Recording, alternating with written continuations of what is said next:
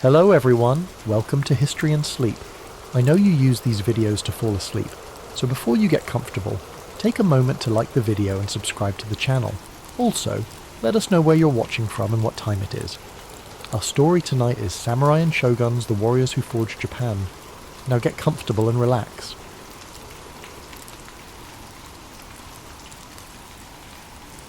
Long before the samurai became the most revered warriors in Japanese history, they began as mere enforcers for the noble class. In the early centuries of Japan's political development, power rested in the hands of the imperial court and aristocracy, with local disputes often settled by hired fighters rather than structured military forces. However, as the Heian period progressed, land ownership shifted from centralized control to private estates, shun, which gave rise to influential provincial lords who needed warriors to protect their holdings. These warriors, initially called saburao, meaning to serve, evolved into the samurai, a class of fighters who would one day dominate Japan's social and political order. Unlike the court nobles in Kyoto, these provincial warriors lived by the sword, honing their skills in mounted archery, swordsmanship, and disciplined military tactics. They were not just fighters, but strategists, trained in loyalty, duty, and honour, principles that would later be enshrined in Bushido, the code of the samurai. The imperial government's decline in the late Heian period accelerated the rise of the samurai, as noble families began relying more on military clans for protection. Among the most powerful of these emerging warrior families were the Minamoto and the Taira, two clans whose rivalries would shape Japan's history. Initially, these samurai were still seen as servants of the court, their status subordinate to the aristocracy. But that perception began to change as warriors gained influence through both battlefield prowess and political manoeuvring. By the 12th century, samurai were no longer just defenders of noble estates. They were power brokers in their own right, leading vast armies and commanding immense respect. The shift from noble rule to warrior rule was not sudden, but rather a gradual process driven by the failures of the imperial government to maintain order. As regional conflicts escalated and lawlessness spread across the provinces, the need for strong military leadership became undeniable. This transformation reached its climax in the Genpei War, 1180 to 1185, a brutal conflict between the Taira and Minamoto clans that determined the fate of Japan. The war was more than just a struggle for dominance. It marked the end of aristocratic rule and the beginning of samurai governance. The final battle at Dan-no-ura saw the complete destruction of the Taira, solidifying the Minamoto clan's control over Japan. In its aftermath, Minamoto no Yoritomo seized power and established the Kamakura shogunate in 1192, officially shifting Japan into a military government led by a shogun, a supreme warlord who ruled in the emperor's name. This event marked the true emergence of the samurai as the ruling class of Japan, their influence stretching beyond warfare into governance, law, and culture. No longer mere warriors in service to the court, they had become the backbone of the nation's power structure. But with power came responsibility, and the samurai soon found themselves navigating a delicate balance between loyalty, honour, and political ambition. The rise of the shogunate brought new challenges: clan rivalries, internal betrayals, and shifting allegiances that would test the samurai's resilience over the centuries. What had begun as a class of armed retainers had transformed into a military elite, shaping the destiny of Japan for generations to come. Their journey had only just begun, and the centuries ahead would see them not only rule Japan, but fight to keep their place at the top. With Minamoto no Yoritomo's rise to power in 1192, Japan entered the Kamakura period, 1185–1333, an era where the samurai became the governing class for the first time in history. Unlike the imperial court in Kyoto, which relied on bureaucracy and aristocratic privilege, the Kamakura shogunate was a military government that prioritized discipline, loyalty, and strength. Yoritomo's leadership introduced a new structure to Japan's political system, establishing a warrior-led government known as the Bakufu, where the shogun held supreme authority while the emperor remained a symbolic figure. This system formalized the samurai's dominance, granting them land in exchange for military service, creating a feudal order where loyalty between a samurai and his lord became the foundation of governance. However, maintaining control over a country filled with ambitious warlords and noble families was no easy task. To solidify his grip, Yoritomo established the Shugo and Jito, military governors and estate stewards, who ensured the shogunate's rule extended to the farthest reaches of Japan. Despite Yoritomo's careful planning, internal struggles soon threatened the stability of the Kamakura shogunate. After his death in 1199, his widow Hojo Masako maneuvered her family into power, ensuring that real authority rested with the Hojo regents rather than the shogun himself. Under Hojo rule, the shogunate became more of an oligarchy, where the regents controlled political decisions while the puppet shoguns remained figureheads. Though this system maintained stability for a time, it created resentment among rival samurai clans who felt excluded from power. However, just as internal divisions threatened to weaken Japan's new military government, an even greater threat loomed on the horizon: the Mongol Empire. By the mid-13th century, the Mongols, under Kublai Khan, had conquered China and Korea, setting their sights on Japan. In 1274, they launched the first Mongol invasion, sending a massive fleet of warships and warriors to the shores of Kyushu. The Mongols fought unlike anything the samurai had ever encountered, using coordinated cavalry charges, massed archery, and explosives to disrupt traditional Japanese combat styles. The samurai, accustomed to one-on-one duels and honor-driven warfare, struggled against the Mongols' brutal efficiency. However, before the Mongols could achieve total victory, the typhoons struck their fleet, destroying many of their ships and forcing them to retreat. This storm, later called kamikaze, or divine wind, was seen as divine intervention, a sign that the gods had protected Japan. Undeterred, Kublai Khan launched a second invasion in 1281, this time with an even larger force of over 140,000 soldiers. For months, the samurai defended Japan with relentless determination, holding back the Mongols in grueling coastal battles. Once again, nature intervened. Another powerful typhoon struck, sinking much of the Mongol fleet and drowning thousands of invaders. The Mongols retreated, never attempting another invasion of Japan. These events solidified Japan's belief in divine protection, reinforcing the idea that the samurai were not only warriors, but guardians of a sacred land. However, the victory came at a cost. Defending against the Mongols had drained the shogunate's resources, and unlike traditional wars between samurai clans, there was no land to reward the warriors who had fought so bravely. Discontent spread among the samurai, many of whom felt their service had gone unrewarded. The financial strain and growing unrest began to unravel the Kamakura shogunate. Samurai clans, once loyal to the Hojo regents, turned against them, culminating in Emperor Go-Daigo's rebellion in 1331. With the help of powerful warriors like Ashikaga Takauji, the imperial forces overthrew the Kamakura government in 1333, bringing an end to the first shogunate. However, this was not a return to imperial rule. Instead, it paved the way for a new warrior dynasty, the Ashikaga shogunate, which would rule Japan in an even more fragmented and chaotic age. The samurai had proven they were the undisputed rulers of Japan, but the battle for supremacy among them was far from over.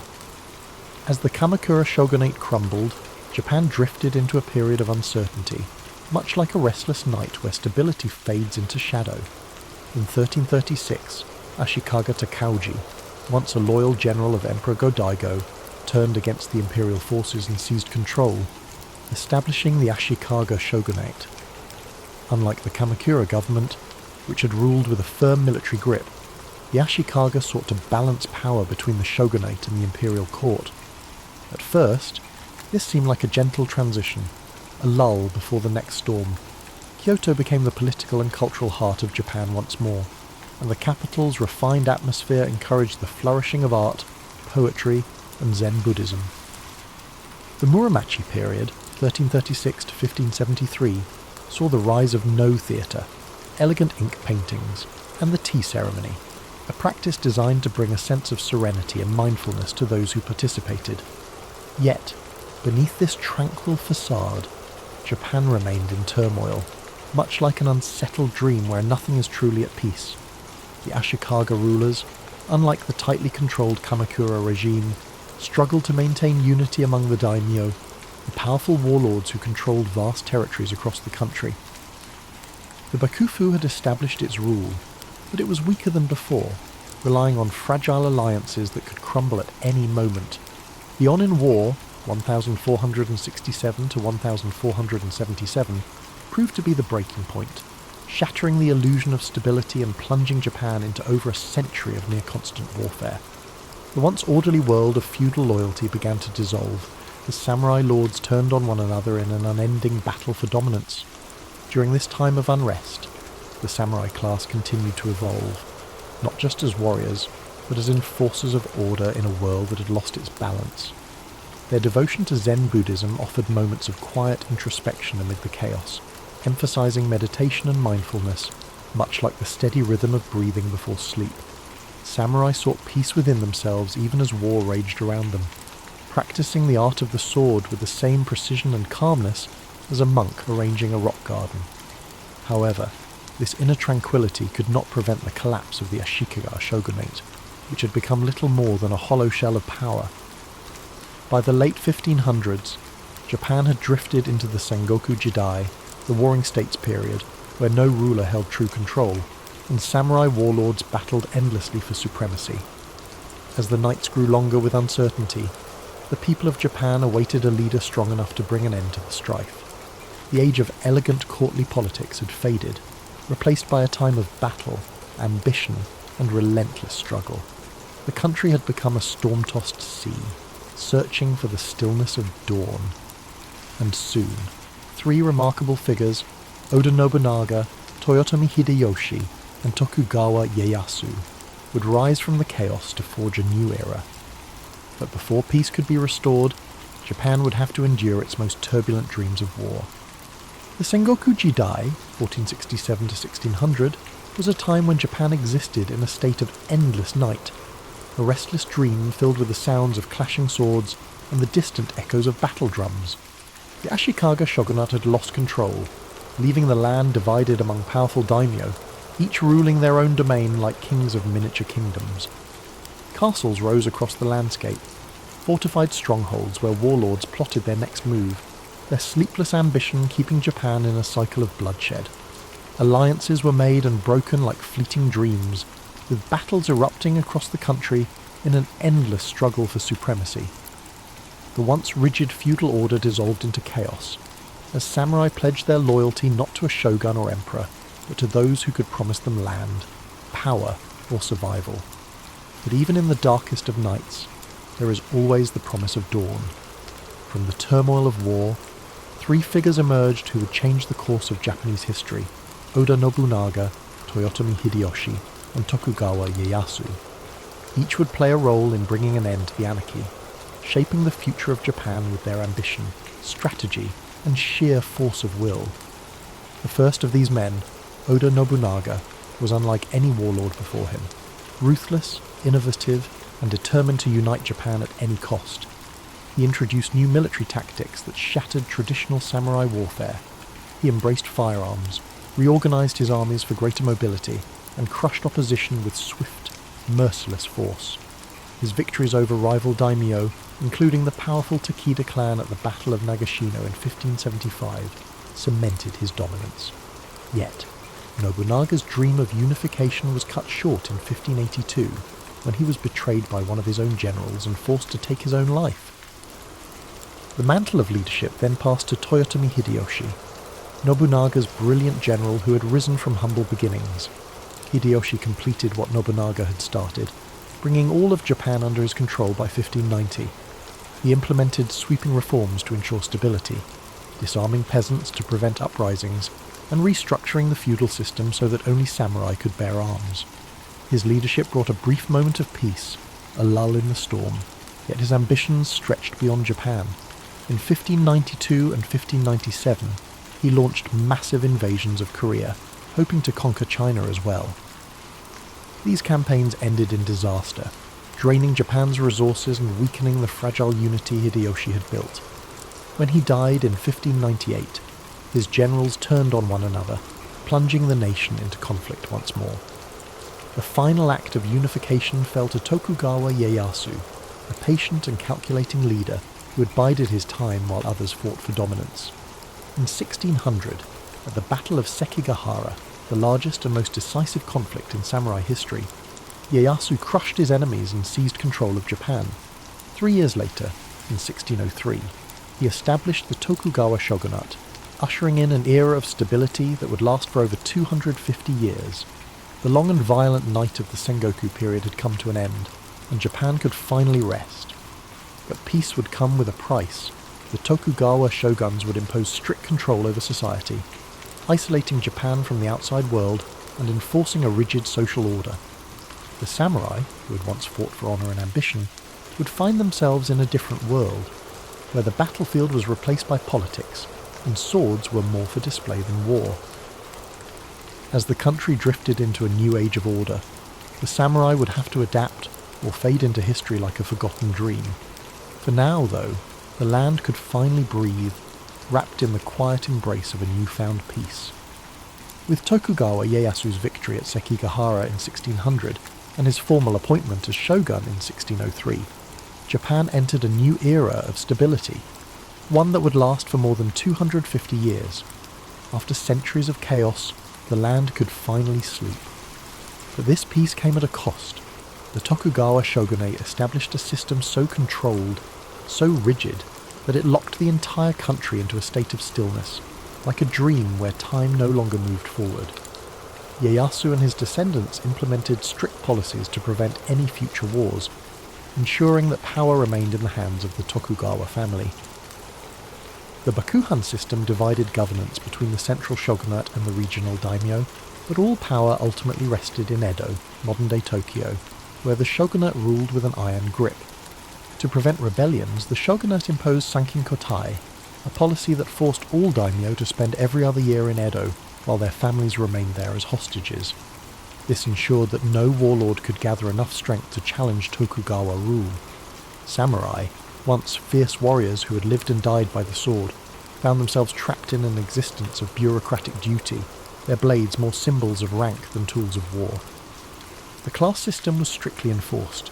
At the top were the samurai, followed by peasants, artisans, and merchants at the bottom.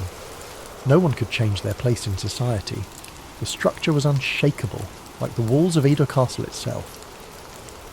One of the most defining aspects of the Tokugawa era was Sakoku, Japan's policy of complete isolation.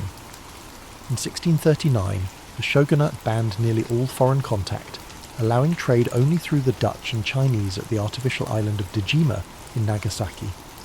Christianity was outlawed, Western books were burned, and any Japanese court trying to leave the country faced execution. This isolation sealed Japan in a world of its own, a self-contained dream where time seemed frozen. Yet, within these constraints, a unique culture flourished. Cities like Edo, Kyoto, and Osaka became centres of art, literature, and entertainment. The rise of kabuki theatre and ukiyo-e woodblock prints captured the spirit of the era, depicting scenes of pleasure districts, bustling markets, and legendary warriors of the past. The tea ceremony, once a samurai ritual, became a refined art form, offering a rare moment of stillness in an increasingly structured world. Despite this cultural blossoming, the cracks in the system slowly began to show. The samurai class, once noble warriors, struggled under economic strain, as their stipends remained fixed while merchant wealth grew. The once lowly merchants, despite their social status, accumulated great fortunes, funding theatres, art, and literature. With no wars to fight, many samurai fell into debt, forced to marry into merchant families or take up menial bureaucratic work to survive. Meanwhile, the peasantry, burdened with heavy taxes, faced famine and unrest. Though the Tokugawa rule was firm, beneath its surface, dissatisfaction simmered, like a restless sleeper waiting to wake. By the mid-19th century, foreign ships began appearing on Japan's shores, their presence an omen of change. The stillness of the Edo period could not last forever. Like the dawn breaking after a long and dream-filled night, a new era was approaching, one that would shake Japan from its slumber and thrust it into the modern world.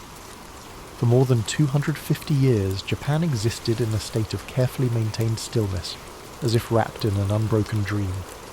The Tokugawa shogunate had built a fortress of peace, isolating the country from foreign influence and keeping strict order within its borders. But no dream lasts forever. By the mid-19th century, change loomed on the horizon as black ships appeared in Japanese waters, ominous and foreign, like shadows breaking through the quiet of night.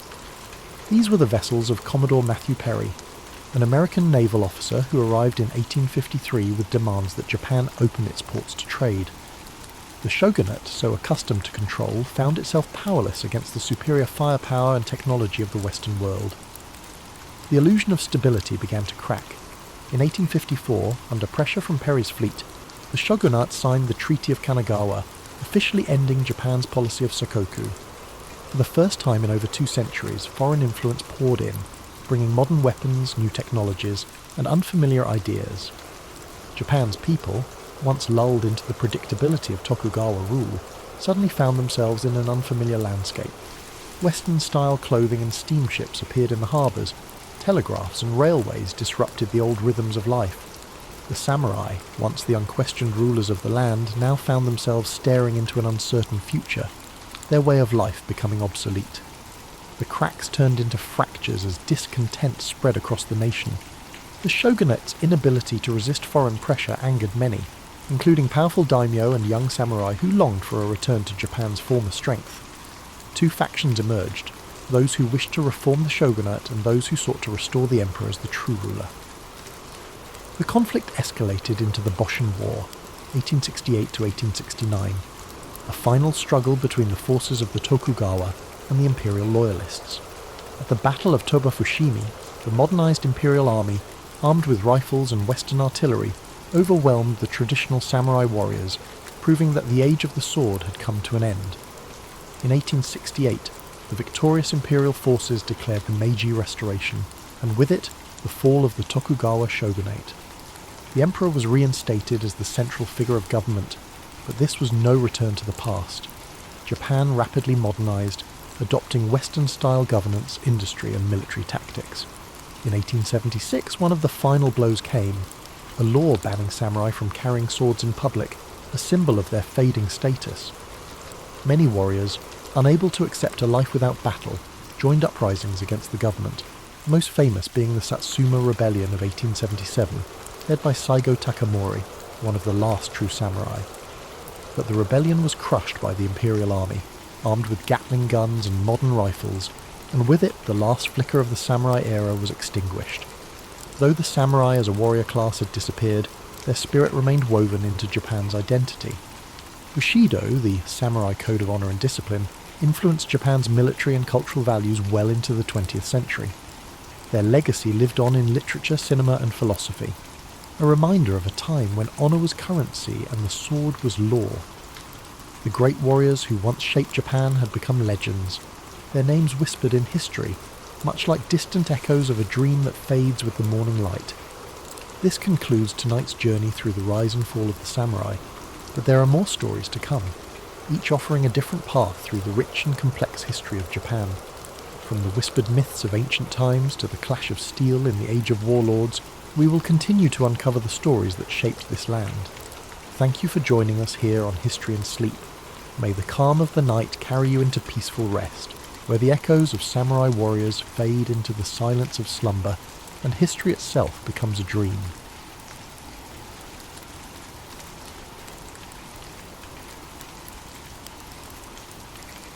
Japan's origins are steeped in myth and legend, woven into the fabric of the country's identity.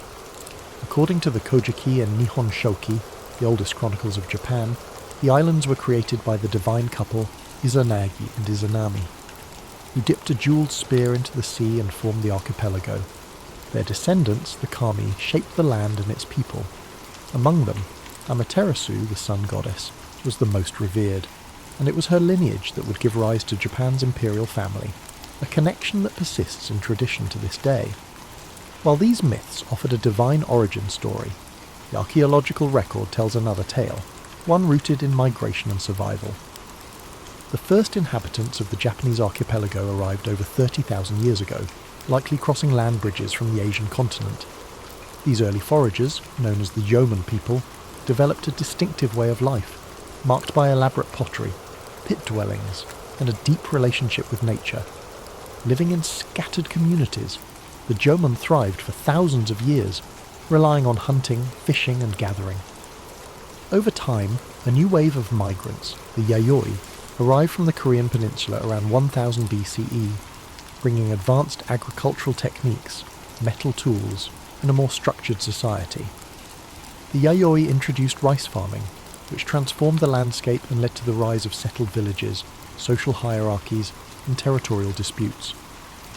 This era laid the foundation for the first centralized political structures in Japan, as powerful clan leaders, known as uji, competed for control. Among them, one lineage, the Yamato, gradually emerged as the most dominant, consolidating power and setting the stage for an imperial dynasty. While the lines between history and myth blur in Japan's earliest narratives, these formative centuries shaped the cultural, spiritual and political DNA of the nation. The balance between divine legitimacy and earthly rule became a defining feature of Japan's rulers, a theme that would persist through centuries of samurai governance, shogunate control, and imperial restoration. The echoes of these ancient times still resonate in modern Japan, where traditions, shrines, and rituals continue to honour the distant past, maintaining a tangible link to the country's mythological and historical roots. As the Yayoi period gave way to the Kofun era circa 250 to 538 CE, Japan saw the rise of powerful clans that vied for dominance, each commanding vast agricultural territories and fortified settlements. Among these rival factions, the Yamato clan gradually asserted its influence over much of central and western Japan, cementing itself as the dominant force. Unlike the decentralized power structures of earlier centuries, the Yamato rulers established a centralized authority, one that derived legitimacy from both military strength and divine ancestry. They claimed descent from Amaterasu, the sun goddess, an assertion that reinforced their divine right to rule and set a precedent for Japan's imperial institution. As the Yamato extended their control, they adopted new governing strategies, incorporating rival clans into their administration rather than outright destroying them. This tactic allowed them to unify a fragmented land while keeping powerful regional families invested in their rule. Large keyhole-shaped burial mounds, known as kofun, began dotting the landscape, serving as massive tombs for Yamato rulers and symbolizing their growing authority. These colossal structures, some stretching over 400 meters, contained elaborate grave goods, including bronze mirrors, iron weapons, and Chinese-style artifacts, signalling Japan's increasing interaction with the continent. Diplomacy and warfare both played critical roles in the Yamato's consolidation of power. They maintained close ties with the Korean peninsula's three kingdoms, Baekje, Silla, and Goguryeo, exchanging military assistance and cultural knowledge. This relationship introduced advanced ironworking, Buddhism, and Chinese writing, innovations that would profoundly shape Japan's social and political evolution. By the 6th century, the Yamato rulers had firmly established themselves as the sovereign power of the land, transitioning from mere chieftains to imperial monarchs. This period also saw the emergence of the term Tenno, meaning heavenly sovereign, which became the official title of the emperor, reinforcing the dynasty's divine mandate. However, true centralized rule was still in its infancy, and the emperor's power often depended on alliances with influential aristocratic families, particularly the Soga clan. Buddhism's arrival from Korea further accelerated political and ideological shifts, as different factions debated whether to embrace or resist the foreign faith. Ultimately, the Soga championed Buddhism, securing its place in Japanese society and aligning themselves with the imperial family. This decision not only strengthened the Yamato state's ties to continental Asia, but also set the stage for profound transformations in governance, religion, and cultural identity. The dawn of imperial rule in Japan was not a sudden event but a gradual process, one shaped by diplomacy, conflict, and strategic alliances. The Yamato legacy endured, providing the framework for what would become the enduring Japanese imperial institution, one that still exists today as the oldest hereditary monarchy in the world.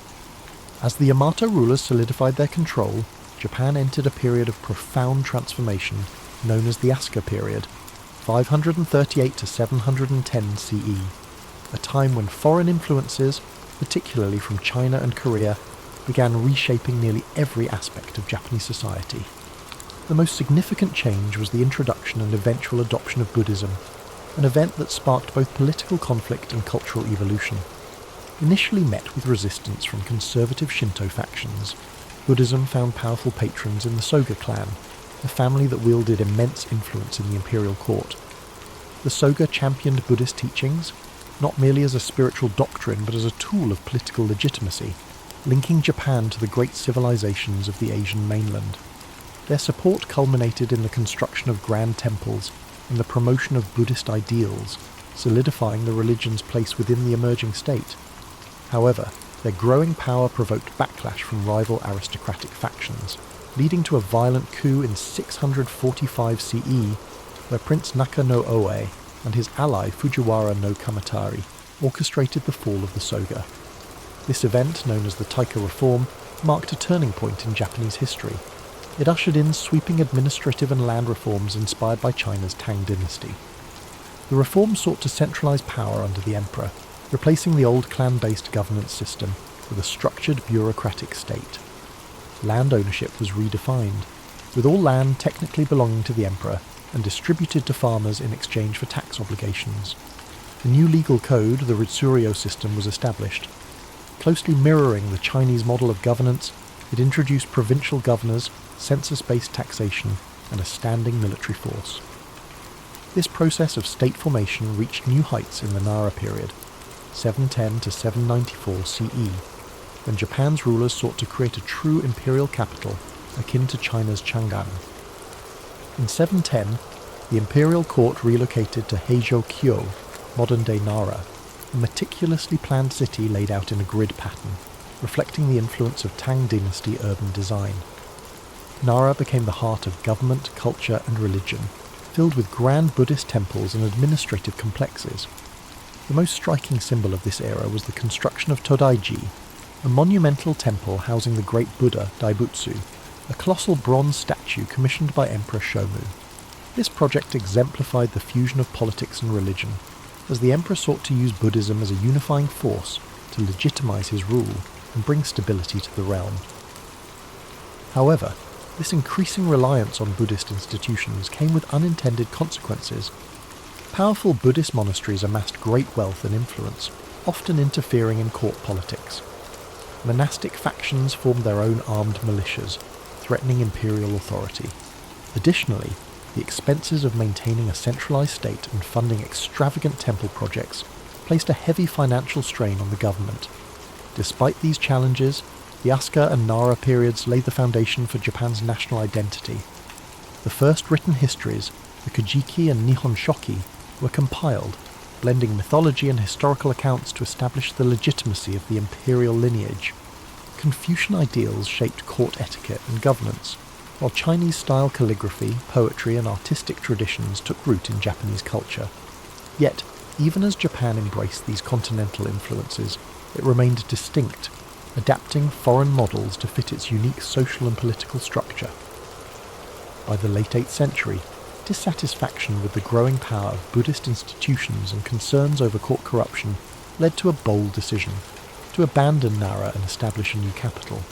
This move marked the end of one era and the dawn of another, as Japan prepared to enter the age of aristocratic refinement and cultural flourishing in Heian-kyo, modern-day Kyoto. As the imperial court relocated to Heian-kyo in 794 CE, Japan entered the Heian period, 794 to 1185, an age of refinement, courtly elegance, and cultural achievements that would leave an enduring legacy. This era saw the court aristocracy, particularly the powerful Fujiwara clan, dominate political life through strategic marriages and manipulation of the emperor's authority. Rather than ruling directly, emperors often became symbolic figures, while real power rested in the hands of regents and chancellors from the Fujiwara lineage. This aristocratic elite revelled in a life of aesthetic pursuits, developing sophisticated literary traditions, art, and fashion. The world of the Heian court was meticulously detailed in The Tale of Genji, a novel written by the noblewoman Murasaki Shikibu, which provides an intimate glimpse into the court's elaborate rituals, political intrigues, and romantic entanglements. Poetry, calligraphy, and the appreciation of nature became essential aspects of aristocratic life. Individuals were judged not by their battlefield prowess, but by their ability to compose a flawless poem or arrange their robes in harmonious colours. However, this refined world of the Heian elite was largely detached from the realities of the provinces, where power was shifting away from the court and into the hands of regional landowners and warrior clans. As the imperial government struggled with inefficiency and financial mismanagement, large estates known as shun emerged, exempt from taxation and controlled by influential families, religious institutions, and local warlords. These estates operated independently, weakening the emperor's grip on the countryside. The Fujiwara, preoccupied with courtly life, failed to address the growing instability in the provinces, leading to the rise of the Bushi, warrior class, who would soon dominate Japan's political landscape. These warriors, initially employed as estate enforcers and mercenaries, gradually amassed land and influence, forming powerful samurai clans. By the late Heian period, two dominant warrior families, the Taira and the Minamoto, emerged as the key players in Japan's shifting power dynamics. Their rivalry culminated in a series of violent conflicts known as the Genpei War, 1180 to 1185, which would decide the fate of the nation. The aristocratic Heian court, once the pinnacle of cultural sophistication, found itself powerless against the militarized society rising in the provinces. While poetry and courtly aesthetics flourished in Heian-kyo, battles raged across the countryside, heralding the end of imperial dominance and the dawn of the samurai age. With the final defeat of the Taira at the Battle of Dan-no-ura in 1185, the Minamoto clan emerged victorious, forever altering Japan's political structure. The old Heian world of refinement and aristocratic rule had given way to a new order, one dictated by warriors rather than poets, and by the sword rather than the brush. With the Minamoto victory in 1185, Japan entered a new political era, one where warriors, rather than court aristocrats, held the reins of power. In 1292, Minamoto no Yoritomo formally established the Kamakura shogunate, marking the beginning of samurai rule that would last for nearly 7 centuries. Unlike the emperors of old, who were largely ceremonial figures, Yoritomo wielded actual political and military authority as shogun, a title that would become synonymous with de facto rulership in Japan. The imperial court in Kyoto remained intact, but its influence had diminished, overshadowed by the rise of the Bakufu, the military government headquartered in Kamakura. Under Yoritomo's leadership, Japan's feudal system began to take shape, with powerful regional lords, known as daimyo, controlling vast territories in exchange for military service. The samurai class, once mere enforcers for aristocrats, became the dominant social and military force, bound by a strict code of loyalty, duty, and martial discipline. However, the Kamakura shogunate faced persistent challenges, both from within and beyond Japan's shores. In 1274 and 1281, the Mongol Empire under Kublai Khan launched 2 massive invasions, seeking to subjugate Japan as it had done with Korea and China. Despite their overwhelming numbers, the Mongols were repelled, aided in part by the legendary kamikaze, or divine winds typhoons that decimated the invading fleets. Though victorious, the strain of these wars drained the Kamakura government's resources, leading to dissatisfaction among the samurai who had expected generous rewards for their service. Without enough land or wealth to distribute, the shogunate's grip weakened, culminating in its overthrow in 1333 by Emperor Go-Daigo and his loyalist forces. Yet, imperial restoration was short-lived, as another powerful warlord, Ashikaga Takauji, betrayed the emperor and established the Muromachi shogunate in 1336. The Ashikaga rulers governed from Kyoto, closer to the imperial court than their Kamakura predecessors, but their authority was far less centralized. The daimyo grew increasingly independent, governing their domains as autonomous warlords rather than mere vassals of the shogun. While the Muromachi period, 1336 to 1573, saw a cultural renaissance, marked by the rise of no theatre, ink painting and the tea ceremony, it was also an era of political fragmentation and rising conflict. By the 15th century, Japan had plunged into the Sengoku Jidai, the Warring States period, a time of near-constant civil war among rival clans. The Ashikaga shoguns, unable to maintain order, became mere figureheads as daimyo battled for supremacy.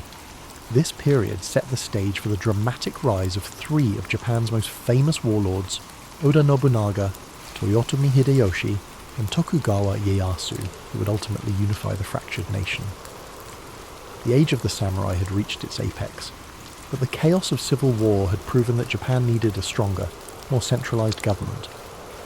The centuries of warrior rule had reshaped the country's political landscape, replacing the old aristocratic order with a new hierarchy built on military might, land control, and unwavering feudal loyalty. Yet, even as samurai lords waged war, the seeds of a more unified Japan were already being sown, setting the stage for the final transformation of the feudal era. As Japan descended into chaos, during the Sengoku Jidai, Warring States period, three formidable warlords emerged to bring an end to the long era of civil strife. The first was Oda Nobunaga, a brilliant but ruthless strategist who launched a campaign to unify Japan in the late 16th century. He revolutionized warfare by adopting Western firearms, implementing innovative battlefield tactics, and crushing rival daimyo with brutal efficiency. By the 1570s, Nobunaga had seized Kyoto and dismantled the remnants of the Ashikaga shogunate. However, his rule was cut short in 1582 when he was betrayed by one of his own generals, Akechi Mitsuhide, and forced to commit seppuku. His unfinished mission was taken up by Toyotomi Hideyoshi, a former peasant-turned-general who proved himself as one of history's greatest tacticians. Hideyoshi completed the unification of Japan, eliminating remaining rivals and establishing control over the entire archipelago by 1590. He enacted sweeping reforms, disarming the peasantry, restricting samurai to castle towns, and reorganizing the feudal hierarchy to ensure loyalty. However, his ambitions stretched beyond Japan. In 1592 and 1597, he launched massive invasions of Korea in a bid to conquer China. These campaigns ended in disaster, draining Japan's resources and costing thousands of lives. When Hideyoshi died in 1598, his generals vied for control, leading to the decisive Battle of Sekigahara in 1600. It was Tokugawa Ieyasu, a cunning and patient strategist, who emerged victorious. In 1603, he established the Tokugawa shogunate, ushering in the Edo period, 1603 to 1868, a time of unprecedented peace, stability, and isolation. Unlike his predecessors, Ieyasu prioritized long-term control over immediate conquest. He moved the seat of power to Edo, modern-day Tokyo, where he constructed an intricate system of governance to prevent future uprisings. The Bakuhan system divided authority between the shogunate and regional daimyo, ensuring that local lords remained powerful but ultimately subservient to the Tokugawa family. To maintain control, Ieyasu implemented the Sankin-kotai policy, which required daimyo to alternate living in Edo and their home provinces, draining their wealth and keeping them under close watch. Meanwhile, he enacted strict social policies that solidified Japan's rigid class hierarchy: samurai, peasants, artisans, and merchants, ensuring that each class remained in its designated role. One of the most defining features of the Tokugawa era was Japan's policy of isolation, known as sakoku. Fearing foreign influence, particularly the spread of Christianity, the shogunate banned European missionaries, restricted trade to a few controlled ports, and prohibited Japanese citizens from travelling abroad. For over 2 centuries, Japan remained almost entirely closed to the outside world, developing a distinct insular culture. Despite this isolation, the Edo period saw a flourishing of the arts, literature, and urban culture. Cities like Edo, Kyoto, and Osaka became centres of commerce and entertainment, giving rise to kabuki theatre, ukiyo-e woodblock prints, and haiku poetry. Samurai, now mostly bureaucrats rather than warriors, turned to scholarship and administration, while merchants, despite their low social status, grew increasingly wealthy. Yet, beneath the surface of stability, cracks began to form. Economic strain, rigid social policies, and foreign pressure would eventually force Japan to reopen its doors in the 19th century, bringing an end to the Tokugawa era and ushering in the Meiji Restoration. Still, the unification efforts of Nobunaga, Hideyoshi, and Ieyasu had laid the groundwork for modern Japan. Their legacies endured, shaping the country's political structure, cultural identity, and samurai ethos long after the last shogun relinquished power. The centuries of war and bloodshed had finally given way to order, but the cycle of history ensured that change would come again.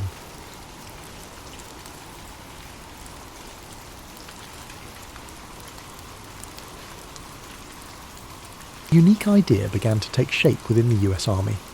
This concept revolved around an unconventional approach to warfare, the use of deception as a primary strategy to mislead and confuse the enemy.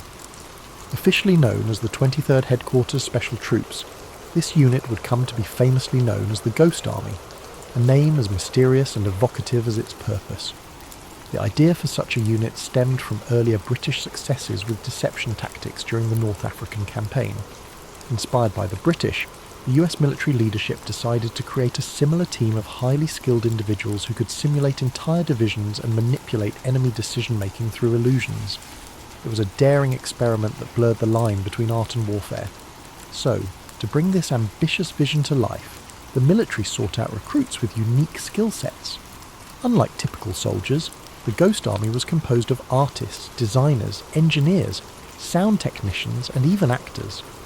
Many of these individuals had no prior combat experience, but were instead recruited from art schools, advertising agencies, and design firms. Their creativity and technical expertise would prove invaluable in crafting the elaborate ruses needed to deceive German forces. From the very beginning, the Ghost Army operated under a veil of secrecy. Its mission was to create diversions, feints, and false operations that would distract the enemy and protect Allied troops during key military campaigns. To achieve this, the unit relied on a combination of inflatable tanks, sound effects, fake radio transmissions, and carefully choreographed movements. Each tactic was meticulously planned and executed, often under immense pressure and with no room for error. One of the Ghost Army's most ingenious methods involved the use of inflatable equipment. Rubber tanks, trucks, and artillery pieces were designed to look convincing from a distance, creating the illusion of a formidable force. These decoys were lightweight and portable, allowing the unit to set up and dismantle fake encampments in record time.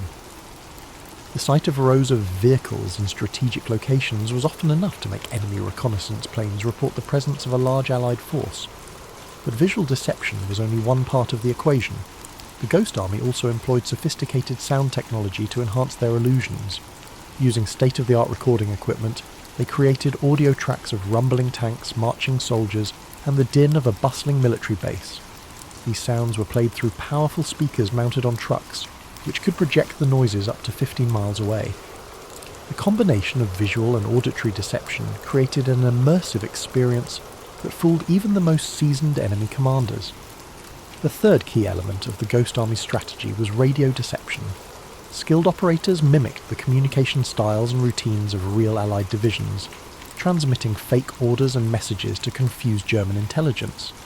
This tactic, known as spoof radio, was critical in convincing the enemy that they were facing a much larger force than was actually present. The Ghost Army's success depended on collaboration and meticulous attention to detail.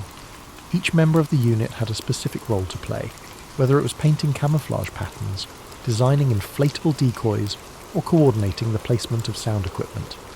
Their ability to work together seamlessly under tight deadlines was a testament to their dedication and resourcefulness. As the unit prepared for its first major operation, the stakes were high. The Ghost Army had been entrusted with a mission that could determine the success or failure of the broader Allied campaign. Despite the pressure, the men and women of the Ghost Army approached their work with a sense of purpose and creativity that set them apart. This unconventional army, born from a blend of grit and necessity, would go on to play a pivotal role in the Allied victory. Its members knew that their work would remain shrouded in secrecy for decades, but they were driven by a shared belief in the importance of their mission. The Ghost Army was not just a collection of soldiers, it was a testament to the power of imagination in the face of adversity. The Ghost Army's first significant test came in the summer of 1944, shortly after the D-Day landings in Normandy. As Allied forces pushed inland from the beaches, they faced fierce resistance from German troops determined to hold their ground. The Ghost Army's role in this critical phase of the war was to draw enemy forces away from key objectives, creating opportunities for the main Allied forces to advance. Operation Brest was the unit's debut, a deception campaign designed to divert German attention away from an Allied push toward the strategically important port of Brest in northwestern France. Brest was vital to the German war effort as it served as a major naval base and supply hub. Capturing it would severely disrupt German logistics and communications. However, the city was heavily fortified, and a direct assault would result in significant Allied casualties. The Ghost Army's task was to stage a diversion that would weaken the German defences in Brest and allow the Allied forces to strike more effectively. Setting up for the operation required precision and coordination. The unit selected a location approximately 20 miles from Brest to establish their fake encampment.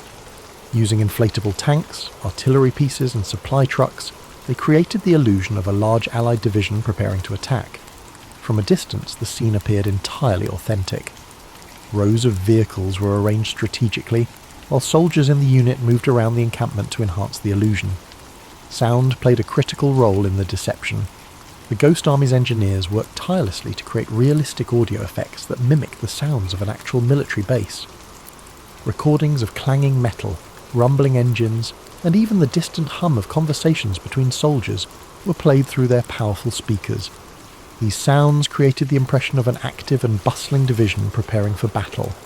Radio deception added another layer of authenticity to the ruse. Skilled operators broadcast fake transmissions that mimicked the communication patterns of a real Allied unit. These messages included requests for reinforcements, logistical updates, and discussions of an impending attack. The broadcasts were carefully timed and phrased to ensure they aligned with the visual and auditory elements of the deception. The German response to the operation demonstrated the effectiveness of the Ghost Army's tactics. Believing that a major Allied offensive was imminent, German commanders redeployed troops and resources to counter the perceived threat. This shift in focus weakened their defences in Brest, allowing the actual Allied forces to exploit the vulnerability and launch a successful assault on the city. Despite the operation's success, the Ghost Army faced immense challenges. Operating in enemy territory meant that the unit was constantly at risk of discovery.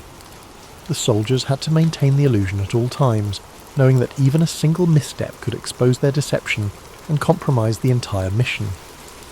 The pressure was intense, but the unit's creativity and discipline ensured that their efforts remained convincing. One of the most remarkable aspects of the operation was the ingenuity and adaptability of the soldiers. They found ways to enhance the realism of their deceptions, using camouflage techniques to hide their inflatable equipment from close inspection, and employing creative storytelling to maintain the illusion during interactions with locals. The success of Operation Brest solidified the Ghost Army's reputation as a critical asset to the Allied war effort. Their ability to manipulate enemy movements and create opportunities for the main forces to advance demonstrated the power of unconventional warfare. It also reinforced the importance of teamwork and innovation in overcoming seemingly insurmountable challenges. As the Ghost Army prepared for future missions, they carried the lessons of Operation Brest with them. The experience had tested their resolve and resourcefulness, but it had also proven that their unique approach to warfare could have a profound impact on the outcome of the conflict. The Ghost Army continued to hone its craft, with each operation showcasing an evolution in its tactics. Their next assignments spanned across Europe, where the stakes remained high and precision was essential. In the summer of 1944, the unit supported the Allied advance through France, setting up elaborate illusions to divert German forces from real targets like the River Seine crossings. Their purpose was simple yet crucial: to mislead and confuse the enemy at every turn, allowing the Allied forces to gain strategic advantages. Their efforts involved even more synchronized deception: perfectly crafted inflatable units, convincing radio transmissions, and immersive soundscapes. As the war progressed, the unit's techniques became increasingly sophisticated, with inflatable tanks, trucks, and artillery pieces designed to look even more realistic. These decoys, placed at key locations, tricked German reconnaissance aircraft into reporting large concentrations of Allied forces, buying the real Allied troops precious time. The Ghost Army also refined their use of sound. Engineers strategically placed speakers to project the noises of marching soldiers, machinery and military equipment, rumbles and roars that mimicked an army on the move. Every detail was crafted to ensure the illusion of a bustling military operation. The sound of distant engines, the hum of generators, and the steady murmur of soldiers' conversations were all carefully arranged to create an environment that felt real from miles away.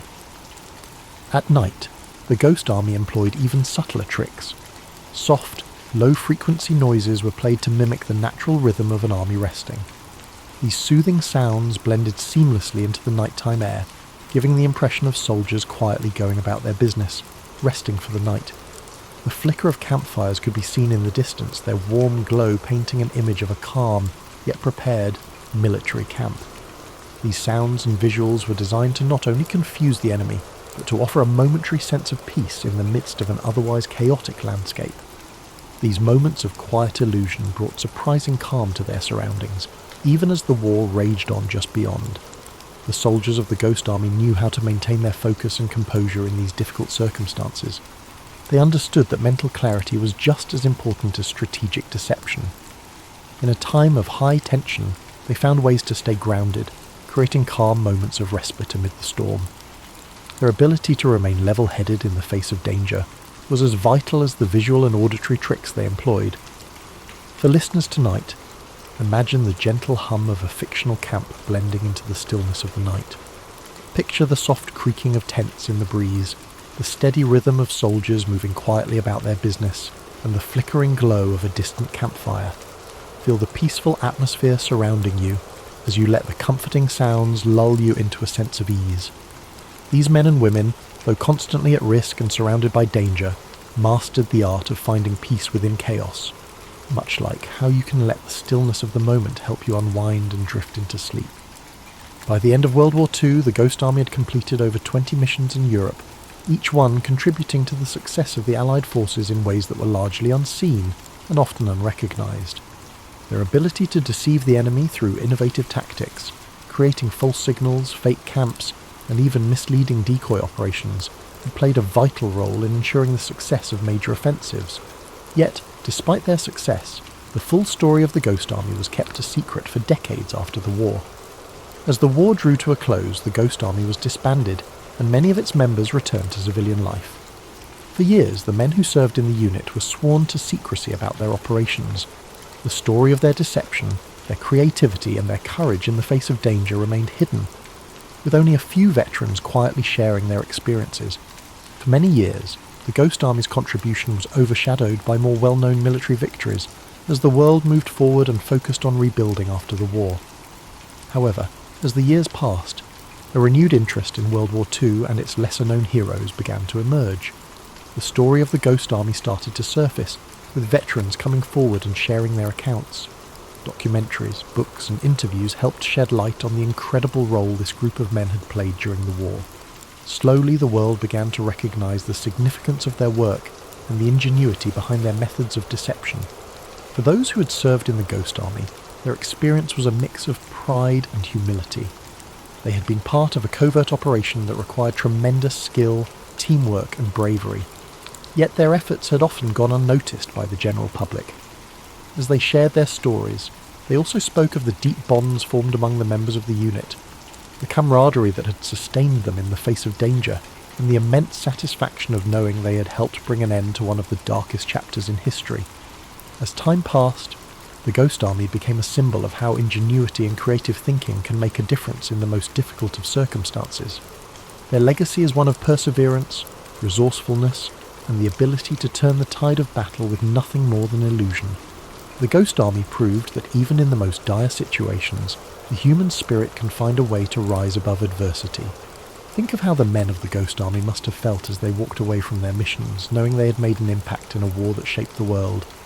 Their contributions, though not widely known at the time, were just as significant as any traditional battle fought on the front lines.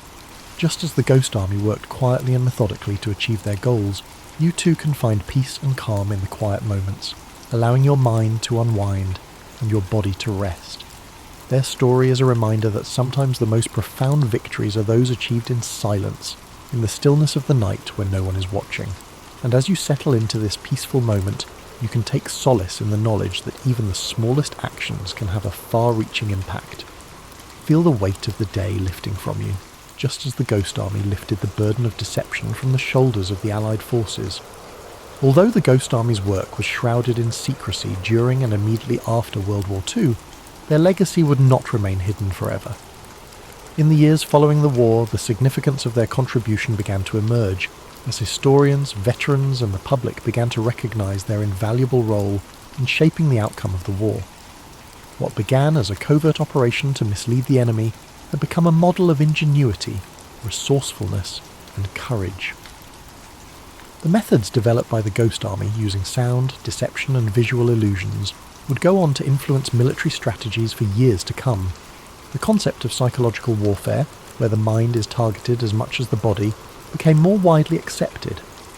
These tactics would inform future military operations, as the lessons learned from the Ghost Army's success were incorporated into modern military doctrine.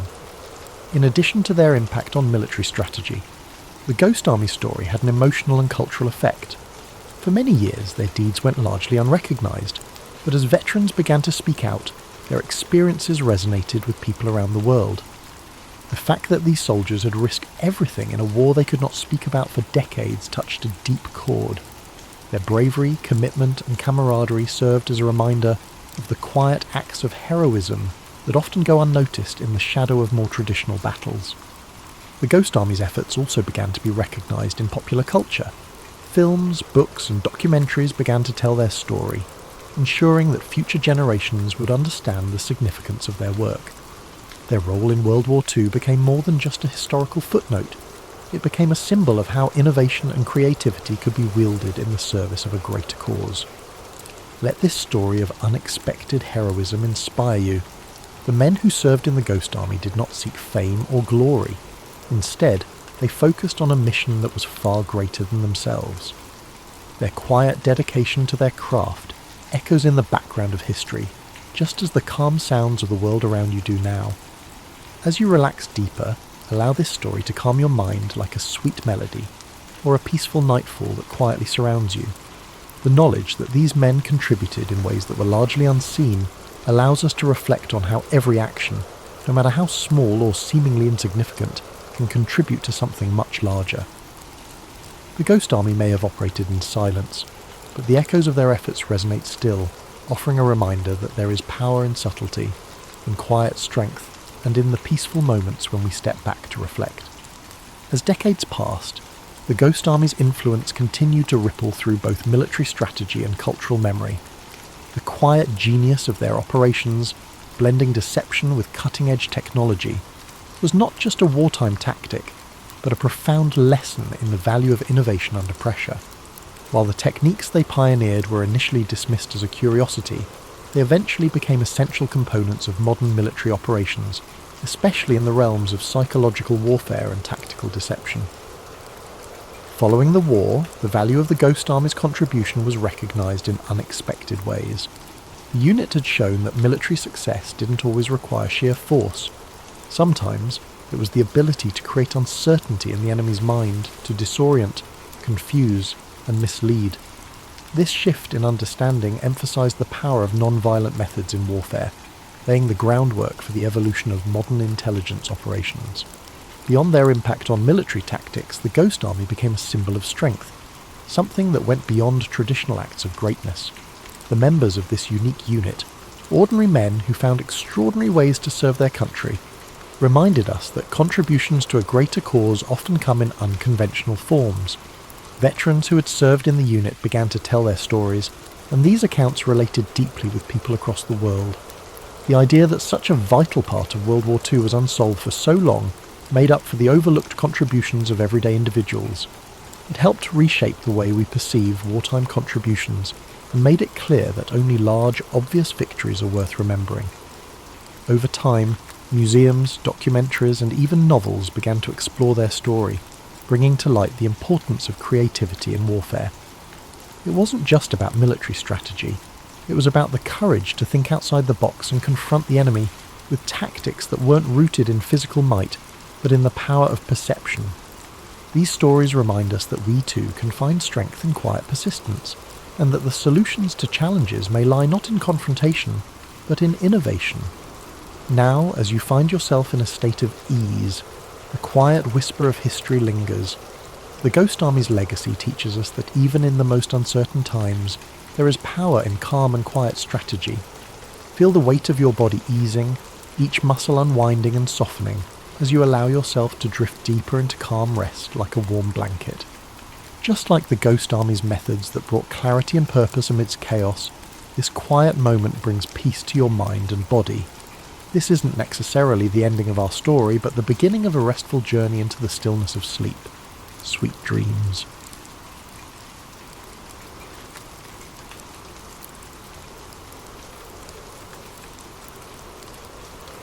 Napoleon Bonaparte was born on August 15th, 1769, on the island of Corsica, a small but strategically significant island in the Mediterranean. His family was of minor nobility, with his father, Carlo Buonaparte, serving as a lawyer and political representative for Corsica. Despite their noble status, the Bonaparte family was not wealthy, and young Napoleon grew up in a modest household. Napoleon's childhood was shaped by the unique blend of Corsican pride and French influence that surrounded him. Corsica had been acquired by France shortly before his birth, and the island's culture reflected a mix of independence and French authority. From an early age, Napoleon displayed a keen intellect and a fiery determination. He excelled in his studies, particularly in mathematics and history, which would later serve him well in his military career. At the age of 9, Napoleon left Corsica to attend school in mainland France. His father had secured a scholarship for him to study at a prestigious military academy, where he trained to become an artillery officer. This period of his life was not without challenges. As a Corsican in a French institution, Napoleon often faced discrimination from his peers. Yet he remained focused on his goals, using his intelligence and discipline to rise above the prejudice. Napoleon graduated from the École Militaire in Paris at the age of 16, becoming a second lieutenant in the French army. He began his career at a time of great upheaval. The French Revolution was transforming the nation, dismantling the old monarchy and reshaping France into a republic. For Napoleon, this period of political and social turmoil presented both challenges and opportunities. During the Revolution, Napoleon's strategic brilliance began to emerge. His first major success came during the Siege of Toulon in 1793. As a young officer, he devised a bold plan to capture the city, which was held by royalist forces supported by the British. His strategy was a resounding success, earning him recognition and promotion. Napoleon's star was rising, and his ability to combine tactical innovation with decisive action became his hallmark. In 1796, Napoleon was given command of the French army of Italy. This was his first significant leadership role, and he wasted no time in proving his abilities. Despite being outnumbered and poorly equipped, Napoleon led his troops to a series of stunning victories against Austrian and Piedmontese forces. His Italian campaign not only solidified his reputation as a military genius, but also brought him wealth and fame.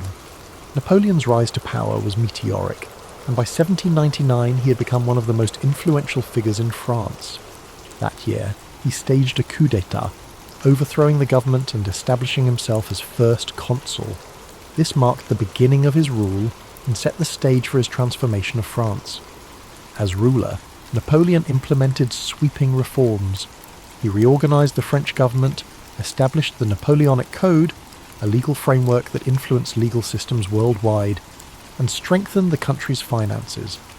He also invested in infrastructure, education and the arts, leaving a lasting legacy on French society. In 1804, Napoleon declared himself Emperor of France.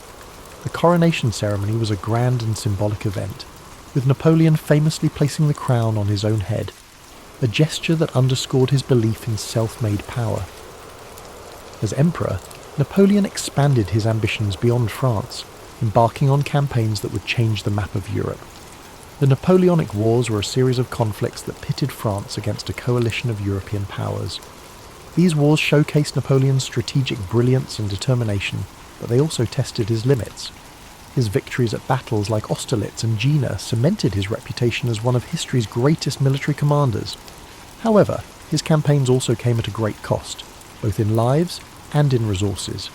One of the most ambitious and ultimately disastrous undertakings of Napoleon's career was the invasion of Russia in 1812. Initially, he achieved some success, but the campaign turned into a nightmare, as his army faced harsh winter conditions, dwindling supplies, and fierce resistance from Russian forces. The retreat from Moscow was a devastating blow, marking a turning point in Napoleon's fortunes. Despite setbacks, Napoleon's resilience and charisma kept him in power for a time. However, by 1814, his enemies had formed a powerful coalition, and Paris was captured. Napoleon was forced to abdicate and was exiled to the island of Elba. Yet, even in defeat, his determination remained unshaken. Less than a year later, he escaped from Elba and returned to France, rallying support and reclaiming his position as emperor during what became known as the 100 Days. Napoleon's final chapter unfolded at the Battle of Waterloo in 1815. Facing a coalition led by the Duke of Wellington and the Prussian army, Napoleon fought valiantly but was ultimately defeated. This marked the end of his reign and his dreams of empire.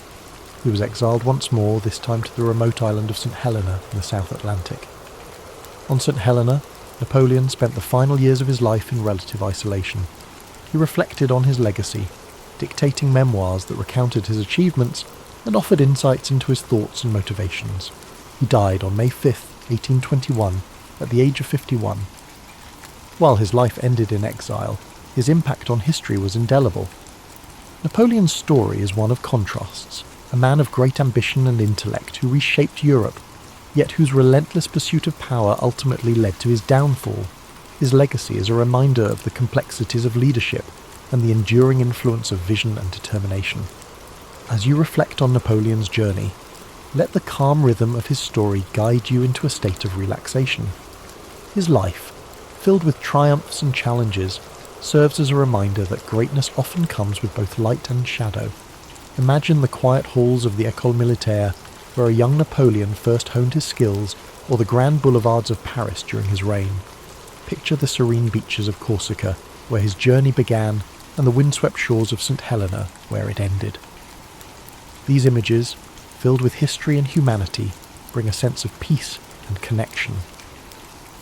As the gentle narrative of Napoleon's life carries you further into relaxation, consider the enduring lessons his story offers. His life was a testament to the power of vision, determination, and adaptability.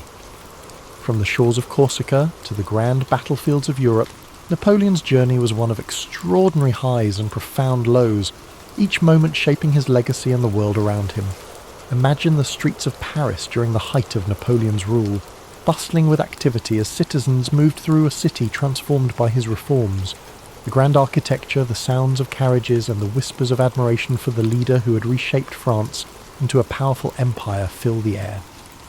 Napoleon's vision for his country was ambitious, rooted in the belief that strong leadership and progressive policies could bring unity and prosperity. Napoleon's Napoleonic Code, one of his most enduring achievements, remains a symbol of his commitment to order and justice. By creating a clear and organised legal framework, he provided a foundation for modern law that still influences societies worldwide. This accomplishment reflects his ability to think beyond the immediate and to consider the lasting impact of his actions, a hallmark of great leadership. Now, as you drift deeper into rest, picture the vast and open battlefields where Napoleon's strategies unfolded. His ability to read a situation, adapt to challenges, and inspire his troops set him apart as a military genius. Yet these victories came with sacrifices, reminding us that even the greatest achievements carry weight and consequence. Let this thought settle into your mind as a reminder of the complexities of life and the balance required in pursuit of success. As the night deepens, imagine the quiet solitude of Napoleon's exile on St. Helena. The crashing waves against the rocky shores and the distant horizon create a peaceful yet contemplative scene. In these final years, Napoleon reflected on his life, his choices, and his impact on the world. His memoirs, filled with introspection and insight, reveal a man who, despite his flaws, remained dedicated to the ideals of progress and legacy. Feel the calm and serenity of this moment as you think about Napoleon's resilience. Even in defeat, he maintained his dignity and continued to shape his story. His ability to adapt, to rise again, and to reflect on his journey offers a powerful lesson about perseverance and the human spirit. Picture Napoleon's childhood in Corsica, the simplicity of life on the island, and the spark of ambition that drove him to dream of a future beyond its shores. His journey reminds us that greatness often begins with humble beginnings, and that with determination we can overcome the obstacles that stand in our way.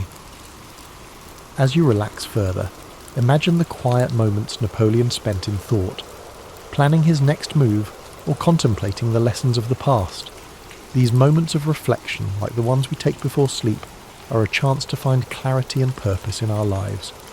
Let the story of Napoleon inspire you to approach each challenge with courage and each success with humility. The story of Napoleon Bonaparte is not just one of conquest and power. It is a story of vision, resilience, and humanity. His life teaches us that even the most ambitious dreams are within reach if we are willing to work for them, and that true greatness lies in the ability to adapt, learn, and persevere.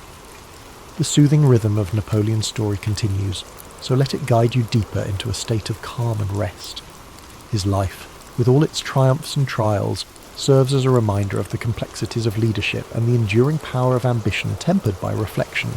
Each chapter of his journey holds lessons about perseverance, the importance of vision, and the balance required in any great endeavour. Picture Napoleon in one of his most iconic moments, standing atop a hill overlooking the battlefield at Austerlitz. The early morning fog begins to lift, revealing the vast armies below. His mind is sharp, calculating and focused as he directs his troops with precision and confidence. This scene encapsulates the essence of Napoleon as a leader, decisive, strategic, and unwavering in his belief in victory. Let this image remind you of the power of clarity and focus, qualities that can guide us even in the most challenging situations. Now shift your thoughts to the quieter moments of Napoleon's life, moments spent in introspection and planning. Perhaps he's seated at a desk, surrounded by maps and letters, the flicker of a candle casting a soft glow on his face. These moments of preparation and thoughtfulness were the foundation of his successes, showing that even the most remarkable achievements begin with careful planning and deliberate action. While you relax further, imagine the streets of Paris once more, this time during Napoleon's grand coronation as emperor. The city buzzes with excitement and anticipation, the sounds of trumpets echoing through the air as crowds gather to witness history being made. Napoleon, ever the symbol of self-determination, places the crown upon his own head, a gesture that speaks to his belief in shaping his own destiny. This powerful act reminds us of the importance of taking charge of our lives and pursuing our goals with determination. From the grandeur of Paris to the stark solitude of St. Helena, Napoleon's life was filled with contrasts. His journey teaches us to embrace both the victories and the setbacks, to find strength in our resilience, and to learn from every experience. The quiet reflection of his later years offers a poignant reminder that even in solitude, there is value in contemplating our legacy and the impact we leave behind. Imagine Napoleon walking along the shores of St. Helena, the waves gently lapping at the rocky coastline. The horizon stretches endlessly before him, a symbol of both the limits of his exile and the boundless scope of his influence. In this serene moment, there is a sense of acceptance and peace, a reminder that even the most ambitious lives eventually find stillness. While you drift further into sleep, let the echoes of Napoleon's life guide your dreams. His journey, marked by extraordinary achievements and profound lessons, is a testament to the power of vision, courage, and reflection. His story reminds us that greatness is not measured solely by success, but by the depth of our character and the impact we have on the world around us. As the narrative of Napoleon's life gently lingers, allow yourself to sink even deeper into relaxation. His story, so full of ambition, brilliance, and humanity, is a powerful reminder of the potential that lies within all of us. Napoleon's determination to rise above his circumstances and his willingness to face challenges head-on show us the value of perseverance and the strength that comes from unwavering resolve. The simplicity of Napoleon's early life on Corsica, an island of rugged beauty and quiet charm. As a young boy, he roamed the hills, his mind already filled with dreams of greatness. The sound of the sea, the scent of the olive trees, and the warmth of the Corsican sun shaped the foundation of the man he would become. These early days remind us of the power of humble beginnings and how even the most unassuming origins can lead to extraordinary paths. As Napoleon grew into a young man, His move to France marked the beginning of his transformation. At the military academy, he honed his skills, his discipline setting him apart. Despite facing prejudice as a Corsican, he remained focused on his goals, showing a resilience that would define his career. These formative years teach us the importance of persistence and the ability to adapt in the face of adversity. Now let your thoughts drift to the grand halls of the French court during Napoleon's rise to power. Imagine the opulence, the polished marble floors, and the chandeliers casting their light across a room filled with dignitaries and leaders. In this environment, Napoleon's intellect and charisma shone brightly, propelling him to heights few could have imagined. His rise reminds us of the importance of self-belief and the courage to seize opportunities. Even in moments of defeat, Napoleon demonstrated a remarkable ability to reflect and regroup. The exile to Elba could have been the end of his story, but instead he used it as a time to plan his return. His resilience during the 100 Days, when he reclaimed his empire, speaks to his determination to fight for what he believed in, even against overwhelming odds. As you relax further, imagine the quiet dignity of Napoleon's final years on St. Helena. The isolation of the island offered him time to reflect on his life, his choices, and his legacy. The crashing waves and the vast expanse of the ocean became the backdrop to his thoughts. In his solitude, he dictated memoirs that revealed not only his strategic mind, but also his humanity. This chapter of his life reminds us of the value of introspection and the importance of finding peace within ourselves. Feel the calm and stillness of this moment as the story of Napoleon carries you into a deep, peaceful sleep. His life, marked by extraordinary achievements and profound lessons, serves as a reminder that greatness lies not just in what we accomplish, but in how we face the challenges along the way. With the night embracing us, let the echoes of Napoleon's journey fill your dreams. Imagine the vast battlefields, the bustling streets of Paris, and the quiet shores of St. Helena, each scene a testament to the resilience and complexity of his life. His story reminds us that every step of the journey, whether triumphant or challenging, shapes who we are and leaves a legacy that endures.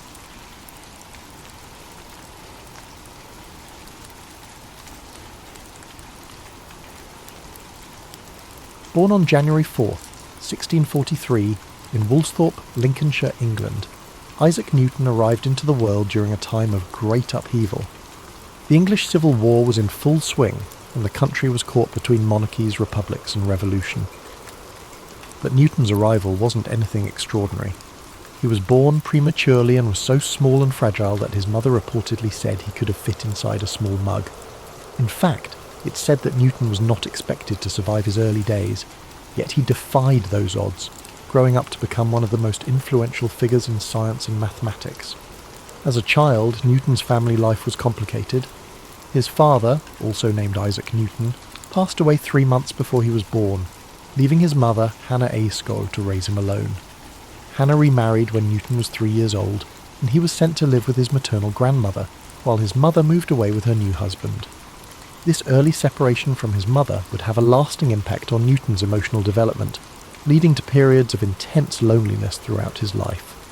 Despite his emotional struggles, Newton's intellectual gifts began to shine early on. As a young boy, he attended the King's School in Grantham, where he was known for being solitary and deeply engrossed in his studies. In fact, he was not much of a socializer, preferring to read and experiment on his own. It was during these early school years that Newton began to show an aptitude for invention. One of his most famous childhood experiments was creating a small water clock using a round-bottomed flask, which was one of the earliest signs of his curiosity about the physical world. At the age of 12, Newton's mother brought him back to live with her and her new husband in Woolsthorpe. It was at this time that he began his education at Cambridge University, enrolling at Trinity College in 1661. Cambridge was a world away from the rural life Newton had known, but it would serve as the place where he began his extraordinary journey in the world of science. In the first few years at Cambridge, Newton was fascinated by the works of the great scholars of the time, particularly René Descartes, Galileo Galilei, and Johannes Kepler. These men had made groundbreaking contributions to mathematics, physics, and astronomy, and Newton was eager to learn from their ideas. He was particularly drawn to the study of mathematics and soon became obsessed with solving problems in geometry, algebra, and calculus. However, Newton's journey wasn't without its challenges. The world was entering a tumultuous period during Newton's years at Cambridge. The Great Plague of 1665 struck London, causing the university to close temporarily. Newton, like many others, returned home to Woolsthorpe. It was during this time away from Cambridge and the isolation of the countryside that Newton's mind truly began to flourish. This period, known as his Annus Mirabilis, or Year of Wonders, was when Newton made some of his most groundbreaking discoveries. He began to develop his theories on calculus, an entirely new field of mathematics that would allow him to understand the behaviour of motion and change. The concepts that would later shape his laws of motion and universal gravitation were born during these isolated months. He also worked on optics, conducting experiments with light and prisms, leading to his discovery that white light could be split into the colours of the rainbow. But perhaps the most famous story from this period is the one about the falling apple. According to legend, Newton was sitting in his garden in Woolsthorpe when he saw an apple fall from a tree. This simple observation sparked a profound question in his mind. Why did the apple fall straight down, rather than sideways or in some other direction? This moment of curiosity would lead him to formulate his law of universal gravitation, which states that every mass attracts every other mass in the universe with a force proportional to the product of their masses and inversely proportional to the square of the distance between them. Returning to Cambridge in 1667, Newton's reputation as a mathematician and physicist began to grow. He soon became a fellow at Trinity College, and over the next several years he began to refine his ideas. In 1687, he published his groundbreaking work, Philosophia Naturalis Principia Mathematica, or simply the Principia. In this book, Newton introduced his three laws of motion and the law of universal gravitation. These laws laid the foundation for classical mechanics and transformed the understanding of how the universe works. Newton's first law, often referred to as the law of inertia, states that an object at rest will stay at rest, and an object in motion will stay in motion unless acted upon by an external force. His second law relates the force applied to an object to its mass and acceleration, essentially stating that force equals mass times acceleration, F equals ma. Finally, his third law states that for every action there is an equal and opposite reaction, a principle that underpins everything from rocket launches to the way we walk. But Newton's work wasn't limited to physics. He was also a brilliant astronomer, and his discoveries in this field changed the way humanity understood the cosmos. Newton's work on gravity not only explained why apples fall, but also explained the motions of celestial bodies. He demonstrated that the same force of gravity that caused an apple to fall to the ground also governed the movements of the planets, moons, and even comets in the sky. This insight would influence the work of astronomers for centuries, most notably Albert Einstein, who built upon Newton's theories with his own theory of relativity. Despite his successes, Newton's personality and life were marked by intense rivalry, particularly with fellow scientist Robert Hooke. The two men clashed over several issues, including the nature of light and the development of calculus. In fact, Newton and Leibniz, a German mathematician, are both credited with independently developing calculus, and the dispute over who invented it first would dominate much of Newton's later life. Newton also faced personal struggles that overshadowed his professional achievements. He was known for his solitary and obsessive nature, often working for days on end without rest, sometimes even forgetting to eat or sleep. He had few close relationships, and his social interactions were limited. He also struggled with periods of paranoia, especially concerning his rivals. Despite all his success, it's said that Newton didn't feel truly content in his later years.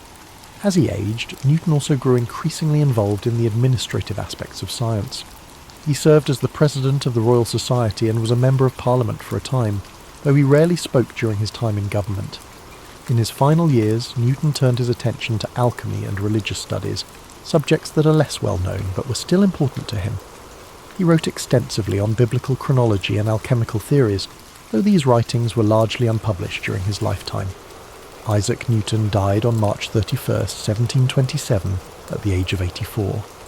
He was buried in Westminster Abbey, a fitting tribute to a man whose work had fundamentally shaped the world. His tomb, inscribed with a Latin epitaph, honours the incredible mind that unlocked the secrets of the universe.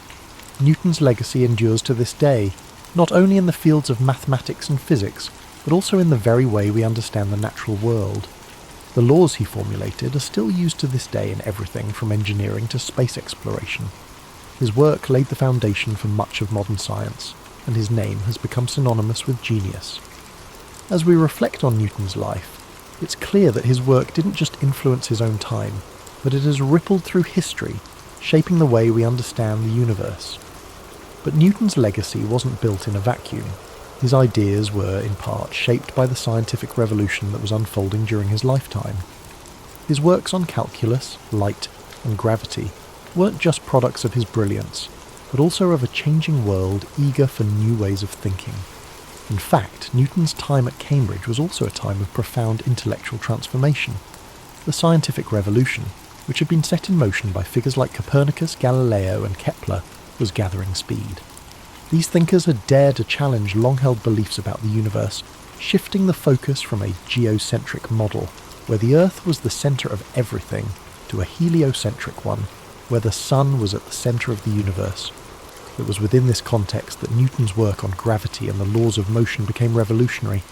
He unified the heavens and the Earth under one set of physical laws. Newton's ability to integrate ideas from multiple disciplines, mathematics, physics, and astronomy, was a key element of his genius. But beyond his academic work, Newton's intense focus on his studies meant that he led a life of relative isolation. He never married and had very few close personal relationships. Some say he was a man of great emotional depth, but that his intellectual pursuits often overshadowed his ability to connect with others on a more personal level. It's also worth noting that Newton's work wasn't always received with open arms. His ideas, especially his theories about light and colour, were met with scepticism by some of his contemporaries. Notably, Robert Hooke, an English scientist, became one of Newton's fiercest critics. Hooke's contributions to the understanding of light and elasticity were significant, but Newton's more developed ideas on optics put him in direct conflict with Hooke, creating a rivalry that would last for many years. Newton's battle for intellectual supremacy didn't end there. His dispute with Gottfried Wilhelm Leibniz over the invention of calculus was one of the most bitter and drawn-out academic feuds in history. Both men independently developed the theory of calculus, and the ensuing conflict over who deserved credit for it led to years of acrimony. The battle was not just personal, it had a significant impact on the development of mathematics in Europe. Despite these controversies, Newton's work would ultimately be validated by history. By the time of his death in 1727, he had already established himself as one of the foremost intellectual figures of the Western world. His contributions to mathematics, physics, and astronomy became foundational to the development of modern science, and his Principia is still considered one of the greatest works ever published in the history of science. Now, when we think about Newton's lasting legacy, we cannot overlook the sheer scale of his influence on the way we live today. His laws of motion and the law of universal gravitation are still applied in everything from engineering to space exploration. The space missions that carry astronauts and satellites into orbit rely heavily on Newton's work. The trajectory calculations used to send spacecraft to distant planets, such as the Mars rovers, are based on his principles. His equations have been the bedrock upon which countless scientific advancements have been built. And even though Newton's theories on gravity have been refined and expanded upon by later scientists, such as Albert Einstein with his theory of general relativity, the core ideas about the forces that govern motion and the behaviour of celestial bodies are still grounded in Newtonian mechanics. In a sense, Newton's work provides the framework within which later theories are tested and developed. In addition to his scientific contributions, Newton's influence extended into philosophy, religion, and even the political sphere. As president of the Royal Society, he played a significant role in shaping the direction of scientific research in England. Newton's work helped elevate science to a position of great prestige, laying the groundwork for the Enlightenment, a period in history marked by an emphasis on reason, logic, and scientific inquiry. But despite his global fame, Newton remained a man of contradictions. He was intensely private and could be quite bitter towards those who challenged his ideas. He was known to be secretive, often withholding his work until he felt it was perfect, and sometimes even to the point of being paranoid about rivals. There are stories of him working for days on end without sleep, consumed by his theories, losing touch with reality. This obsessive nature also manifested in his work on alchemy and biblical chronology, fields which seem unrelated to his scientific work but were important to him nonetheless. His pursuit of alchemy, for instance, is one of the lesser-known aspects of his life. Alchemy, an ancient practice that combined elements of chemistry, metallurgy, and mystical thought, was a passion of Newton's. He wrote hundreds of thousands of words on the subject, but his alchemical works remained largely unpublished during his lifetime. It's said that he viewed the pursuit of alchemy as a way to unlock deeper truths about the universe, but this side of his personality was overshadowed by his more well-known scientific work. In the realm of religion, Newton spent considerable time studying the Bible, attempting to decode its messages and understand the natural world through a spiritual lens. While many of his contemporaries were devoutly religious, Newton's religious views were a mix of traditional Christianity and personal, unorthodox beliefs. He believed that the natural world was a reflection of God's design, and that studying the laws of nature was a way to understand the divine order of the universe. Newton's later years were marked by a mixture of public service and intense personal reflection. After spending much of his life in academia, Newton was appointed Warden of the Royal Mint in 1696, where he was tasked with reforming England's coinage system. His work in this role was diligent and successful, and he eventually became Master of the Mint, overseeing the minting of all the country's coins. This role added a new layer to Newton's legacy, proving that his skills extended beyond the academic world into the practical affairs of state. When Isaac Newton passed away in 1727, he left behind a legacy that would change the world forever. He had transformed our understanding of the physical universe and set the stage for centuries of scientific progress. His discoveries continue to be celebrated and studied to this day, with his laws of motion and universal gravitation forming the backbone of much of modern physics and engineering. Today, we remember Newton not just as a scientist, but as a symbol of human curiosity and determination. He was a man who sought to understand the fundamental laws of nature, and in doing so, changed the way humanity sees the world. His story is a reminder that one person, no matter how humble their beginnings, can leave an indelible mark on history. As we draw this exploration of Isaac Newton's life to a close, it's important to reflect on the profound impact he has had on the world we live in today. Though centuries have passed since his death, his contributions continue to shape our understanding of the universe. One of the most remarkable aspects of Newton's legacy is how his theories laid the groundwork for much of modern science. His laws of motion, for example, are still foundational to fields like engineering, aerospace, and robotics. Every time a rocket is launched into space, scientists and engineers rely on Newton's understanding of forces and motion to chart its course. His ideas allow us to send satellites to orbit, predict the trajectory of asteroids, and calculate the velocity of objects moving at incredible speeds. Without his work, our modern technological advancements, especially in fields like space exploration, would not have been possible. Even beyond physics, Newton's influence extends to a variety of other disciplines. His work in mathematics led to the development of calculus, a tool that's now used in everything from economics to medicine. Calculus is indispensable in understanding rates of change, making it essential in fields like biology, chemistry, and even social sciences. It's amazing to think that these equations, developed over 3 centuries ago, are still used by scientists, mathematicians, and economists to solve real-world problems. Newton's discoveries about light and optics, too, paved the way for our modern understanding of vision, colour, and even the development of technologies like telescopes and microscopes. His experiments with prisms demonstrated that light is made up of different colours, fundamentally changing our approach to the study of light waves. His theories on optics played a key role in the development of modern physics, and they still inform cutting-edge research in areas like quantum mechanics and wave theory. But Newton's influence isn't confined to the realm of science and mathematics. His work in establishing a more rigorous, methodical approach to inquiry laid the foundations for the scientific method we rely on today. The idea that the universe operates according to predictable, natural laws that can be understood through observation, experimentation, and reasoning is something we take for granted now, but it was revolutionary in Newton's time. We can also see Newton's impact in the way we approach intellectual problems.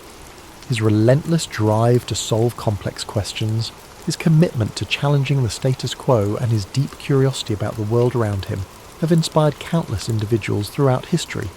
Newton's life serves as a reminder that sometimes the pursuit of knowledge requires patience, perseverance, and an unshakable belief that there are answers to be found. Yet, for all of his groundbreaking discoveries, Newton's life was far from perfect. He lived in an era that was often hostile to new ideas, and his own struggles with isolation and personal conflict are a testament to the challenges that even the greatest minds face. Newton was deeply introspective, sometimes to the point of obsession.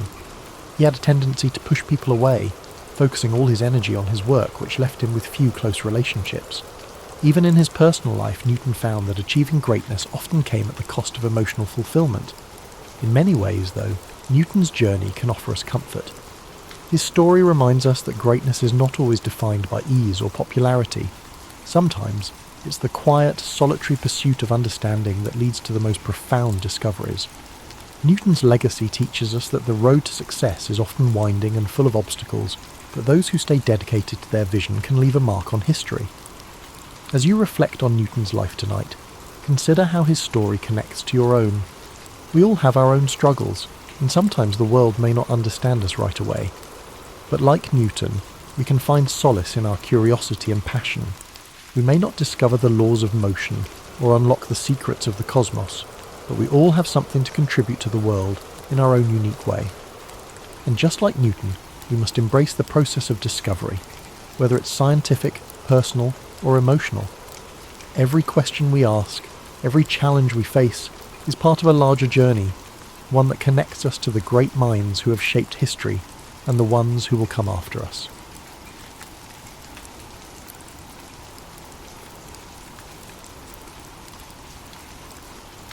Charles Darwin, one of the most influential figures in science, is often remembered for his groundbreaking work on evolution. But his journey to understanding the origins of life on Earth was anything but straightforward. Born in 1809 in Shrewsbury, England, Darwin grew up in a world where scientific exploration was on the rise, but the idea of evolution was not yet widely accepted. His life was filled with scientific curiosity, challenging ideas, and a journey across the world that would forever alter the way humanity viewed itself. Darwin was born to a family of notable individuals. His father, Robert Darwin, was a wealthy physician, and his mother, Susanna, came from the Wedgwood family, known for their pottery business. Tragically, Darwin's mother passed away when he was just 8 years old, leaving a profound impact on him. His father, who had high hopes for him to follow in his footsteps as a physician, sent him to medical school at the University of Edinburgh when he was 16. But Darwin's interests lay elsewhere. He found the practice of medicine distasteful, particularly surgery, which he thought was barbaric. But it wasn't just medicine that failed to capture his imagination. It was the traditional academic curriculum. Instead, Darwin was drawn to the natural sciences, particularly geology and biology, subjects that were not typically emphasized in the medical field. He would spend his free time collecting specimens and studying the natural world around him. However, despite his deepening passion for natural history, Darwin did not excel in his medical studies. His father, frustrated with his son's lack of progress, sent him to Christ's College in Cambridge, hoping that he might find a new direction in life. It was there that Darwin's fascination with natural history truly took off. Under the guidance of influential professors, including botanist John Stevens Henslow, Darwin began to focus his attention on the study of nature, a decision that would eventually lead him to the discovery of the theory of evolution. During his time at Cambridge, Darwin formed a close friendship with Henslow, who encouraged him to pursue a career in natural history. Darwin graduated with a Bachelor of Arts degree in 1831 and, despite having no formal training in the field, decided to join the HMS Beagle on a voyage around the world. It was on this journey that Darwin would begin to develop his ideas about natural selection and the evolution of species. The voyage of the Beagle began in 1831 and lasted nearly 5 years, taking Darwin to places as far as South America, the Galapagos Islands, Australia, and Africa. The trip provided Darwin with an unparalleled opportunity to observe the natural world in its most diverse forms. He meticulously collected specimens of plants, animals, and fossils, and took detailed notes on his observations. It was during his time in the Galapagos Islands, however, that Darwin made a discovery that would change everything. He noticed that the finches on the islands were all similar, but had distinct variations in their beaks depending on the type of food available. This observation led him to question the idea that species were fixed and unchanging. Darwin began to develop a theory that species were not created in their present form, but evolved over time, adapting to the environment in which they lived. He proposed that the differences between species were a result of small changes accumulated over generations, with those organisms better suited to their environment surviving and passing on their advantageous traits. This idea, known as natural selection, became the cornerstone of Darwin's theory of evolution. Upon returning to England in 1836, Darwin began to work on his observations from the voyage. He spent the next several years analysing his findings, corresponding with other scientists and developing his ideas. It was a slow and meticulous process. He was reluctant to publish his ideas, knowing that they would be controversial. The scientific and religious communities of the time were heavily invested in the idea of creationism, the belief that life was created by a divine being in its present form. Darwin's theory of evolution challenged this deeply held belief, and he feared the backlash that would come with publishing his ideas. In 1859, after more than 20 years of research, Darwin finally published his most famous work, On the Origin of Species. The book outlined his theory of evolution by natural selection, and it quickly became one of the most influential scientific works of all time. The reaction to the book was mixed. Many scientists praised Darwin's work, recognising the evidence he had gathered and the implications of his theory. However, the religious community was outraged, and the book sparked a fierce debate that continues to this day. One of the most significant aspects of Darwin's theory was its challenge to the traditional view of creation. Prior to Darwin, the widely accepted belief was that species were fixed and immutable, created by God. Darwin's theory of natural selection suggested that species could change over time, and that all life on Earth shared a common ancestry. This idea was revolutionary, and it provided a scientific explanation for the diversity of life on Earth that did not rely on divine intervention. Despite the controversy surrounding his work, Darwin continued to defend his theory and expand upon it throughout his life. In addition to his work on evolution, he made important contributions to fields such as geology, biology, and anthropology. He was also a vocal advocate for the importance of scientific inquiry and the need to question established beliefs. His work laid the foundation for modern biology and helped to shape the course of scientific thought in the years that followed. Darwin's personal life was not without its struggles. He suffered from various health problems throughout his life, including chronic illnesses that plagued him for much of his adulthood. Some historians believe that these ailments were a result of the stress and anxiety caused by the controversy surrounding his work. Darwin was also deeply affected by the death of his beloved daughter, Annie, in 1851. Her death, at the age of 10, profoundly impacted Darwin, and he became more reclusive in the years that followed. Despite these personal challenges, Darwin continued to work on his research and ideas. In his later years, he published several additional works, including The Descent of Man, in which he explored the implications of his theory of evolution for human beings. He also continued to correspond with scientists and researchers around the world, exchanging ideas and collaborating on scientific projects. Charles Darwin passed away on April 19, 1882, at the age of 73. His death marked the end of a remarkable life dedicated to understanding the natural world. He was buried in Westminster Abbey, a testament to the profound impact his work had on the scientific community and the world at large. His theory of evolution by natural selection continues to shape our understanding of biology, genetics, and the history of life on Earth. Though Darwin's ideas were controversial in his time, they have since become widely accepted and have fundamentally altered the way we view the natural world. His work has influenced generations of scientists, philosophers, and thinkers, and his legacy continues to live on today. Charles Darwin may not have had all the answers, but his relentless curiosity and dedication to scientific inquiry have left an indelible mark on human history.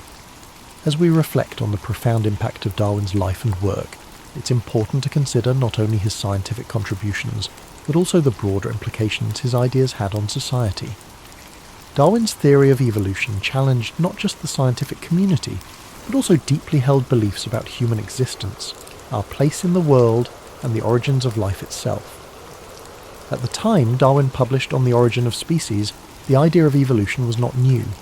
The concept had been suggested by other thinkers before him, such as Jean-Baptiste Lamarck and Alfred Russel Wallace. However, it was Darwin who provided the most compelling evidence and a cohesive theory of how evolution occurred, through natural selection. His work brought together ideas from various fields of biology, geology and paleontology, making a case for evolution that was based on observable evidence, rather than conjecture or religious dogma. While the controversy surrounding Darwin's ideas was significant in his time, it's also important to understand how these ideas influenced the course of modern science. Today, the theory of evolution is a cornerstone of biology, and its principles apply to everything from genetics and genetics-based medicine to the study of animal behaviour and the environment. Evolution has shaped how scientists understand the relationships between species, the mechanisms of genetic inheritance, and the patterns of life on Earth. But Darwin's influence extends far beyond biology. His ideas have left an indelible mark on philosophy, ethics, and even social sciences. For instance, Darwin's theory of natural selection has had a significant impact on discussions around human nature and society. His ideas were taken up by social theorists like Herbert Spencer, who coined the term survival of the fittest, though it's important to note that Darwin himself never used this term in relation to human society. In the years following the publication of On the Origin of Species, Darwin's ideas became increasingly important in various fields. The study of genetics, which would come to prominence in the early 20th century, provided further support for Darwin's ideas as it became clear that inheritance patterns followed the principles of evolution. Additionally, the study of fossils and ancient life forms revealed a more complex and nuanced picture of the history of life on Earth, further validating Darwin's theory. However, despite the acceptance of Darwin's theory among the scientific community, challenges to his work have remained. One of the most enduring debates centres on the concept of human evolution. While the evidence for evolution among animals is overwhelming, questions about the specifics of human evolution, particularly the origins of human consciousness, continue to be explored and debated by scientists. While Darwin may never have fully anticipated the extent of his impact, his work laid the groundwork for numerous scientific advancements in the 19th, 20th and 21st centuries. His life serves as a reminder of the power of curiosity and the importance of asking bold questions, no matter how challenging the answers may be. As we continue to advance our understanding of life on Earth, Darwin's legacy continues to inspire new generations of scientists to think critically, explore deeply, and challenge established norms. Darwin's work was not without its personal struggles, as we have mentioned. His health issues, combined with the weight of the controversies surrounding his ideas, made his life difficult at times. Yet, his perseverance in the face of these challenges is something that stands as a testament to his dedication to science. Darwin's story reminds us that even in the face of opposition, persistence and a commitment to truth can lead to monumental discoveries that change the world. Looking at Darwin's life, it's clear that scientific discovery is not a lone pursuit. While Darwin's genius played a pivotal role in shaping his ideas, he was not working in isolation. He exchanged ideas with other thinkers, and his work was built upon the contributions of countless others, from the fossil discoveries of Georges Cuvier to the evolutionary ideas of Lamarck and Wallace. Darwin's theory of evolution by natural selection was a product of collaboration and cumulative knowledge.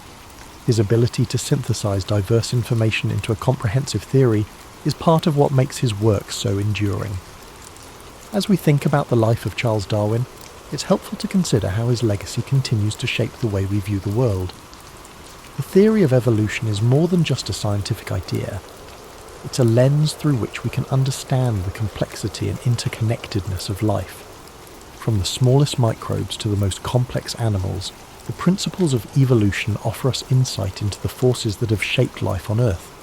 And as we relax, letting these thoughts wash over us, it's also worth remembering that Darwin's journey was not just about intellectual achievement, it was also about a lifelong pursuit of understanding the natural world, a curiosity that led him to travel to remote corners of the world, observe the diversity of life, and contemplate the profound questions about existence that we all share. In the end, Charles Darwin's story is a reminder that the quest for knowledge is a never-ending journey, and that even the most revolutionary ideas come from a deep sense of wonder and exploration. His life encourages us to question, to observe, and to appreciate the mysteries of the natural world, all while being open to new ideas that challenge the status quo. It's important to consider not only his revolutionary scientific theories, but also the broader context in which his work unfolded. Darwin lived in a time of significant social, political, and intellectual change, and his ideas both reflected and contributed to these shifts. The 19th century was a period marked by advances in industrialization, the expansion of the British Empire, and the rise of new scientific disciplines. It was also a time when traditional beliefs about the natural world were increasingly being challenged, as new discoveries in fields such as geology, astronomy, and biology began to question the long-held notions of creation. In the years leading up to Darwin's voyage on the HMS Beagle, Europe was undergoing a scientific revolution. Scientists were increasingly looking beyond religious explanations for natural phenomena and seeking empirical evidence to understand the world.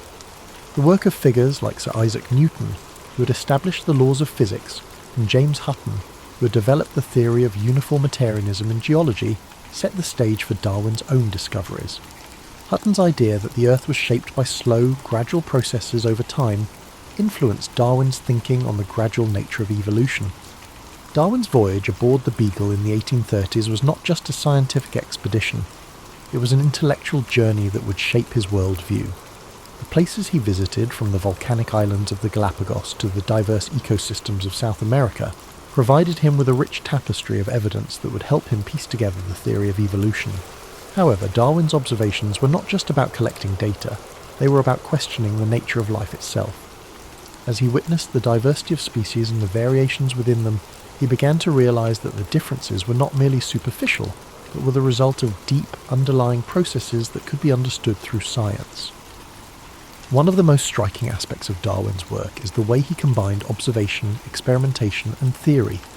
His meticulous attention to detail, and his ability to synthesize information from various fields, botany, geology, zoology, and more, allowed him to develop a comprehensive theory of evolution. This interdisciplinary approach set Darwin apart from many of his contemporaries and paved the way for future scientific exploration. Yet, despite his groundbreaking ideas, Darwin was deeply aware of the potential repercussions of his work. He knew that the implications of his theory would challenge not only the scientific community, but also the broader cultural and religious views of the time. Darwin was not the first to suggest that species might evolve over time. Lamarck had proposed an early theory of evolution, and Wallace had arrived at similar conclusions independently. However, Darwin's theory of natural selection was different, because it provided a mechanism for how evolution occurred. Unlike Lamarck, who suggested that organisms could pass on traits acquired during their lifetime, Darwin argued that natural selection, whereby the fittest individuals survive and pass on their advantageous traits, was the driving force behind evolution. Darwin's caution in publishing his ideas is often noted by historians. He spent more than 2 decades refining his theory before releasing On the Origin of Species, in part due to the anticipated backlash. When the book was finally published in 1859, it created a storm of controversy. While many scientists, particularly those in the emerging fields of genetics and paleontology, quickly embraced Darwin's ideas, the religious community vehemently opposed them.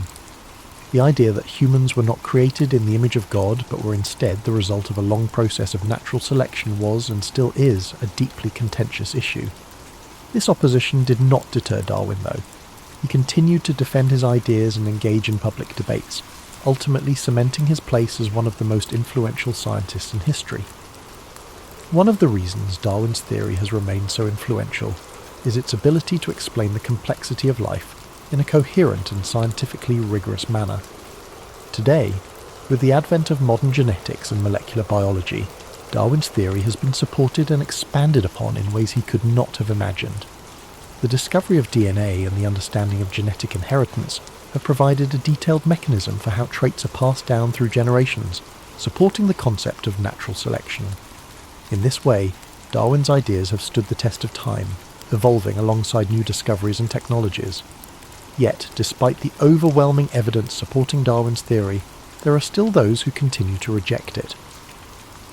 The debate over evolution remains one of the most contentious issues in modern society, particularly in the United States, where creationism and intelligent design are still promoted by some as alternatives to the theory of evolution. This ongoing debate highlights the intersection of science, religion and education, and underscores the enduring power of Darwin's ideas to spark discussion and challenge existing beliefs. As we consider Darwin's impact, it's also important to recognise the personal sacrifices he made for his work. His health, which had always been fragile, deteriorated further in the years following his publication of On the Origin of Species. Some historians suggest that Darwin's chronic illnesses were exacerbated by the stress of the intense public scrutiny and the isolation he felt from his scientific peers. In addition, the death of his daughter Annie, whom he was very close to, left him devastated and further deepened his reclusiveness. Darwin spent the remaining years of his life largely withdrawn from public life, focusing on his research and writing. Yet even in his seclusion, he continued to contribute to the scientific community, publishing additional works, including The Descent of Man, which applied his theory of evolution to human beings. Darwin's contributions to science were not limited to his work on evolution. He also made important discoveries in the fields of geology, plant biology, and zoology. His observations on the geology of the Beagle's voyage contributed to the development of uniformitarianism, the idea that the Earth's features were shaped by slow, continuous processes. His studies of barnacles and the fertilization of orchids also provided valuable insights into the world of natural history. Today, Charles Darwin is regarded as one of the most important figures in the history of science. His work has influenced fields ranging from biology and genetics to psychology, anthropology, and even philosophy. His legacy extends beyond his scientific contributions. However, Darwin's life is a testament to the power of curiosity, persistence, and critical thinking. It reminds us that even in the face of doubt and controversy, it is often the most challenging questions that lead to the greatest discoveries.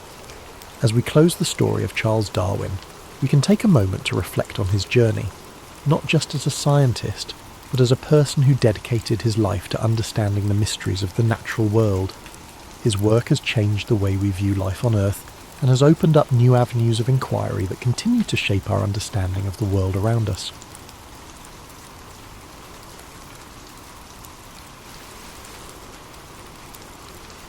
The American Civil War didn't happen overnight. It was the result of tensions that had been building for decades. Tensions rooted in profound differences between the North and South. At the heart of it all was the issue of slavery.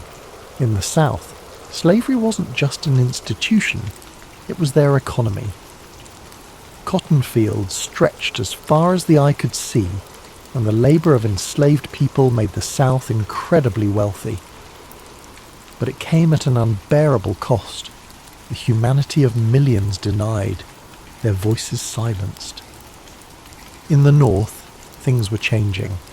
The Industrial Revolution was taking hold, and with it came growing calls to abolish slavery. People were starting to speak out more, questioning how a nation built on the idea of liberty could allow such a system to exist. This wasn't just a difference of opinion, it was a clash of values, one that only grew louder as time went on. Then there was the question of states' rights. Southern leaders believed they had the right to govern themselves without interference, especially when it came to slavery. They feared that the federal government, growing stronger by the year, would strip them of their autonomy. On the other side, many in the North believed that a united country required a strong central government, one that could uphold the principles of freedom and equality. The country tried to hold itself together through compromise. The Missouri Compromise, the Compromise of 1850, these were like bandages on a wound that just wouldn't heal. Each new agreement seemed to deepen the mistrust between the North and South. By the 1850s, things were nearing a breaking point. Laws like the Fugitive Slave Act demanded that even people in free states help capture runaway slaves, and that outraged abolitionists. Books like Harriet Beecher Stowe's Uncle Tom's Cabin brought the horrors of slavery to light, stirring emotions on both sides. Then came politics. The Republican Party was formed, with a platform that directly opposed the expansion of slavery. When Abraham Lincoln was elected president in 1860, It was the final straw for the South.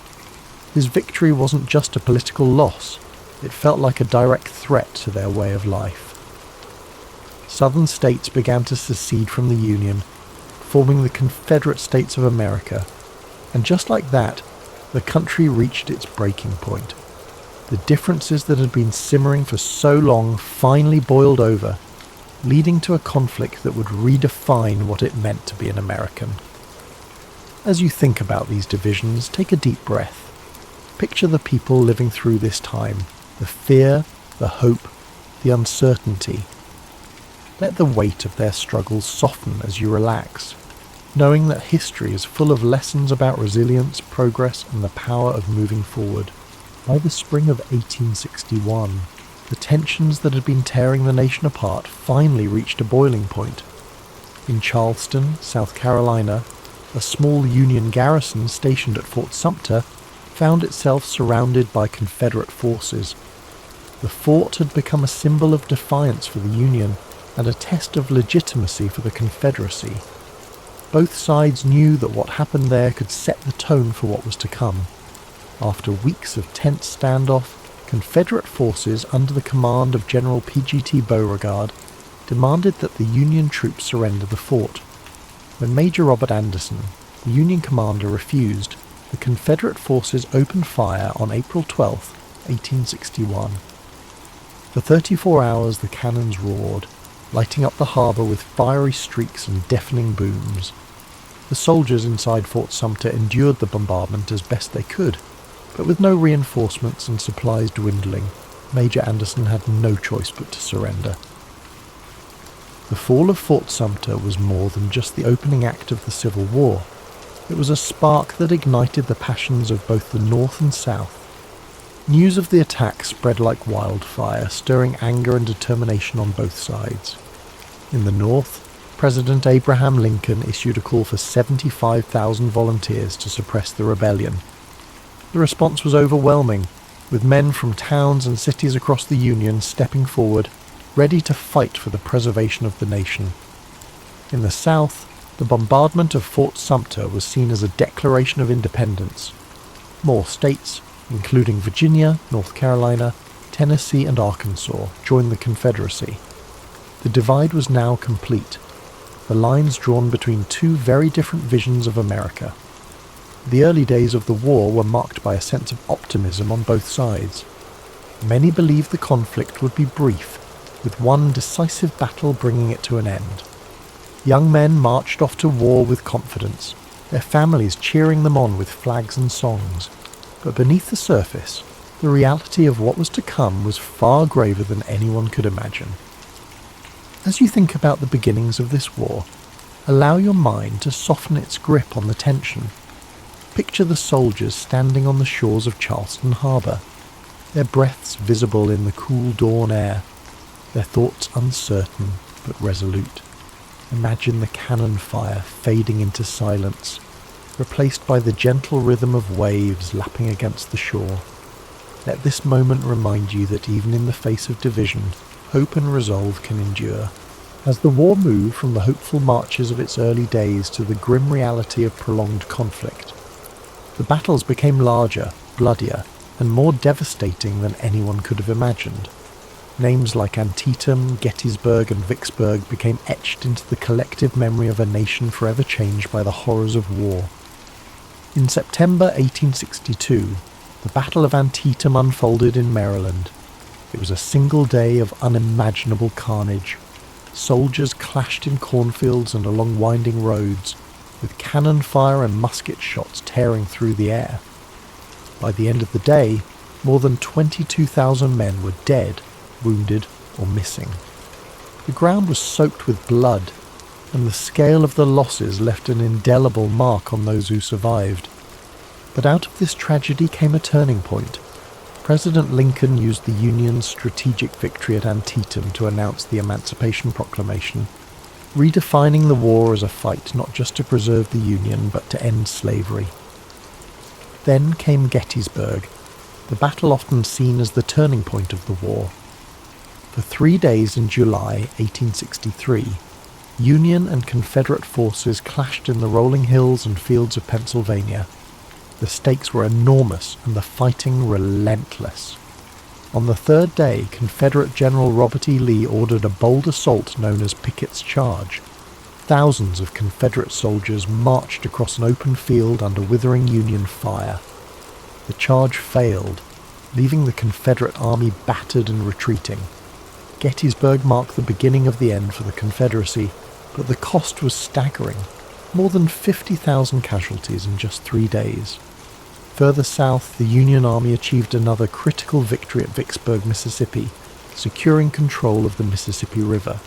The campaign was grueling, with soldiers enduring sweltering heat, constant skirmishes, and the hardships of siege warfare. When Vicksburg fell on July 4th, 1863, the Confederacy was effectively split in two, a devastating blow to their cause. These battles revealed the full weight of the Civil War, not just in numbers but in the profound human cost. Families mourned the loss of fathers, brothers and sons. Soldiers bore the scars of battle, both physical and emotional. The countryside was littered with the remnants of war, broken cannons, torn flags, and fields that once grew crops now filled with unmarked graves. As you reflect on these moments, let your thoughts rest lightly on the courage of those who lived through these battles. Picture the quiet after the storm, the fields growing still, the sun setting over the hills, and the long shadows stretching across the land. Let this image of stillness and resilience bring a sense of calm to your own thoughts, reminding you that even in the darkest times, there is always a path to healing. While the Civil War raged on the battlefields, the lives of those who remained at home were transformed in ways that were just as profound. Families were torn apart, communities reshaped, and everyday life became a constant balancing act between hope and hardship. In the North, industry boomed as factories shifted their focus to produce weapons, uniforms, and supplies for the Union Army. Women took on roles they had never imagined, working in factories, managing farms, and volunteering as nurses.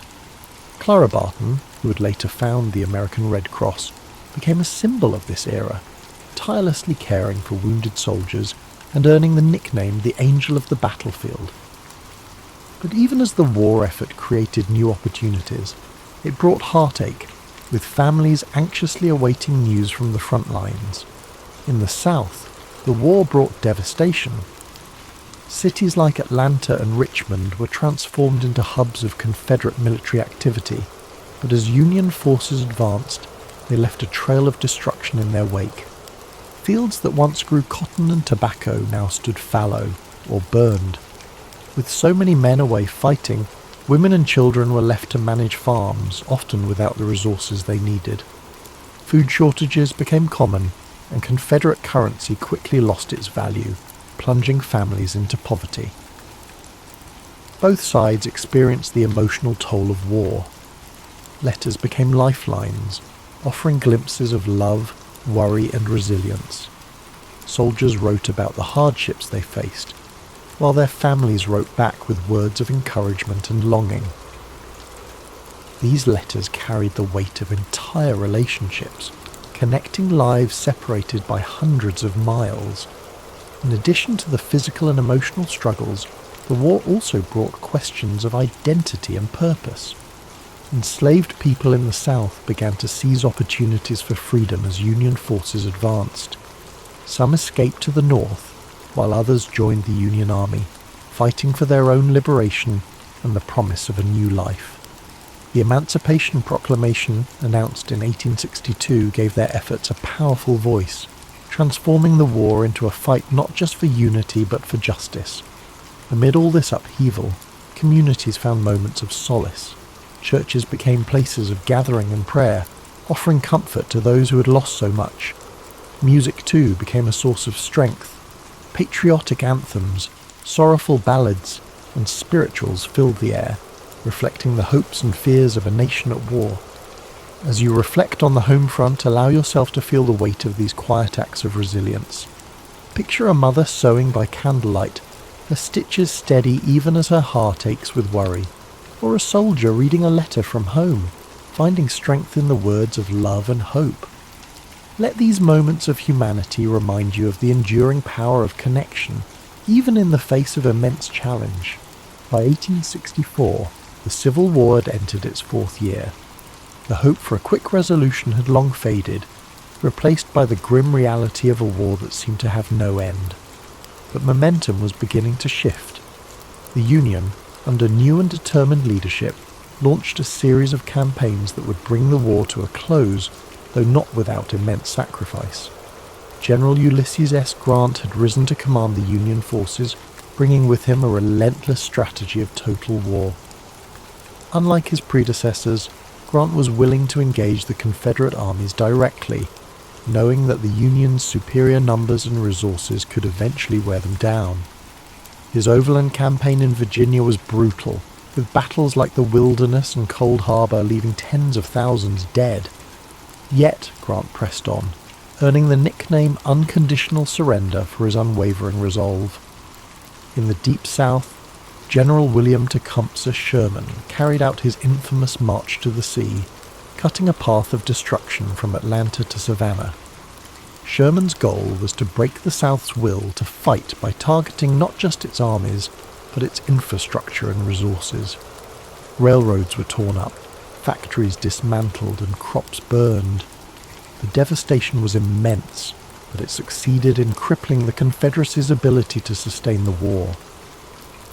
As Union forces closed in, Confederate morale began to crumble. Desertions increased, supplies dwindled, and the reality of defeat loomed. In April 1865, General Robert E. Lee's Army of Northern Virginia, the backbone of the Confederate forces, found itself surrounded near the village of Appomattox Courthouse. With no hope of escape, Lee met with Grant to negotiate surrender. Their meeting on April 9, 1865, marked the end of the war's major fighting. The terms Grant offered were generous, allowing Confederate soldiers to return home with their horses and personal belongings. His intention was to heal the nation rather than humiliate its defeated half. It was a moment of quiet dignity, the beginning of a long and difficult process of reconciliation. Yet, even as the war ended, its cost was staggering. More than 600,000 lives had been lost, and much of the South lay in ruins.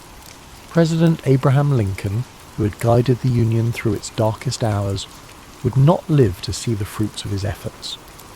Just days after Lee's surrender, Lincoln was assassinated by John Wilkes Booth, a Confederate sympathizer, plunging the nation into mourning. The war had answered two critical questions. The Union would endure and slavery would not, but it left behind deep scars, both physical and emotional, that would take generations to heal.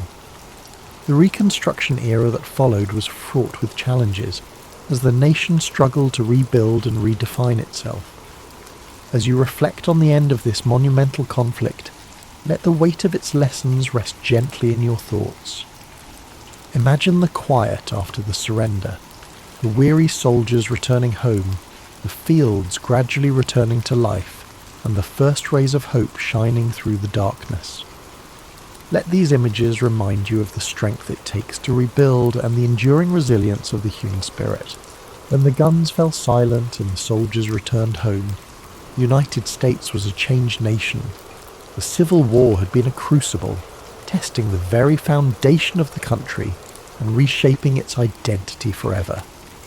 Though the fighting was over, the legacy of this monumental conflict continued to echo through the generations, shaping the path forward for a fractured but hopeful nation. One of the most profound outcomes of the war was the abolition of slavery. The Emancipation Proclamation had begun this process, but it was the 13th Amendment, ratified in December 1865, that formally ended the institution that had defined so much of the nation's conflict. Millions of formerly enslaved people began new lives, but the road ahead was steep. The promises of freedom were met with resistance, and the Reconstruction era revealed just how deep the division still ran. The war also redefined the relationship between the states and the federal government. No longer would the question of secession hang over the Union. The victory of the North solidified the idea that the United States was not just a collection of states, but a single, indivisible nation.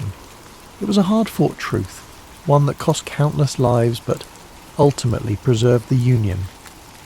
Yet the scars of war were everywhere. The South faced immense physical and economic devastation. Cities had been reduced to rubble, and entire communities were struggling to rebuild. The loss of so many men left families broken and towns forever changed. Even in the North, where victory was celebrated, the weight of the sacrifices made was impossible to ignore. For the soldiers who fought, the war left an indelible mark. Some returned home to rebuild their lives, carrying memories of camaraderie and courage. Others bore wounds, both seen and unseen, that would shape the rest of their days. Memorials began to rise in towns across the country, honouring the fallen and reminding future generations of the cost of conflict. The Civil War also left a legacy of storytelling. Veterans shared their experiences, songs from the era became part of the cultural fabric, and writers like Walt Whitman and Ambrose Bierce captured the emotional depth of the war in poetry and prose. These stories served not only to remember, but to help a nation heal, to bridge the gaps between North and South, and to offer lessons for the future. As you reflect on the legacy of the Civil War, let the enormity of its lessons settle softly in your thoughts. Imagine the strength of a people rebuilding from such a devastating chapter, the resilience to start anew, the courage to face an uncertain future, and the hope that guided them toward a brighter horizon. Let these reflections fill you with a quiet sense of gratitude and peace.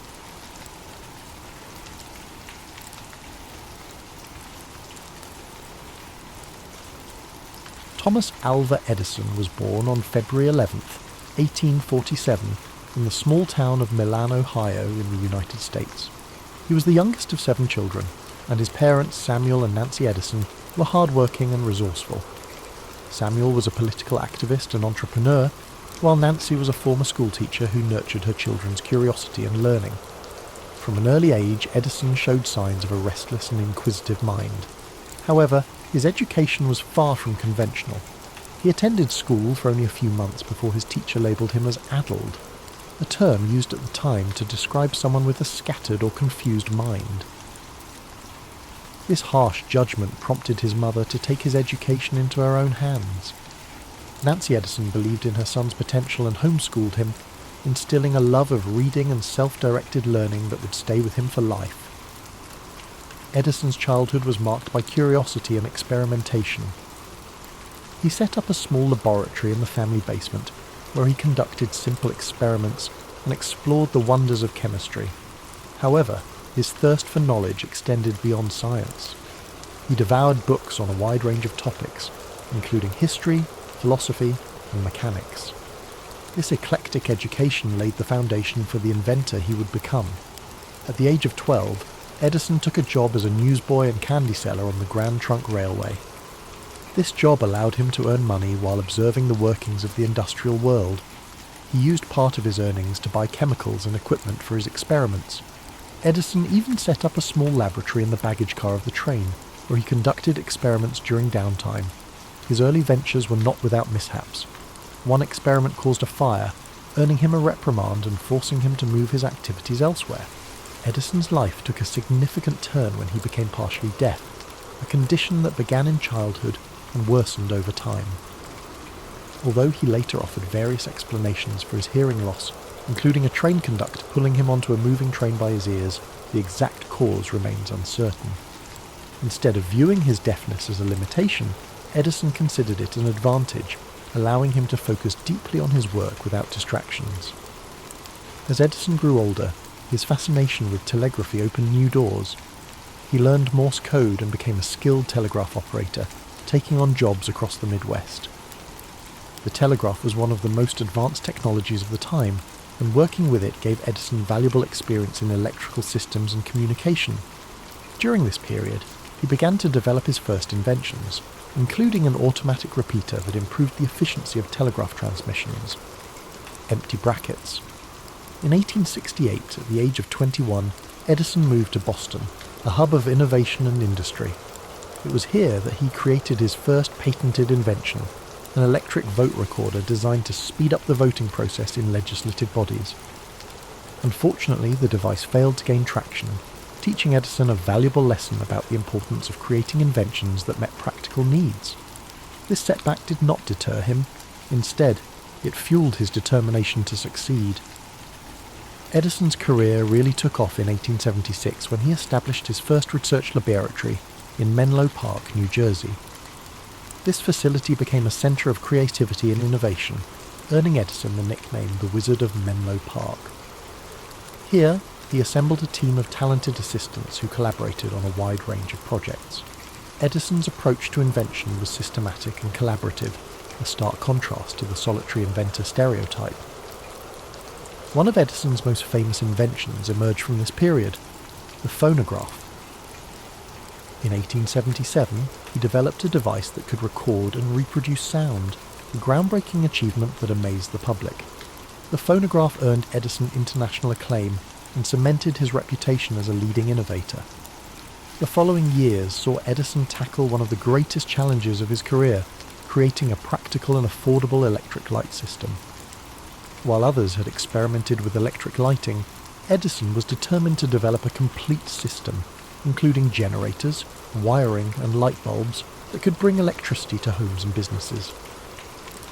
In 1879, after countless experiments, he unveiled a carbon filament incandescent light bulb that could burn for extended periods.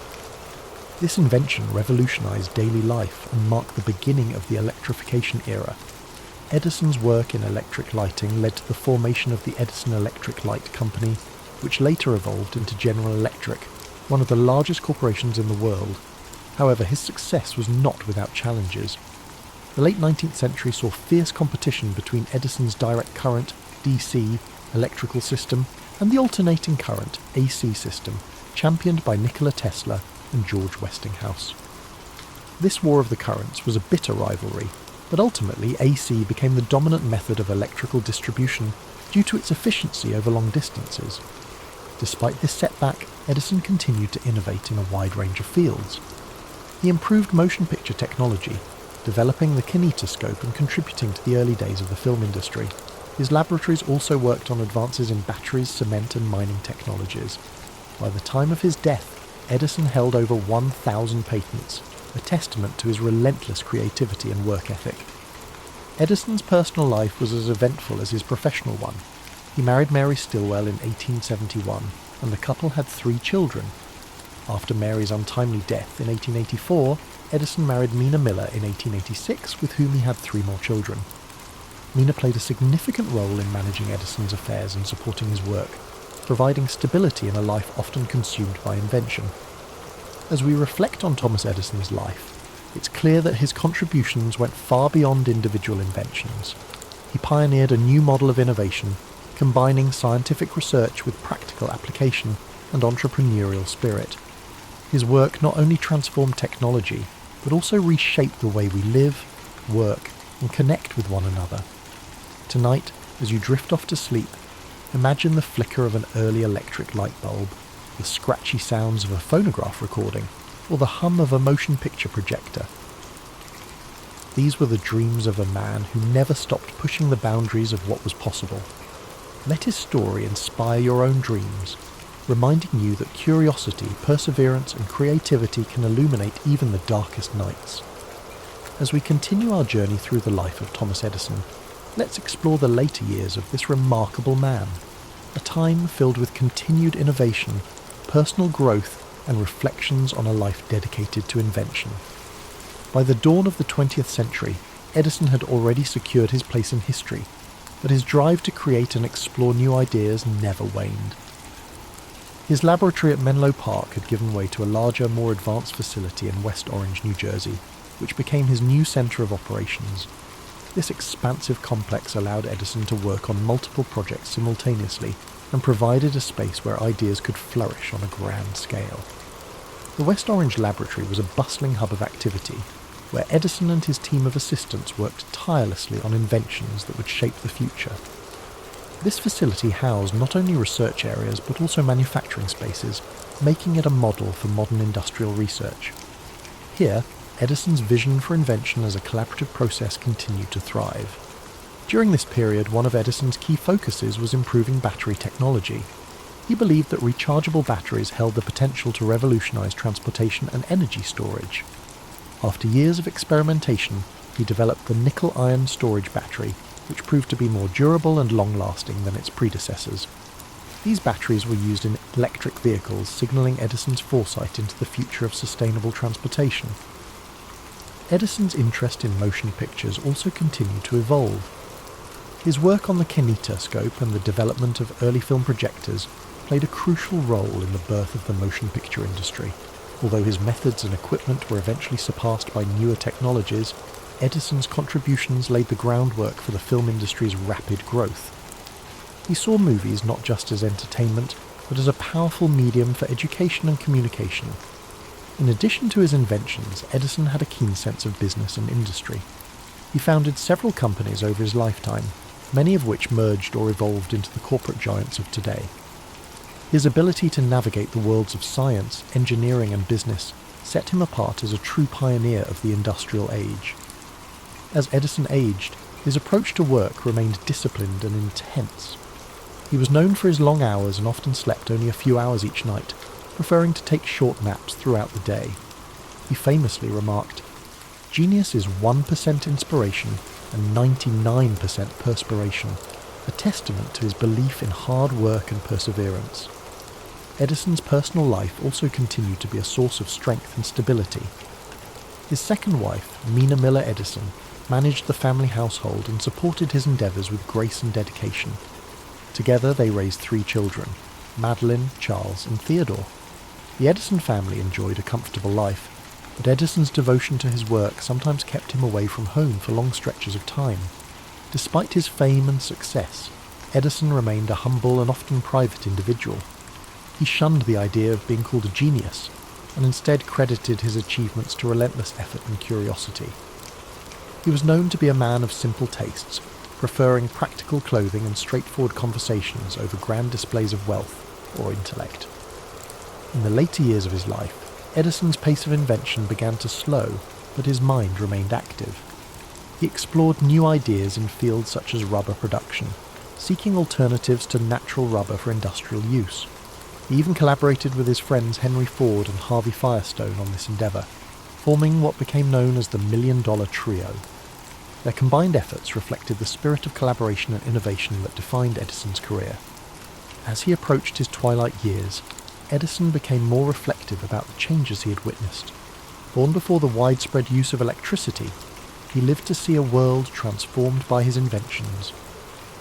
The cities of his youth, once dimly lit by gas lamps and candles, now gleamed with electric lights. The hum of machines, powered by electricity, filled factories and homes alike. The world had grown smaller through communication technologies like the telegraph, the telephone and motion pictures, all fields where Edison had left his mark. In 1929, to celebrate the 50th anniversary of the electric light bulb, a grand event was held in Edison's honour at his laboratory in West Orange. Attended by prominent figures such as President Herbert Hoover and industrialists like Henry Ford, the event was a tribute to a man whose ideas had changed the world. Despite the accolades, Edison remained modest, focusing instead on the future and the possibilities yet to be explored. On October 18, 1931, at the age of 84, Thomas Edison passed away in his home in West Orange, New Jersey. His death marked the end of an era, but his legacy lived on. In tribute to his memory, people across the United States dimmed their electric lights for a moment of silence. It was a poignant reminder of how deeply Edison's work had illuminated their lives. Edison left behind more than just his inventions. He left a philosophy of innovation, a belief that curiosity, hard work, and a willingness to experiment could change the world. His approach to problem solving, his relentless pursuit of practical solutions, and his ability to turn ideas into reality inspired generations of inventors, scientists, and entrepreneurs. As you relax and drift into sleep, Think of Thomas Edison's unwavering commitment to his dreams. Imagine the quiet hum of his laboratories, the soft glow of an electric bulb, or the scratchy tinny sound of a phonograph playing a long-forgotten tune. Let his story remind you that within each of us lies the potential for creativity and discovery.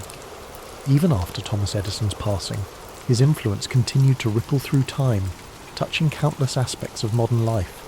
His laboratories, inventions, and philosophy of persistence left an indelible mark on the 20th century and beyond. Edison's legacy was more than a collection of patents or technological breakthroughs. It was a blueprint for how curiosity, determination, and collaboration could change the world. Edison's innovations laid the groundwork for industries that would thrive long after he was gone. The electric power systems he pioneered became the backbone of modern civilization, lighting homes, powering factories, and enabling the technologies we rely on today. The phonograph he created evolved into modern sound recording, giving rise to the music industry as radio broadcasts, and later digital media. His early motion picture work grew into an art form that now entertains, educates, and connects people around the globe. Edison's approach to invention also transformed the way research and development were conducted. Before his time, inventors were often solitary figures working alone in small workshops. Edison's vision of collaborative, team-based innovation in a dedicated laboratory environment paved the way for the research institutions and technology companies we know today. His West Orange laboratory became a model for innovation hubs and inspired future generations of scientists and engineers. The lessons from Edison's life extend beyond his inventions. His resilience in the face of failure is a timeless reminder that setbacks are often stepping stones to success. He once said, "I have not failed. I've just found 10,000 ways that won't work." This perspective encouraged countless others to embrace failure as part of the creative process, to learn from it, and to push forward with renewed determination. His story also reflects the transformative power of curiosity. From the young boy conducting experiments in his basement to the seasoned inventor refining new technologies, Edison never stopped asking questions or seeking answers. He approached the world with wonder and a desire to understand how things worked, a quality that fueled his lifelong quest for innovation. This insatiable curiosity is a gentle reminder that within each of us, the spark of discovery can ignite remarkable possibilities. In the years after his death, Edison's family, friends, and colleagues ensured that his memory was preserved. His laboratories in Menlo Park and West Orange were carefully maintained, and today they stand as monuments to his life and work. Visitors can walk through these spaces, see his tools and notebooks, and imagine the energy and creativity that once filled the air. The sounds of clinking glassware, the smell of chemicals, and the quiet hum of machinery still seem to echo in these historic halls. Beyond the physical spaces he left behind, Edison's ideas continue to shape the world. His belief in making technology accessible and practical lives on in every device that simplifies our lives. The light bulb, though improved and modified over time, remains a universal symbol of inspiration, creativity, and the triumph of human ingenuity. Edison's story is also a reminder of the human side of innovation, the patience, the long hours, and the moments of doubt that accompany every breakthrough. He understood that progress often comes slowly, and that true innovation requires both passion and persistence. As you rest tonight, perhaps you can reflect on your own journeys, knowing that even small steps forward are part of a greater path. Imagine a world lit only by flickering candles and dim gas lamps, where nights were cloaked in darkness. Then picture the slow, steady emergence of light, spreading from cities to towns, illuminating homes and streets. This transformation was more than a technological shift. It was a change in how people experienced life. Night no longer brought an end to productivity or recreation. With the glow of electric light, the world stayed awake, and new possibilities emerged. As you sink deeper into relaxation, envision Thomas Edison in his laboratory, the warm glow of a single bulb casting long shadows across the room, shelves lined with tools, wires, and glass beakers surround him. The quiet scribble of notes fills the air as he records his observations. His eyes, filled with focus and curiosity, study each experiment, searching for answers hidden in the details. This was a man who believed that within every problem lay a solution waiting to be uncovered. Edison's belief in progress and innovation reminds us that the world is ever changing, shaped by those who dare to imagine something better. His life's work was a testament to the idea that with enough patience, creativity and determination, we can bring light to even the darkest corners of our world.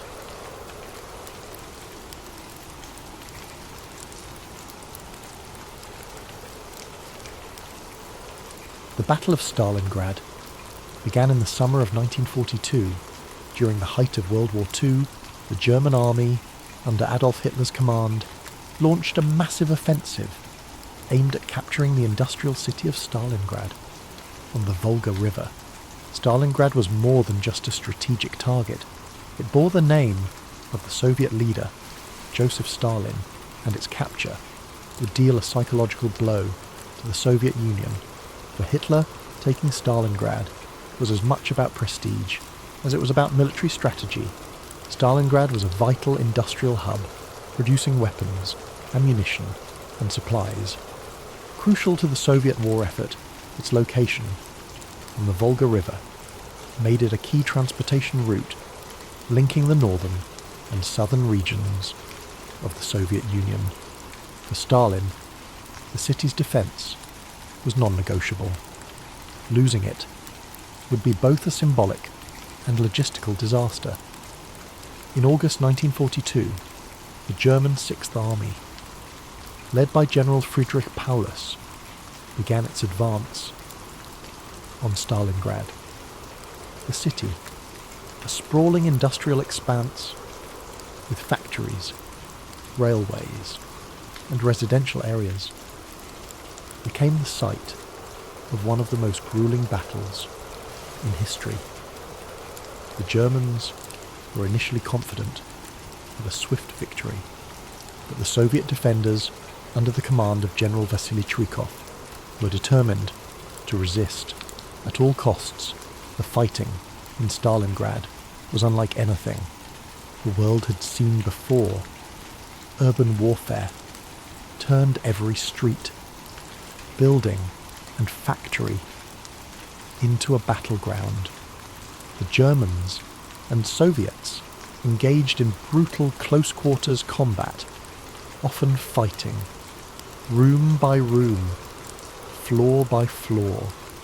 The city became a labyrinth of destruction, with rubble and debris transforming entire neighborhoods into treacherous landscapes.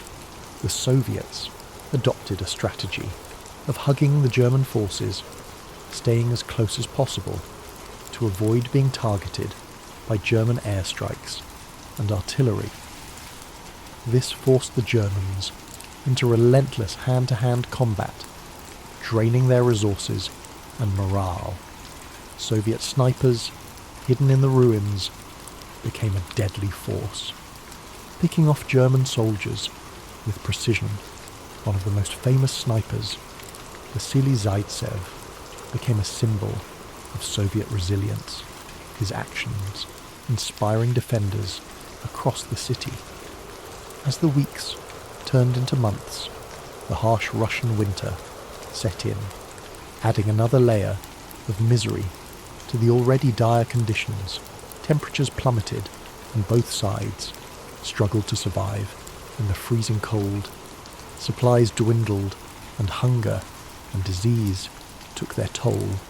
Yet, despite the suffering, the Soviets held firm. Reinforcements and supplies continued to trickle into the city across the frozen Volga River, ensuring that the defenders could maintain their resistance. The turning point in the Battle of Stalingrad came in November 1942 with the launch of Operation Uranus. The Soviet High Command, led by General Georgy Zhukov, devised a bold counteroffensive to encircle the German Sixth Army. While the Germans thus were focused on their assault within the city, the Soviets launched massive attacks on the weaker flanks of the German forces held by Romanian and Italian troops. The plan was a success. Within days, the Soviet pincers closed around Stalingrad, trapping the German Sixth Army inside the city. What followed was a desperate struggle for survival. The encircled German forces, numbering over 300,000 men, were cut off from supplies and reinforcements. Hitler, refusing to allow a retreat, ordered Paulus to hold the city at all costs. The Luftwaffe attempted to airlift supplies to the encircled troops, but the efforts were insufficient. The soldiers inside the pocket faced starvation, freezing temperatures, and relentless Soviet attacks. The Soviets tightened their grip on the city, systematically destroying the remaining German positions. The defenders' situation became increasingly hopeless, and morale plummeted. In January 1943, the Soviets launched their final assault to crush the pocket. By this time, Paulus and his men were exhausted, demoralized, and out of options. On February 2nd, 1943, Paulus surrendered, marking the end of the Battle of Stalingrad. The Soviet victory was a turning point in the war, shattering the myth of German invincibility and shifting the momentum in favour of the Allies. It was a devastating blow to Hitler's ambitions, and the loss of the Sixth Army was a humiliation from which Germany would never fully recover. The cost of the battle, however, was staggering. Over 2 million soldiers and civilians were killed, wounded, or captured. During the 5 months of fighting, Stalingrad itself was left in ruins, its streets and buildings reduced to rubble. The human suffering on both sides was immense, with countless families forever altered by the loss of loved ones. Despite the devastation, the Soviet victory at Stalingrad became a symbol of resilience and determination. It demonstrated the power of unity and the will to endure even the most harrowing of circumstances. The people of Stalingrad, who had endured unimaginable hardship, became heroes in the eyes of their nation. In the years following the war, Stalingrad was rebuilt, its scars serving as a reminder of the sacrifices made to defend it. Monuments and memorials were erected to honour the fallen, including the iconic Mamayev Kurgan, a hill that saw some of the fiercest fighting during the battle. At its summit stands the towering statue of the Motherland Calls, a symbol of the Soviet Union's strength and resilience. The Battle of Stalingrad remains one of the most studied and remembered events of World War II.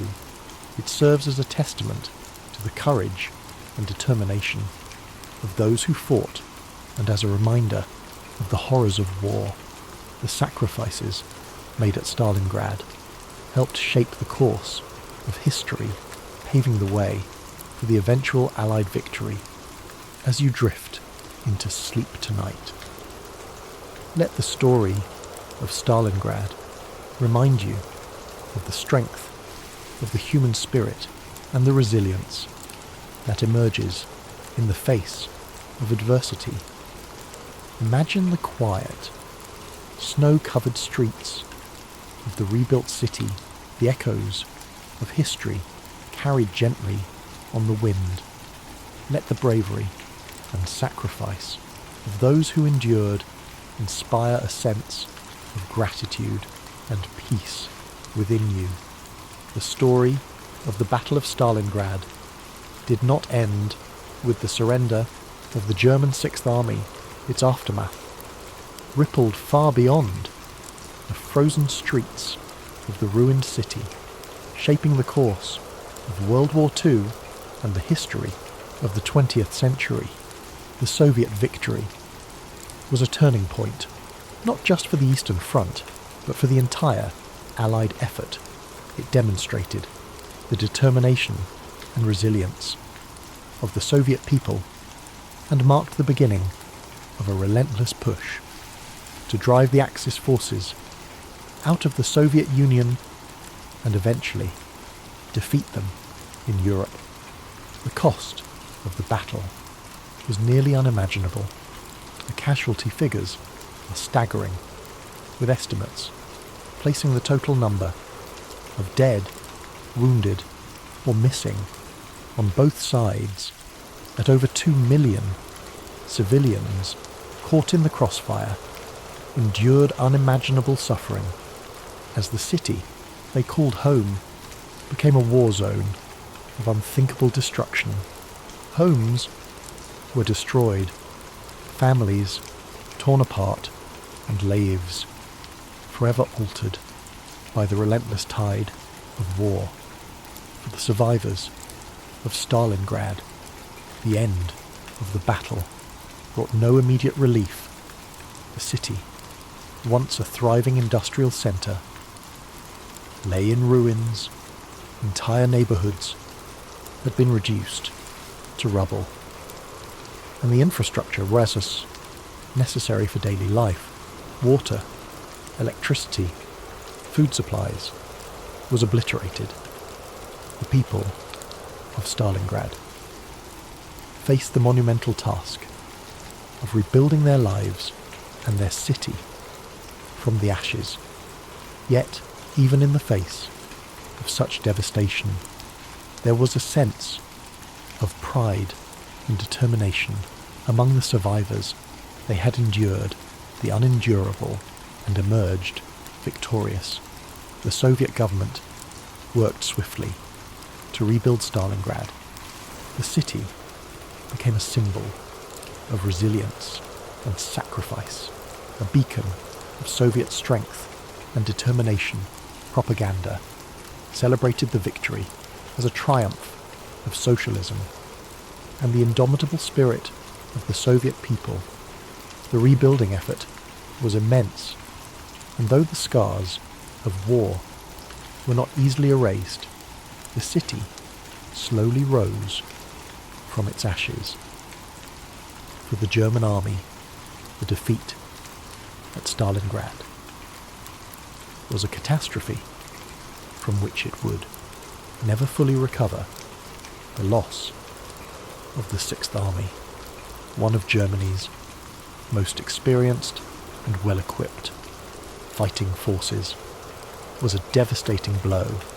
Morale among German troops on the Eastern Front plummeted, and the aura of invincibility that had surrounded the Wehrmacht since the beginning of the war was shattered.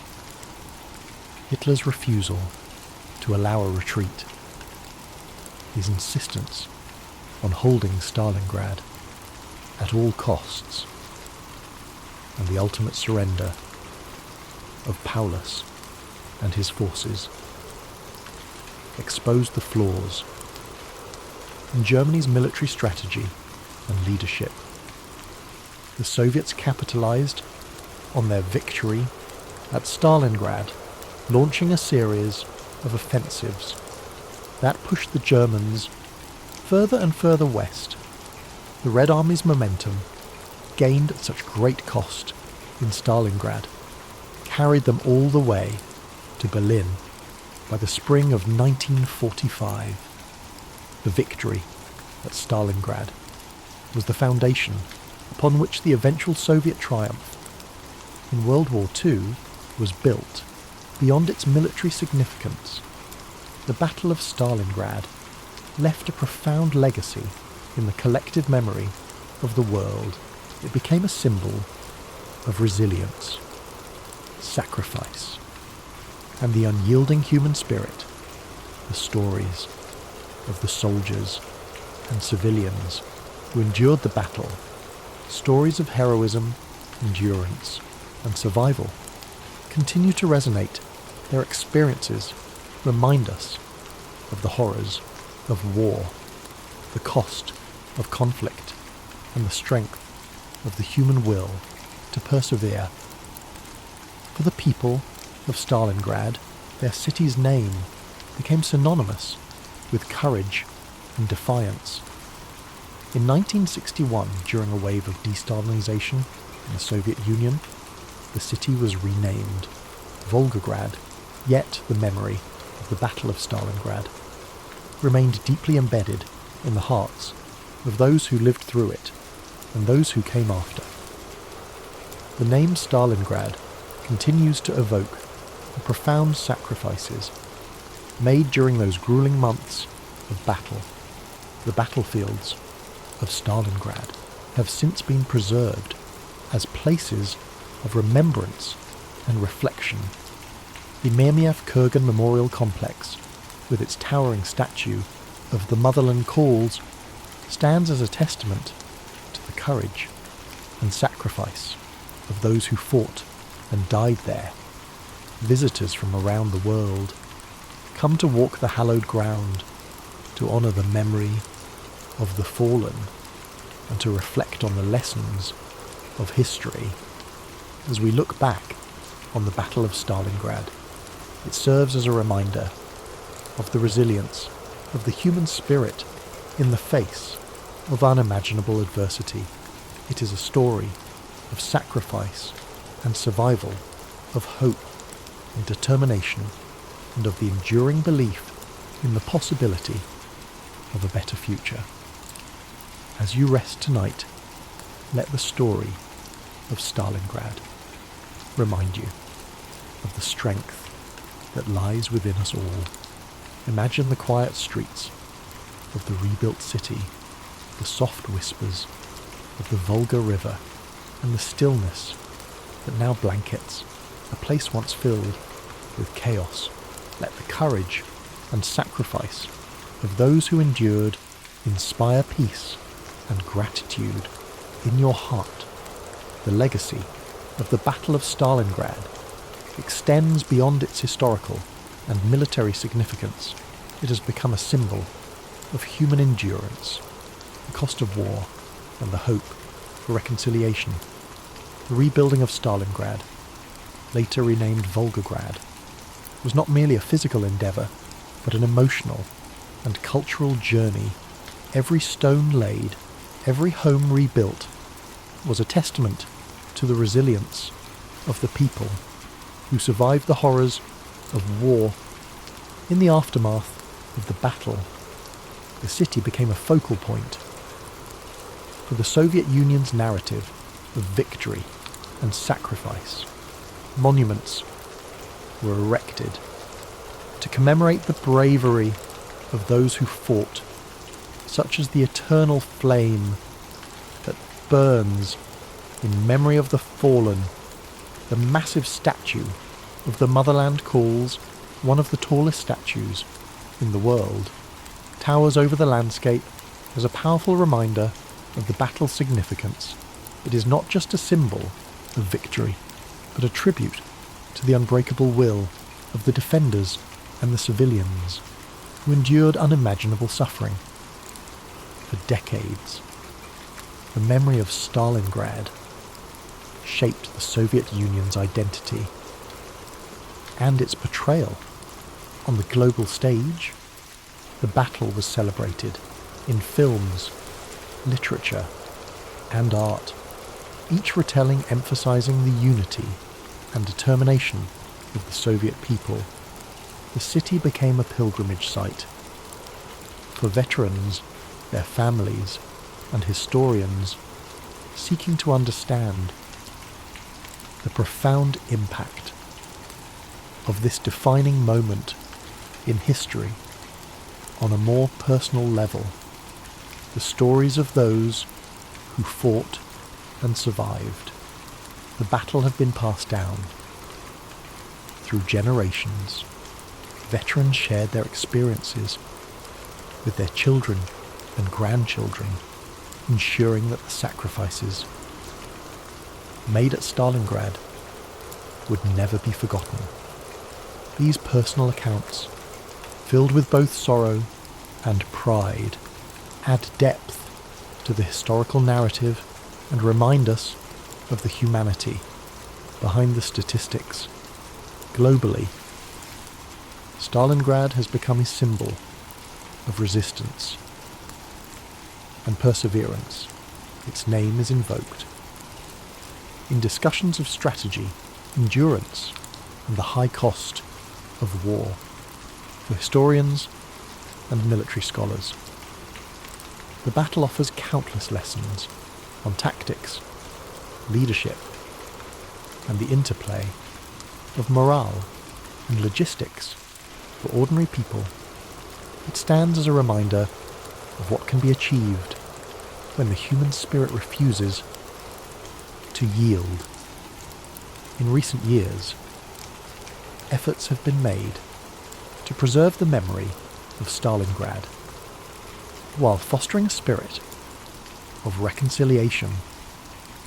Memorials and museums now serve not only as places of remembrance, but also as venues for dialogue and education.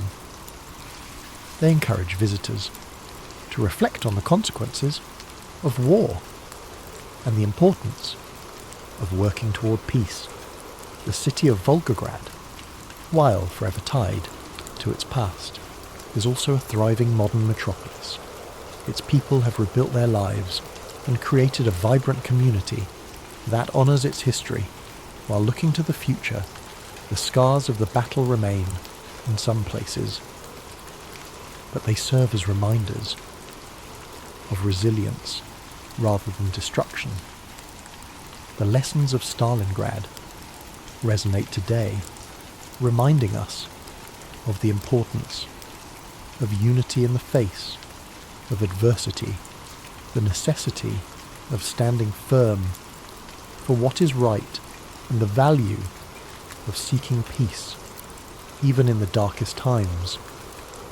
It teaches us that the human spirit, when fueled by determination and hope, can endure even the greatest challenges. As you settle into rest, let the story of Stalingrad fill you with a sense of reflection and gratitude. Picture the calm, serene city of Volgograd today, its streets filled with life, its people moving forward while carrying the memory of their past. Imagine the stillness of the fields and the gentle flow of the Volga River, now a place of peace and renewal.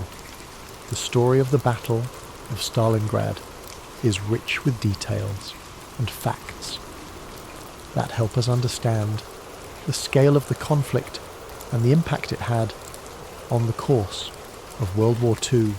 As we reflect further on this pivotal event, let's explore some key facts that bring its history into sharper focus. The Battle of Stalingrad lasted for 200 days, from August 23rd, 1942 to February 2nd, 1943. It is considered one of the longest and bloodiest battles in the history of warfare.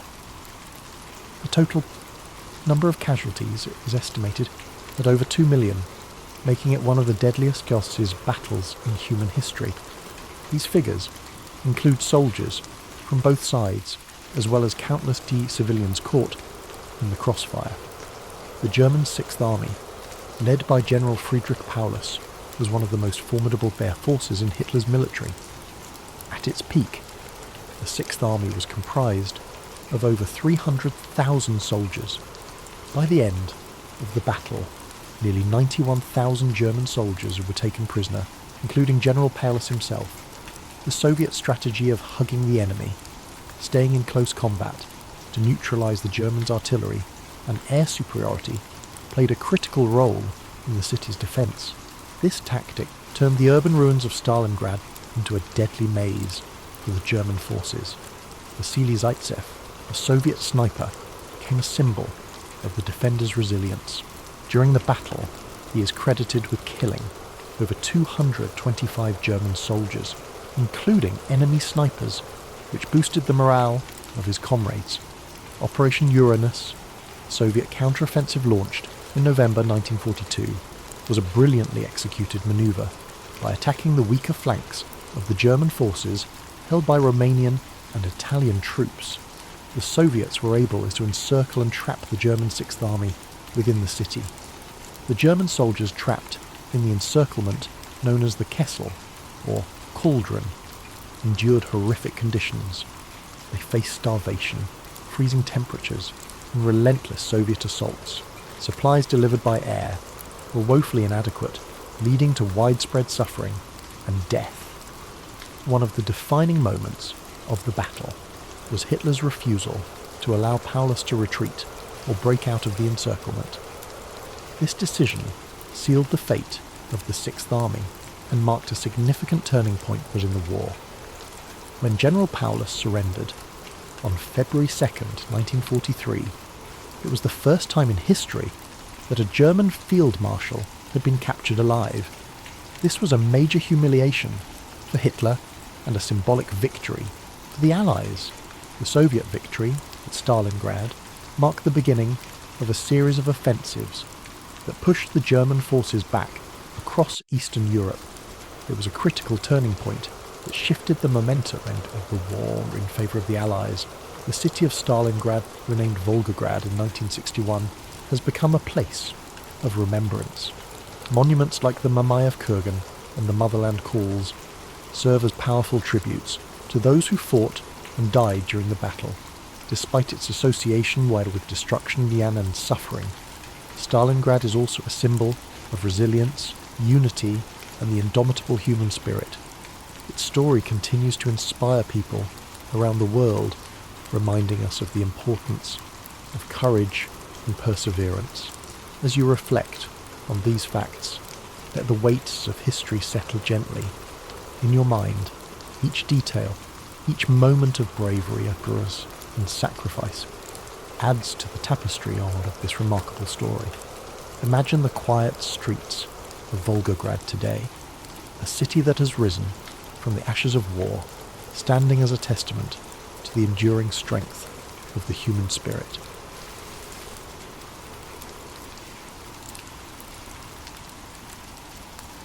In the cool dawn of February 12th, 1809, a boy was born in a small one-room log cabin in Hardin County, Kentucky, an area now known as LaRue County.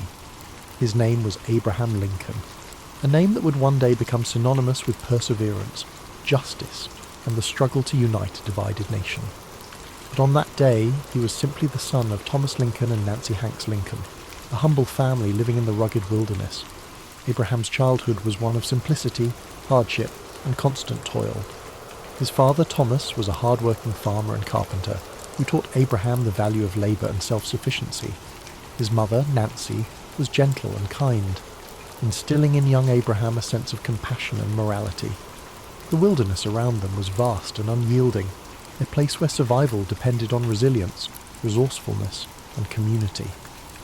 The family lived in a small log cabin, its rough-hewn walls providing shelter from the harsh winters and sweltering summers of the Kentucky frontier. Inside, the fire crackled softly in the hearth, its warmth a comfort against the chill that seeped through the cracks in the wood. Abraham, with his lanky frame and curious mind, spent his days helping his father with the heavy tasks of clearing land, chopping wood, and planting crops. Though life was demanding, young Abraham had an insatiable thirst for knowledge.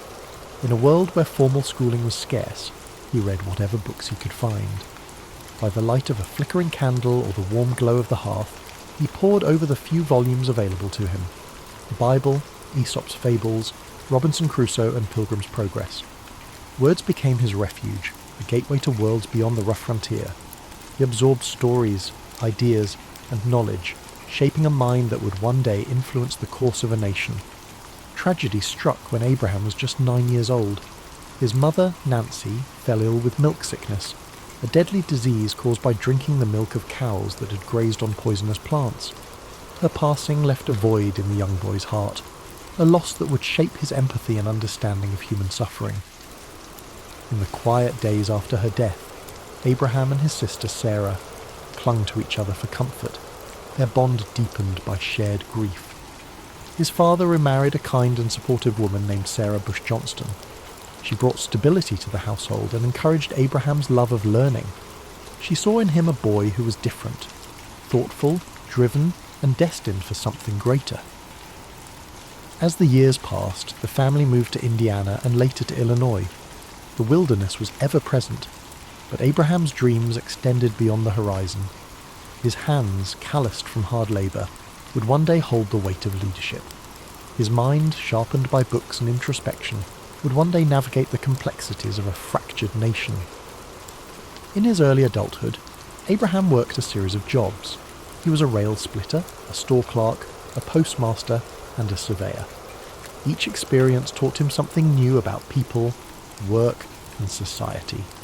His natural wit, humour, and storytelling ability made him beloved among his peers. But beneath his easygoing demeanour was a man driven by a desire to understand the world and make it better. At the age of 21, Abraham began to study law. His mind was meticulous, his sense of justice unwavering. He read legal texts tirelessly, often walking miles to borrow books. He passed the bar exam and began practicing law, gaining a reputation for honesty and integrity. His clients trusted him, knowing that he would fight for them with the same determination that had carried him through his own hardships. Lincoln's political career began humbly. He served in the Illinois state legislature and later in the U.S. House of Representatives. He was not born into power or privilege, but his commitment to fairness, equality, and justice earned him respect. He spoke out against the expansion of slavery, believing deeply in the principles of liberty and human dignity. In 1860, at the age of 51, Abraham Lincoln was elected as the 16th President of the United States. The nation he inherited was teetering on the edge of collapse. The deep divide between the North and the South over the issue of slavery had reached a boiling point. Just months after his election, the southern states began to secede, and the shadow of civil war loomed large over the country. Lincoln faced this monumental crisis with steadfast resolve. He believed that the Union must be preserved, that the ideals of freedom and equality enshrined in the Declaration of Independence must not be lost. His speeches, delivered in his calm and measured voice, sought to heal the nation's wounds even as war erupted. The years of the Civil War were grueling. Battlefields were filled with the smoke of cannon fire, and the land was stained with the sacrifice of thousands. Lincoln carried the weight of every decision, knowing that the fate of a nation rested upon his shoulders. The lines on his face deepened, his eyes often heavy with the burden of loss. But through it all he remained resolute, driven by a belief in justice, unity, and the hope that a better world could emerge from the chaos. In 1863, Lincoln issued the Emancipation Proclamation, declaring that all slaves in the Confederate States were to be freed. It was a bold, transformative act that reshaped the purpose of the war and solidified his legacy as a champion of freedom. On April 9, 1865, the Civil War came to an end. The nation was weary, but there was hope that healing could begin. Yet Lincoln's story was to end abruptly. Just 5 days after the war's conclusion, on April 14, 1865, he was assassinated while attending a play at Ford's Theatre in Washington, D.C. His life, the journey from a log cabin to the highest office in the land, had come to a tragic end. Yet his legacy endured. The principles he fought for, freedom, unity, equality, would guide the nation forward. His words, his actions, and his unwavering commitment to justice left an indelible mark on history. As you breathe deeply now, let the story of Abraham Lincoln settle gently into your mind. His life was a testament to resilience, to the belief that, even in the darkest times, hope, compassion, and perseverance can light the way forward. As you drift further into the gentle embrace of sleep, let the legacy of Abraham Lincoln settle, like a comforting blanket over your thoughts. His journey from the rugged frontier to the hallowed halls of the White House is a reminder of the strength and resilience that lives within us all. His life teaches us that even in times of struggle, compassion, and perseverance can lead to hope, unity, and transformation. Picture the quiet landscape of the American frontier, the wide open plains stretching endlessly beneath a star-filled sky. The air is crisp and cool, and the soft breeze carries with it the scent of wild grass and earth. A sense of stillness settles over the land, the kind of stillness that comes with the end of a long day of toil. This is where Lincoln's journey began, where each sunrise and sunset shaped a man who would one day guide a nation through its darkest hours. As you breathe in deeply, feel that same calm resilience within you. The steady rhythm of your breath mirrors the gentle sway of the tall grasses, their tips shimmering in the pale moonlight. The sky above is vast and serene, a reminder that even amidst the chaos of life, there exists a quiet, enduring peace. Let this image fill your mind with tranquility, a sense of knowing that no matter the trials you face, there is strength to be found in perseverance and patience. Imagine the crackling of a campfire in the distance, its warm glow a beacon of comfort in the darkness. The flames dance softly, casting flickering shadows that sway and twist. This fire represents the warmth of human connection, the bonds of unity that Lincoln so passionately fought to protect. Even when the world was divided, he held firm to the belief that a nation could heal, that people could come together despite their differences. Lincoln's story reminds us of the quiet power of humility, empathy, and integrity. In his speeches and letters, he spoke not with arrogance, but with a deep understanding of human nature, of the pains and struggles that shape us all. His words carried the weight of experience and the hope of a better tomorrow. They were like gentle waves, lapping against the shores of a fractured nation, each word a step toward healing and reconciliation. As you lie here, feel yourself sinking deeper into rest. The burdens of the day grow lighter, like leaves floating gently down a stream. The water carries them away effortlessly, leaving behind a surface that is smooth and calm. Allow your mind to let go of worries, doubts, and fears, knowing that the path forward, though sometimes difficult, is always illuminated by the quiet light of hope. The soft whisper of the wind through the trees mirrors the quiet resolve that Lincoln carried within him. His journey was not one of ease, but of purpose. Each challenge, each setback, was met with patience and fortitude. He understood that change, real and lasting change, takes time and steady effort. In the face of adversity, he chose to act with dignity, knowing that his choices would shape the future for generations to come. As you drift deeper, imagine standing in the stillness of a forest at twilight. The world is hushed, the last rays of sunlight filtering through the branches, casting long golden shadows on the ground. This is a place of reflection, of quiet contemplation. The air is filled with the faint sounds of nature, a distant owl calling softly, the rustle of leaves in the breeze. Here you feel a connection to the world around you, a sense of being part of something much greater than yourself. Lincoln's life, with its moments of triumph and tragedy, is a reminder that each of us has the power to shape our own legacy. His belief in justice, equality, and unity is a flame that continues to burn, a beacon that guides us through the darkness. His story encourages us to act with kindness, to stand firm in our principles, and to seek peace even in turbulent times. Breathe in deeply, the air filling your lungs with a sense of calm and clarity. With each exhale, let go of any tension or unease. Feel your body relax further, each muscle softening, your mind becoming lighter. The steady rhythm of your heart is like a gentle drumbeat, grounding you in this peaceful moment. The night envelops you now, a cocoon of warmth and safety. The stars above shimmer softly, their light a reminder that even in the vastness of the universe you're not alone. You are part of a story that stretches across time and space, connected to the dreams, struggles, and triumphs of those who came before you. As you continue to relax, let Lincoln's story inspire a sense of quiet resolve within you. His life is a testament to the idea that courage, empathy, and perseverance can overcome even the greatest challenges. His journey, though filled with hardship, ultimately brought hope and healing to a fractured world. You too carry that potential within you, the power to face challenges with grace and to find peace in the midst of uncertainty. Thank you for joining us tonight on History and Sleep. May the story of Abraham Lincoln fill your dreams with calm, strength, and the knowledge that you are capable of overcoming any obstacle. Remember to like, comment, and subscribe for more soothing stories of history's greatest figures. Now, let go completely, The night holds you gently, the stars keep watch, and your dreams unfold like the quiet pages of a storybook. Sleep deeply, knowing that you are safe, that you are strong, and that tomorrow holds new possibilities, new paths to explore, and new moments of peace.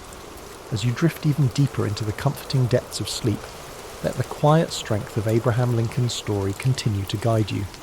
His journey, one marked by perseverance, compassion, and unwavering resolve, reminds you that within every moment of stillness lies the potential for growth and healing.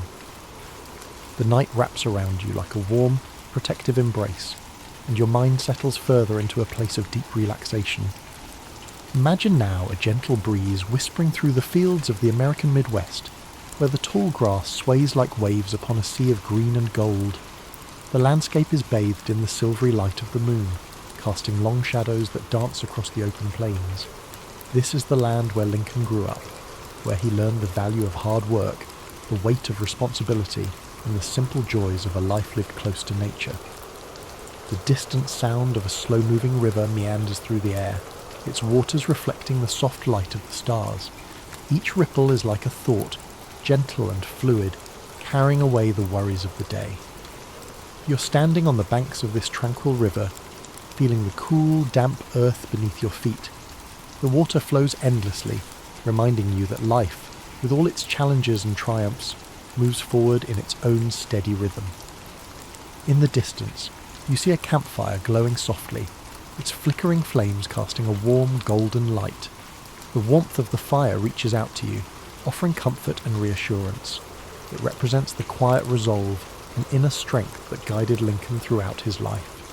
The flames dance and sway, whispering stories of perseverance, courage, and the enduring power of hope. Lincoln's life, though filled with challenges and loss, was also a testament to the beauty of simple joys, the laughter of loved ones, the satisfaction of hard work, and the solace of quiet reflection. His humility and integrity, even in the face of great adversity, remind us that true strength is not always loud or forceful. Sometimes it is found in the quiet determination to do what is right. As you breathe in deeply, feel that same sense of quiet strength fill your being. Each breath brings with it a wave of calm, washing away tension and worry. With every exhale, you release the weight of the day, allowing your mind to sink further into the peaceful flow of the night. The world around you is hushed, the night filled with a serene stillness. The stars twinkle softly above, like tiny beacons of hope, each one a reminder of the infinite possibilities that lie within you. Their gentle light is a guide, leading you through the darkness and into a place of rest and renewal. Imagine now that you are walking along a well-worn path, the soft grass cushioning your every step. The path winds gently through a landscape of rolling hills and quiet forests, each step bringing you closer to a place of complete relaxation. The air is cool and refreshing, filled with the faint scent of pine and wildflowers. The sounds of nature surround you, the rustling of leaves, the distant call of a night bird, and the soft murmur of the breeze. This path represents your journey, a journey that is uniquely yours. Just as Abraham Lincoln faced his own trials with courage and resilience, you too have the strength to navigate whatever challenges lie before you. The path may twist and turn, but with each step you're moving forward, growing stronger, and finding peace within. As you continue along this path, you come to a quiet clearing. The ground is soft and inviting, the air filled with a profound sense of stillness. Here, you feel a deep connection to the world around you and to the quiet power within yourself. This is a place of rest, a place where you can let go completely, knowing that you're safe, supported, and at peace. The night sky stretches above you, vast and endless, a reminder that you are part of something much greater than yourself.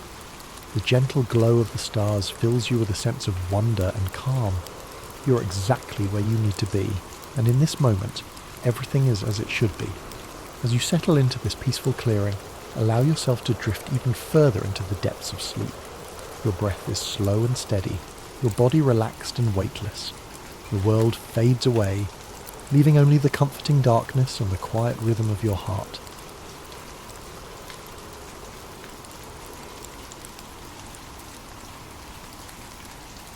The story of Omaha Beach begins with the broader context of World War II a conflict that had engulfed the globe by the early 1940s.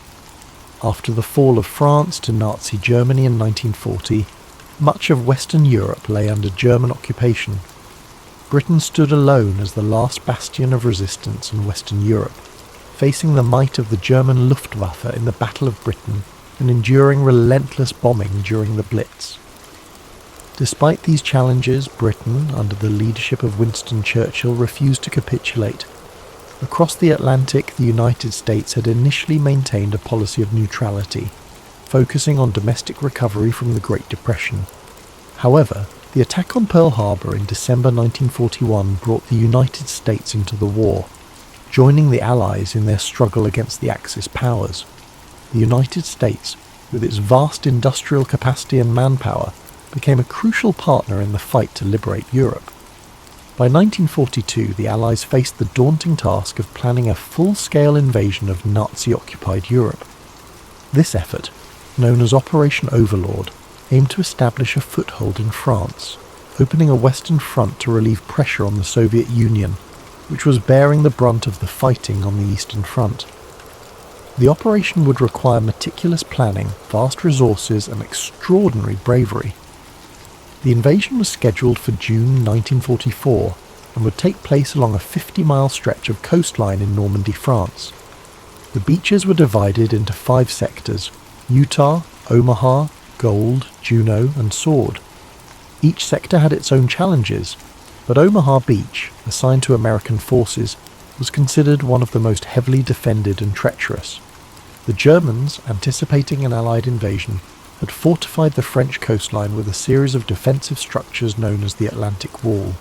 This formidable barrier included concrete bunkers, artillery emplacements, barbed wire, minefields, and anti-tank obstacles.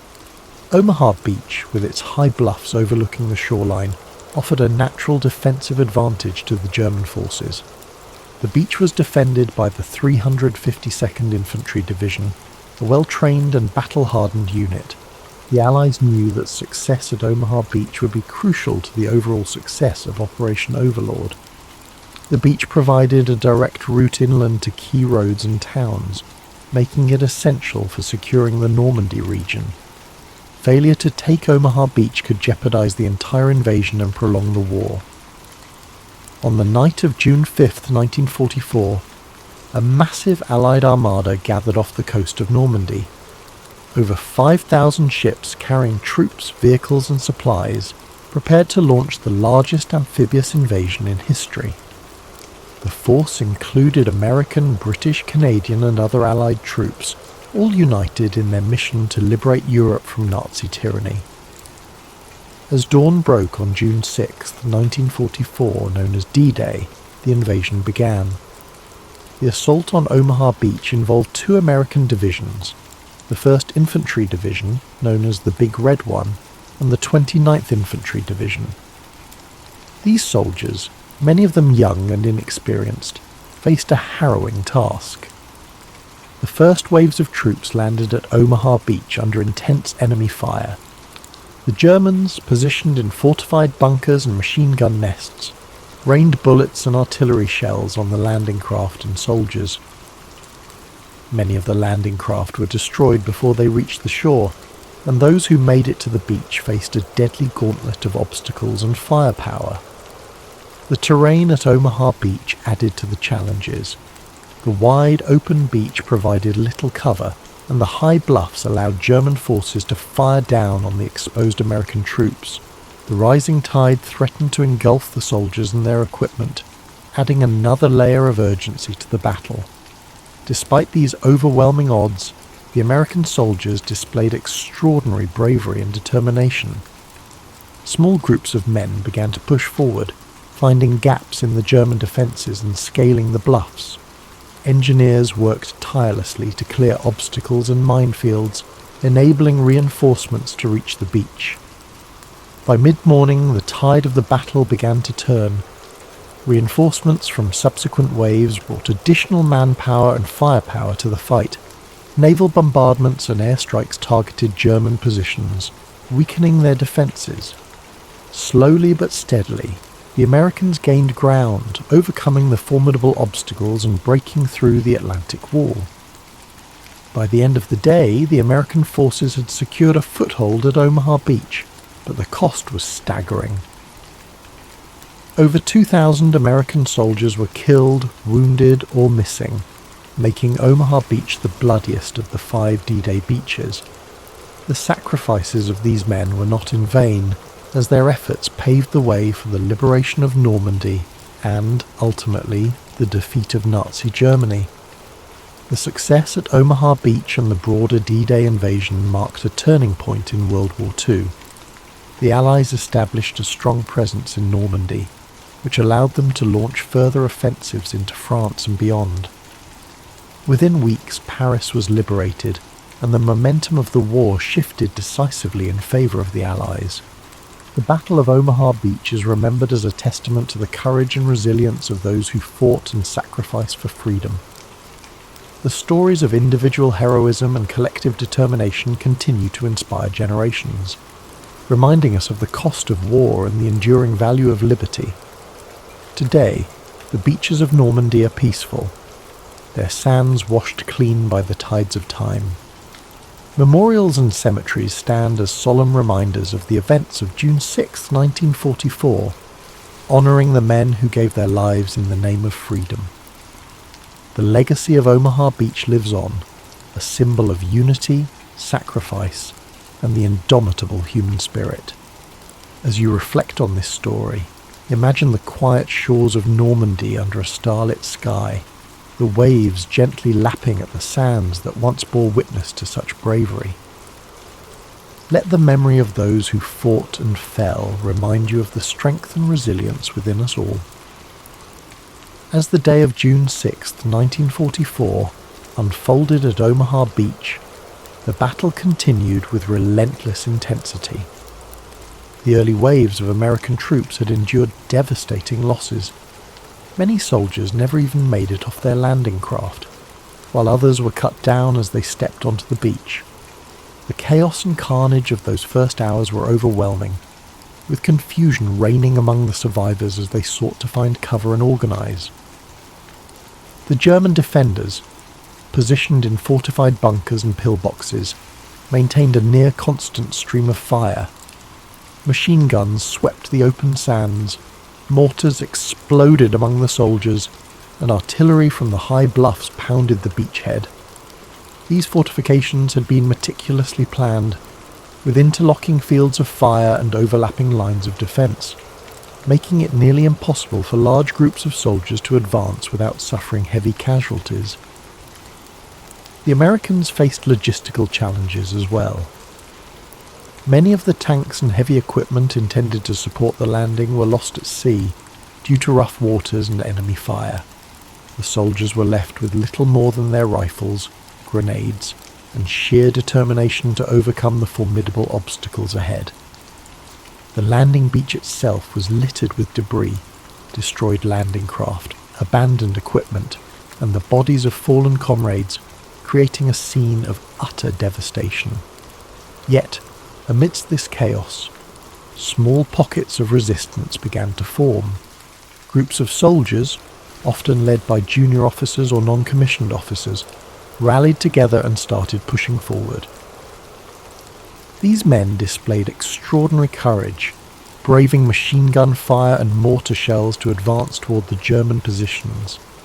Engineers worked tirelessly to clear paths through the beach obstacles, blowing gaps in the barbed wire and clearing mines under heavy fire. One of the pivotal moments of the battle came when soldiers began scaling the bluffs that loomed over the beach. Using ropes, ladders, and sheer grit, they climbed the steep slopes to reach the German positions at the top. The fighting here was brutal and close quarters, with soldiers engaging the enemy in hand-to-hand combat. Slowly but surely, the Americans began to neutralize the German bunkers and gun emplacements, thus weakening the enemy's defensive hold on the beach. The turning point at Omaha Beach was also aided by naval support.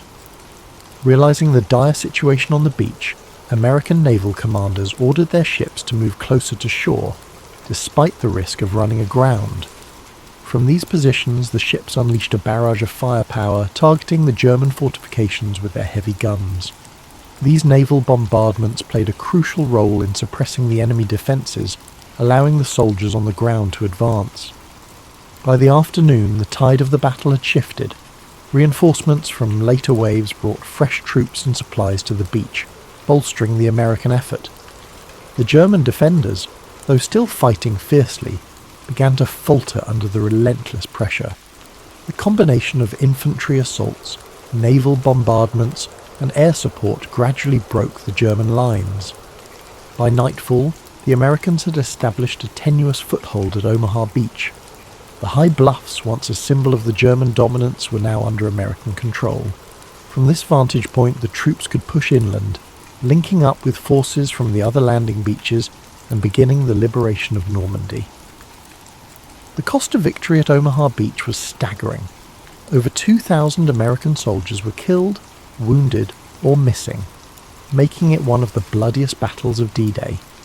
The courage and sacrifice of these men, however, paved the way for the success of the entire invasion. Their actions ensured that the Allies could establish a strong presence in Normandy, a crucial step toward defeating Nazi Germany. In the days that followed, the Americans worked to consolidate their position at Omaha Beach.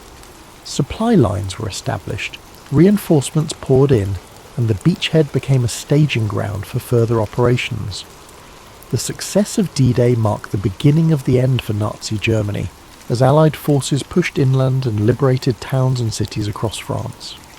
The Battle of Omaha Beach remains one of the most iconic and studied engagements of World War II.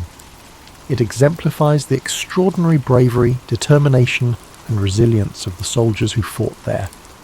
Their sacrifices remind us of the cost of freedom and the enduring power of unity in the face of adversity. Today, Omaha Beach is a place of reflection and remembrance. The sands that once bore witness to such intense combat are now quiet, visited by people from around the world who come to pay their respects. The Normandy American Cemetery, overlooking the beach, stands as a solemn tribute to the thousands of soldiers who gave their lives on D-Day. As you think about the events of Omaha Beach, imagine the courage it took for those soldiers to face such overwhelming odds. Picture the determination of the men scaling the bluffs, the resolve of the engineers clearing obstacles, and the bravery of the naval crews providing support. Let their sacrifices fill you with a sense of gratitude and inspiration. The story of Omaha Beach is not just one of extraordinary bravery and resilience. It is also a tale of lessons learned and strategies developed that would influence the remainder of World War II.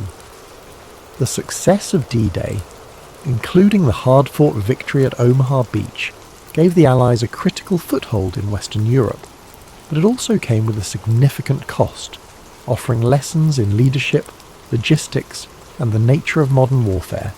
In the days and weeks following June 6, 1944, the Allies worked tirelessly to solidify their positions in Normandy. Omaha Beach, alongside the other 4 landing beaches, became a vital supply hub for the Allied forces. Engineers constructed artificial harbours, known as mulberry harbours, to facilitate the unloading of troops, vehicles and supplies. These floating piers were a marvel of engineering and a testament to the ingenuity and determination of the Allied effort. With the beachhead secured, the Allies pushed inland, encountering fierce resistance from German forces. The bocage, the dense hedgerows that characterised the Normandy countryside, proved to be a significant obstacle, offering German defenders natural cover and making it difficult for Allied tanks and infantry to advance. Despite these challenges, the Allies pressed forward, liberating towns and villages one by one. Omaha Beach's role in the larger Normandy campaign cannot be overstated. It served as a crucial link between the various sectors of the invasion, allowing the Allies to coordinate their movements and reinforce their lines. The capture of Omaha Beach also enabled the Allies to connect with the airborne divisions that had landed further inland, creating a unified front that could push the Germans back. The success of the Normandy campaign eventually led to the liberation of Paris in August 1944. The victory at Omaha Beach and the other landing sites had set the stage for this momentous achievement, giving the Allies the momentum they needed to continue their advance across France and into Germany. By opening a western front, the Allies forced the Germans to fight on multiple fronts, stretching their resources and hastening the collapse of the Nazi regime. For the soldiers who fought at Omaha Beach, the experience left an indelible mark. Many of the survivors carried the memories of that harrowing day for the rest of their lives. Their stories, filled with moments of terror, heroism, and camaraderie, provide invaluable insights into the human cost of war. These first-hand accounts have been passed down through generations, ensuring that the sacrifices made on that stretch of sand are never forgotten. The legacy of Omaha Beach extends beyond the battlefield. It serves as a reminder of the importance of unity and collaboration in overcoming seemingly insurmountable challenges. The D-Day invasion was a joint effort involving not just American forces but also British, Canadian and other Allied troops. Their collective determination and shared purpose exemplify the power of working together for a common goal. In the years following World War II, Omaha Beach became a symbol of remembrance and reconciliation. Memorials and cemeteries were established to honour the fallen, and annual commemorations bring together veterans, their families, and people from around the world to reflect on the events of June 6, 1944. The beach itself, now peaceful and serene, offers a stark contrast to the chaos and violence of that day, serving as a poignant reminder of the sacrifices made for freedom. The Battle of Omaha Beach also holds important lessons for future generations. It underscores the importance of preparation, adaptability, and resolve in the face of adversity. The soldiers who fought there demonstrated extraordinary courage, refusing to give up despite overwhelming odds. Their example inspires us to persevere through challenges and to value the freedoms and opportunities that others have fought to secure. As you reflect on the story of Omaha Beach, imagine the waves gently lapping against the shore, the sands now quiet and still. Think of the soldiers who stepped onto that beach, knowing the dangers that awaited them, yet pressing forward with unwavering determination. Let their bravery and sacrifice remind you of the strength and resilience within us all. The legacy of Omaha Beach continues to resonate far beyond the shores of Normandy. It stands as a testament to the bravery and sacrifice of those who fought, and as a reminder of the profound impact of collective action in the pursuit of freedom. While the battle itself ended on June 6, 1944, its implications echoed throughout the remainder of the war and the decades that followed. In the immediate aftermath of the D-Day invasion, the Allies faced the monumental task of consolidating their gains and pushing further into German-occupied territory. The soldiers at Omaha Beach were soon joined by reinforcements, swelling the ranks and ensuring that the beachhead could serve as a staging ground for subsequent offensives. Supplies poured in through makeshift ports and logistical hubs, enabling the Allied forces to maintain their momentum. The capture of Omaha Beach, alongside the other landing sites, directly contributed to the liberation of Normandy. The fighting that followed was grueling, with both sides suffering heavy losses as they contested every inch of ground.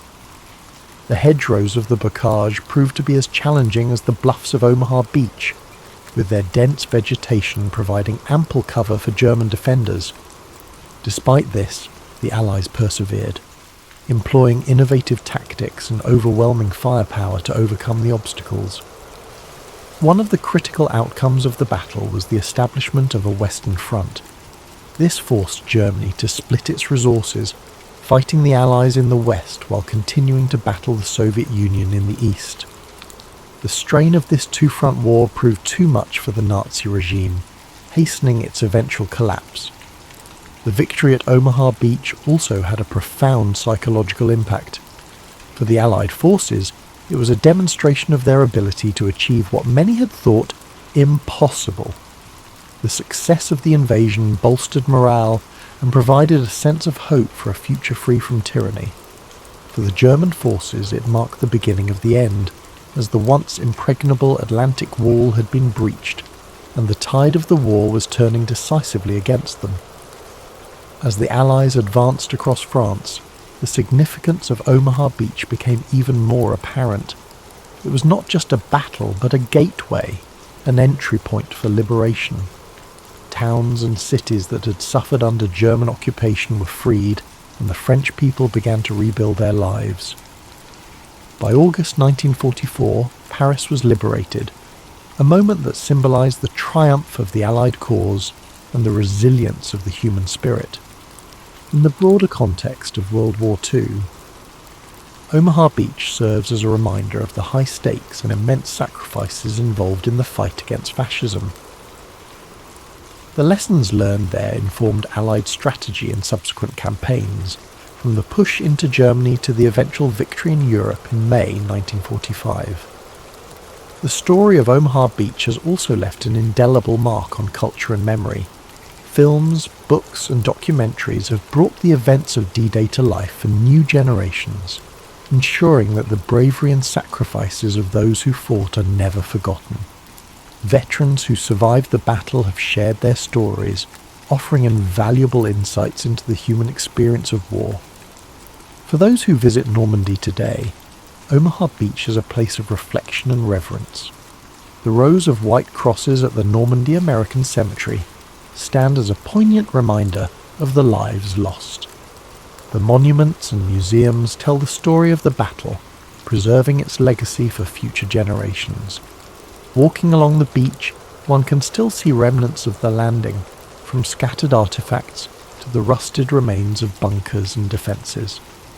The impact of Omaha Beach extends beyond the battlefield.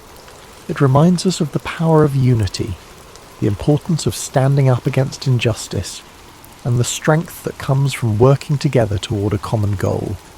It also serves as a cautionary tale, urging us to remember the cost of war and the value of peace. As we close this chapter of history, take a moment to reflect on the bravery of those who fought at Omaha Beach. Imagine the waves gently washing over the sands, erasing the scars of battle, but never the memory of what took place there. Let their sacrifices inspire you to cherish the freedoms we enjoy today, and to strive for a future where such sacrifices are no longer necessary.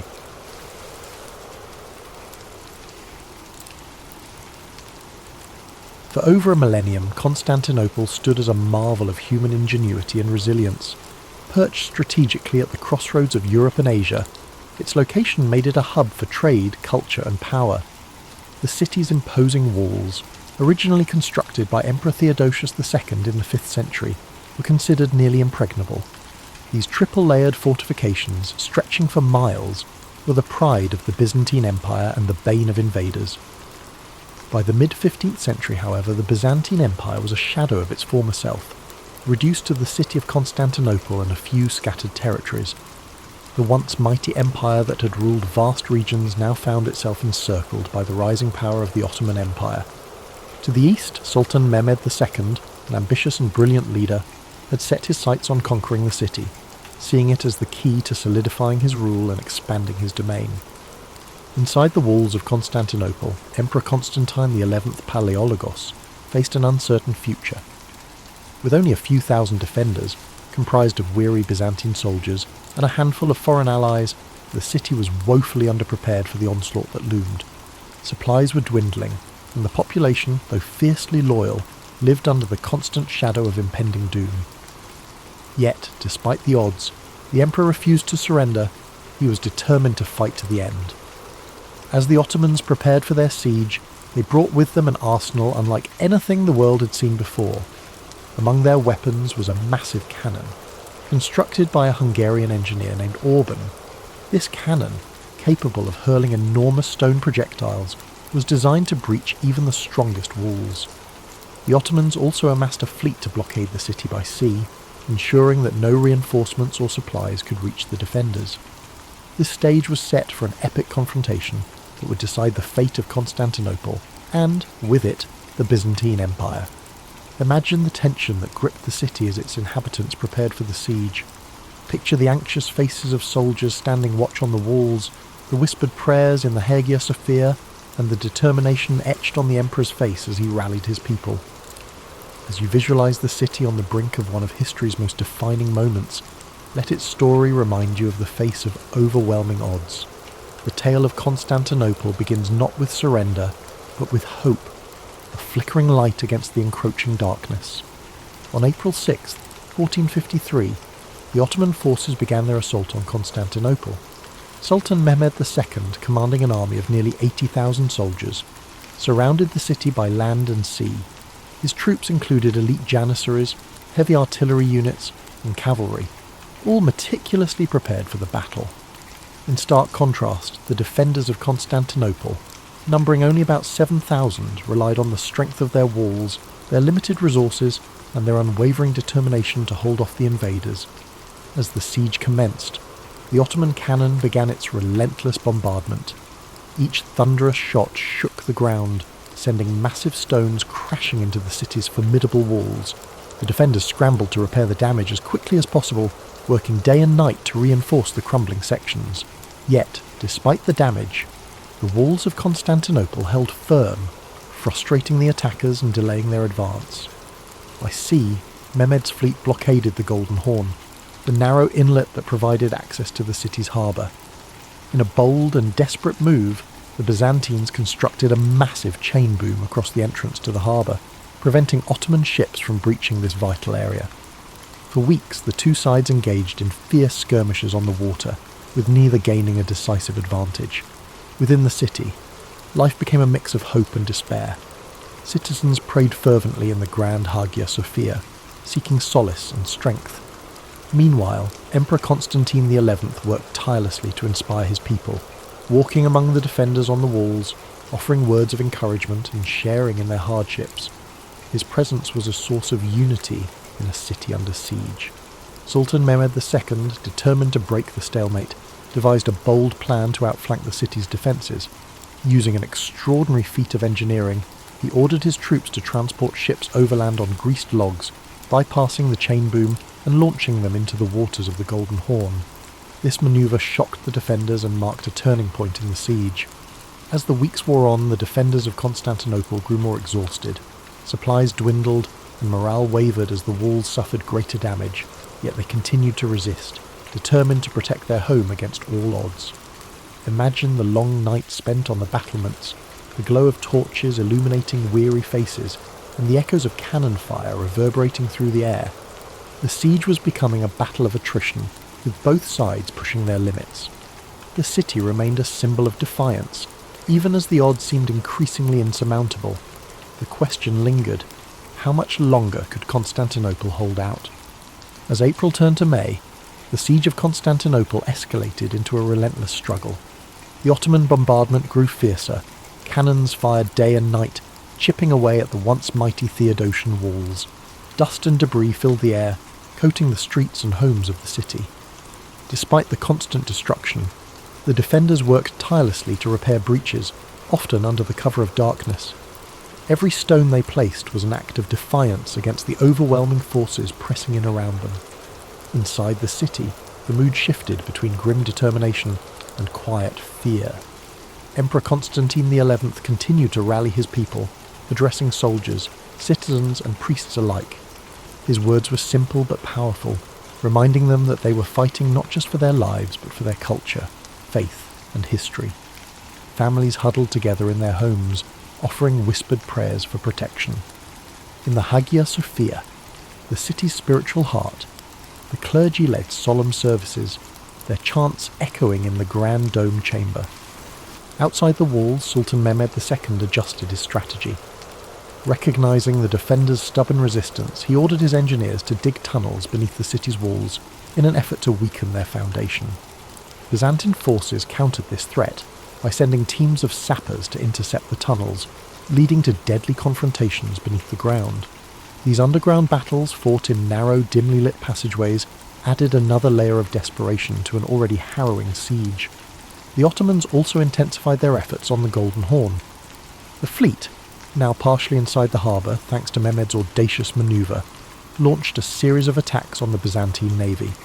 The defenders fought valiantly, using fire ships and skilled tactics to hold off the superior Ottoman fleet. but their resources were stretched thin, and each victory came at a high cost. The city's residents faced growing hardships. Food supplies dwindled, forcing strict rationing and leading to widespread hunger. The constant noise of the siege, cannon blasts, the clash of swords, and the cries of battle made restful sleep nearly impossible, and yet the people endured, drawing strength from their shared purpose and their leaders' unyielding resolve. As May progressed, the city's defenders began to realise that relief from the outside was unlikely. The Venetian and Genoese fleets, though sympathetic to the Byzantine cause, were entangled in their own conflicts and slow to act.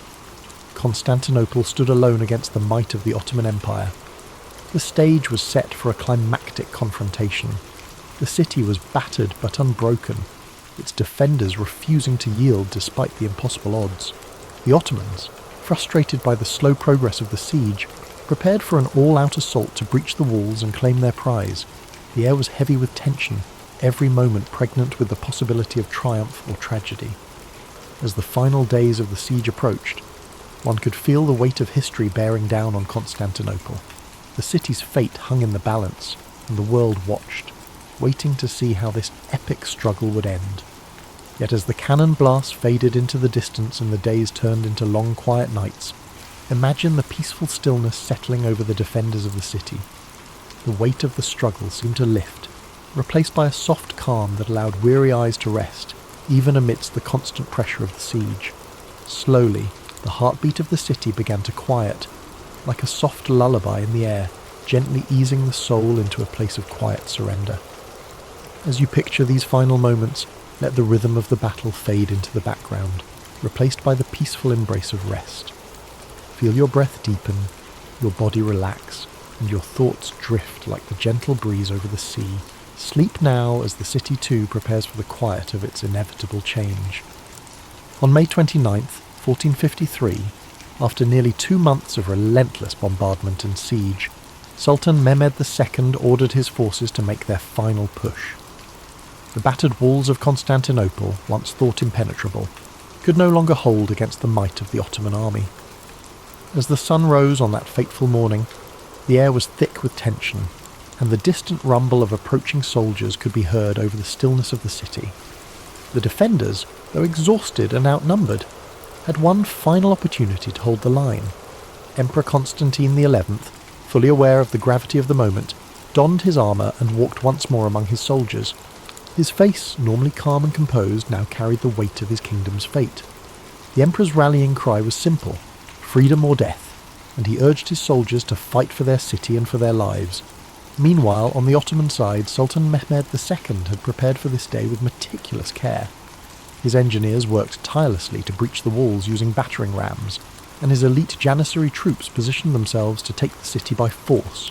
A final, massive cannon barrage rang out across the city as the Ottomans made their move. With each blast, the walls of Constantinople groaned, and the defenders scrambled to repair what they could, but the damage had taken its toll.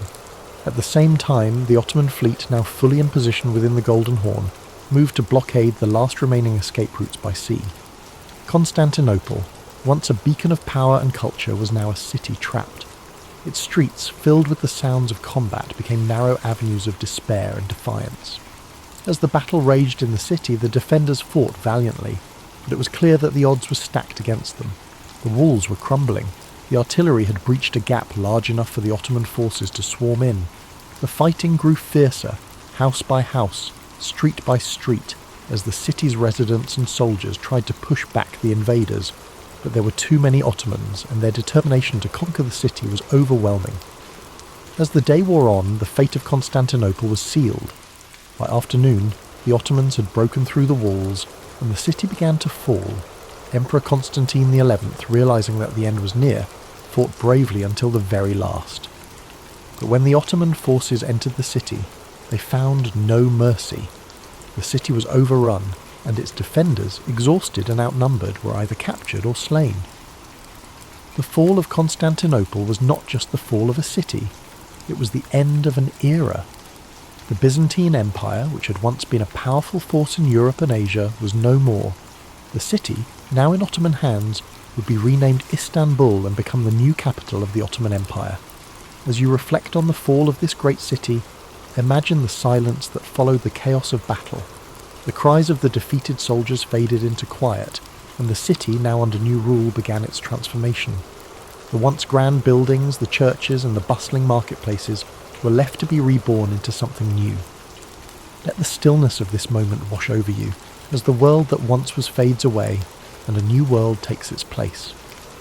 As you feel the weight of this chapter settle into the quiet of the night, let the sounds of the world outside fade into a soft background hum. Close your eyes and feel the piece of history unfolding, letting the past gently drift away. Sleep now, as time itself slows, and the city's story becomes a part of your dreams. The fall of Constantinople marked the end of one era and the beginning of another, reverberating far beyond the walls of the ancient city. As the Ottomans took control, they reshaped not only the city's physical appearance, but also its cultural, political, and religious landscape. The Byzantine Empire, which had once been the protector of Christian Orthodox traditions, was gone. The city of Constantinople, now Istanbul, would become the heart of a new empire, the Ottoman Empire, bringing with it a wave of change that would echo through history for centuries.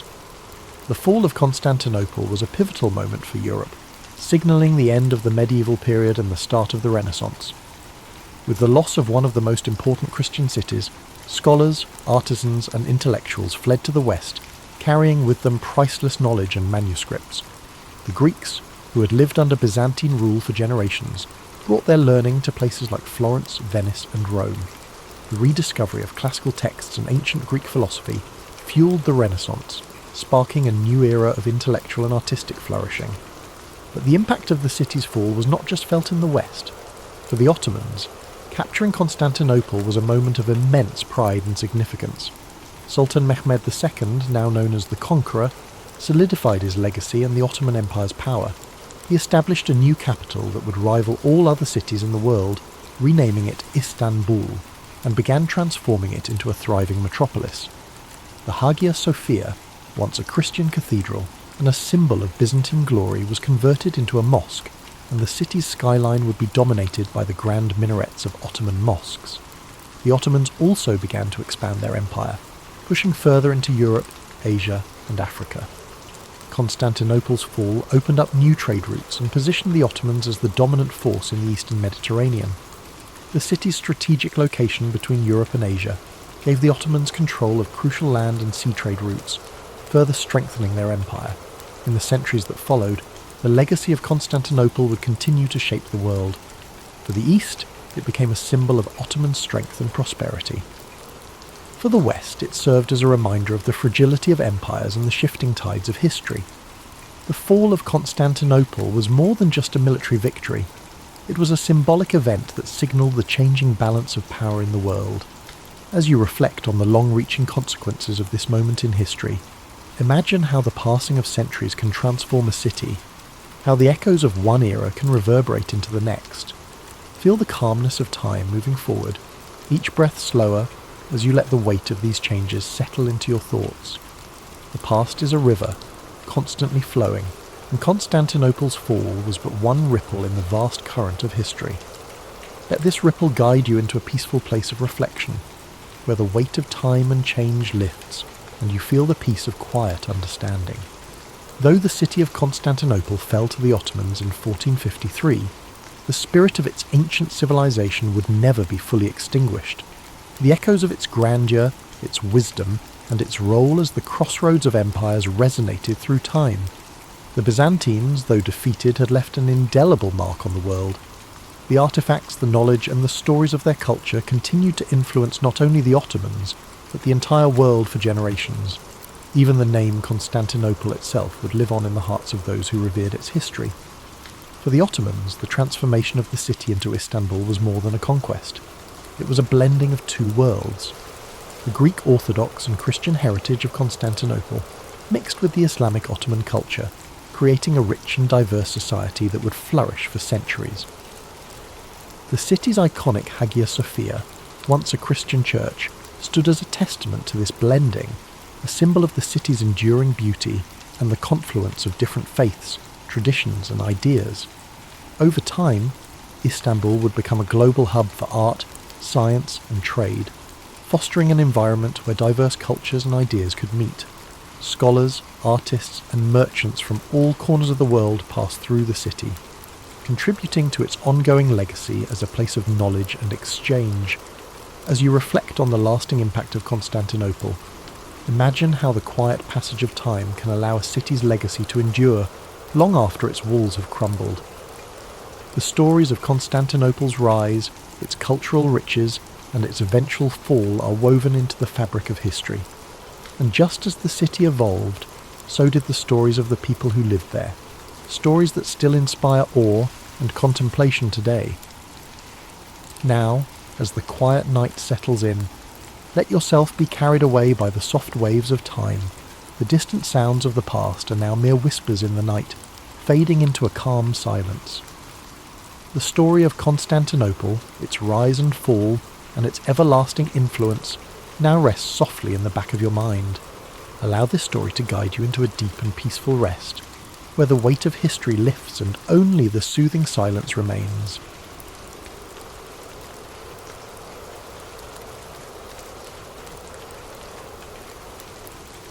The Cuban Missile Crisis didn't arise in a vacuum. It was the culmination of years of Cold War tensions, a time when the world seemed to teeter on the edge of uncertainty. Imagine, for a moment, the quiet hum of the post-war era giving way to the slow, steady march of ideological rivalry between the United States and the Soviet Union. This rivalry, like a deep and resonant drumbeat, echoed across the globe, shaping the landscapes of diplomacy and conflict alike. The United States, with its vision of democracy, and the Soviet Union, determined to spread communism, found themselves locked in a careful and delicate dance, their every move calculated, every gesture weighted with significance.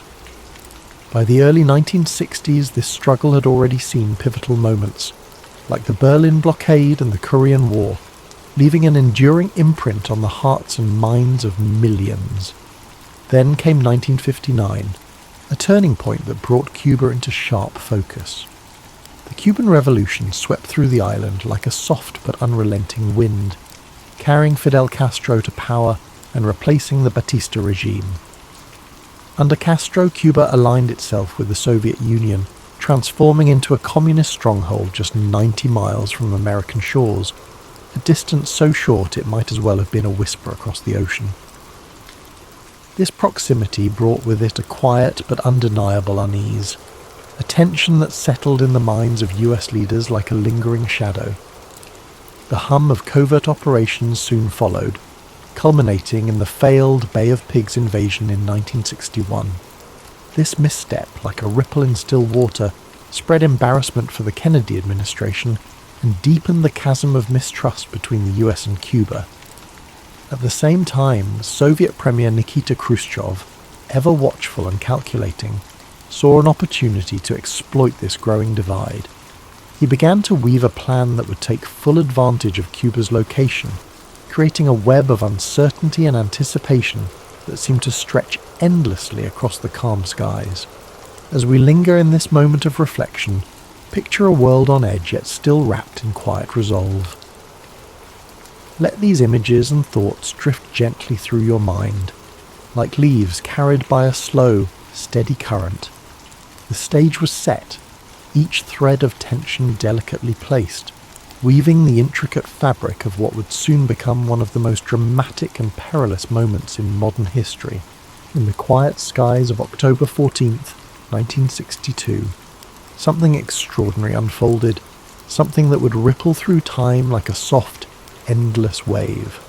High above the peaceful landscapes of Cuba, an American U-2 reconnaissance plane glided effortlessly, its sleek form cutting through the stillness of the heavens. From its vantage point, the plane captured a series of photographs, silent yet profound, revealing a truth that would shake the world. Soviet missile sites, nestled discreetly amidst the lush and tranquil countryside, were under construction. These were no ordinary missiles. Their presence was like a whisper of something immense and dangerous, carrying with them the potential for devastation, capable of reaching the heart of the United States within mere moments. These medium and intermediate range ballistic missiles carried the weight of a silent, looming threat. The images, delicate and unassuming, were swiftly brought back to Washington, where they were met with a storm of hushed urgency and careful deliberation. Picture the scene as President John F. Kennedy and his advisors gathered in the stillness of the White House. The room was heavy with the quiet murmur of voices, each one low and deliberate as the photographs were laid out like puzzle pieces on a smooth, polished table. The gravity of the discovery hung in the air, a presence as tangible as the tick of a distant clock. Each second stretched slow and steady, like the rhythm of a deep and calming breath. As the advisors spoke, their words mingled with the ambient quiet, and the room seemed to hold its breath. It became clear that this was not just a military challenge, but a profound shift in the balance of power. The missiles in Cuba mirrored the US's own installations in Turkey, creating a precarious symmetry of threat that deepened the unease. This delicate balance, like a tightrope suspended above a chasm, demanded extraordinary care and calm. For a moment, close your eyes and imagine the scene. The soft rustle of papers, the distant hum of voices, and the unspoken tension that lingers in the air like a gentle mist. This was a time of reflection, a time when the world seemed poised on the edge of a decision that could change everything. Yet, amidst the tension, there was also a stillness, a fragile sense of order holding back the chaos beyond. As the president and his team weighed their options, the choices before them seemed infinite, like waves rolling gently onto a shore. Diplomacy, military action, or something in between, each decision carried the weight of an uncertain future. But for now, in this moment, let these thoughts settle, like leaves falling softly to the ground, as the story gently unfolds further into the night.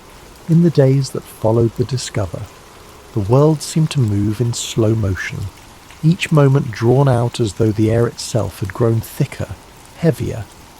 President Kennedy and his advisors, the Executive Committee of the National Security Council, often referred to as EXCOM, met repeatedly in the quiet, reflective halls of the White House. Their discussions, careful and deliberate, centered on one pressing question: how to respond to this grave discovery. The choices before them were as weighty as the stillness that filled the room. One option was a military strike to destroy the missile sites, swift and decisive.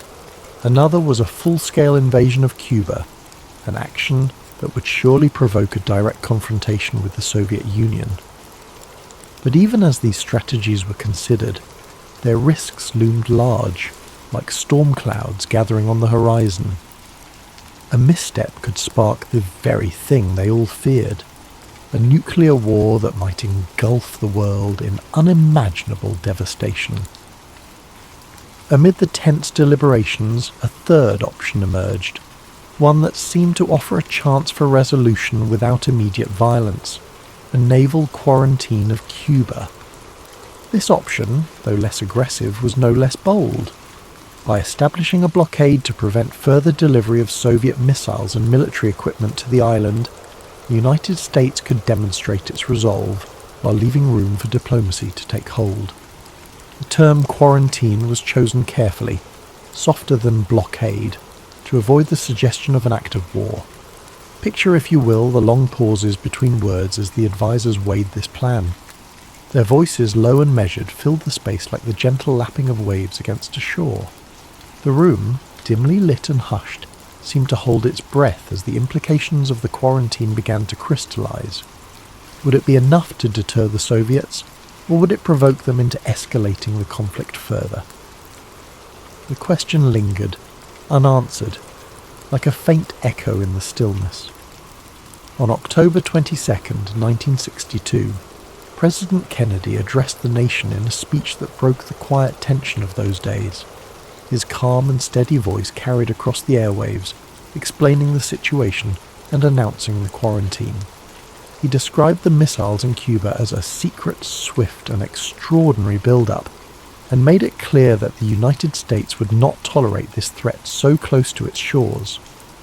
Yet, even in this moment of firm resolve, there was an undercurrent of hope, a hope that reason might prevail, that diplomacy might yet find a path through the shadows of uncertainty. Imagine the millions of listeners across the world leaning closer to their radios, their breaths slowing as the words sank in. The quarantine was now in place, a quiet but firm line drawn in the waters around Cuba. The decision was made, yet the outcome remained unknown, hanging in the air like a gentle mist at dawn.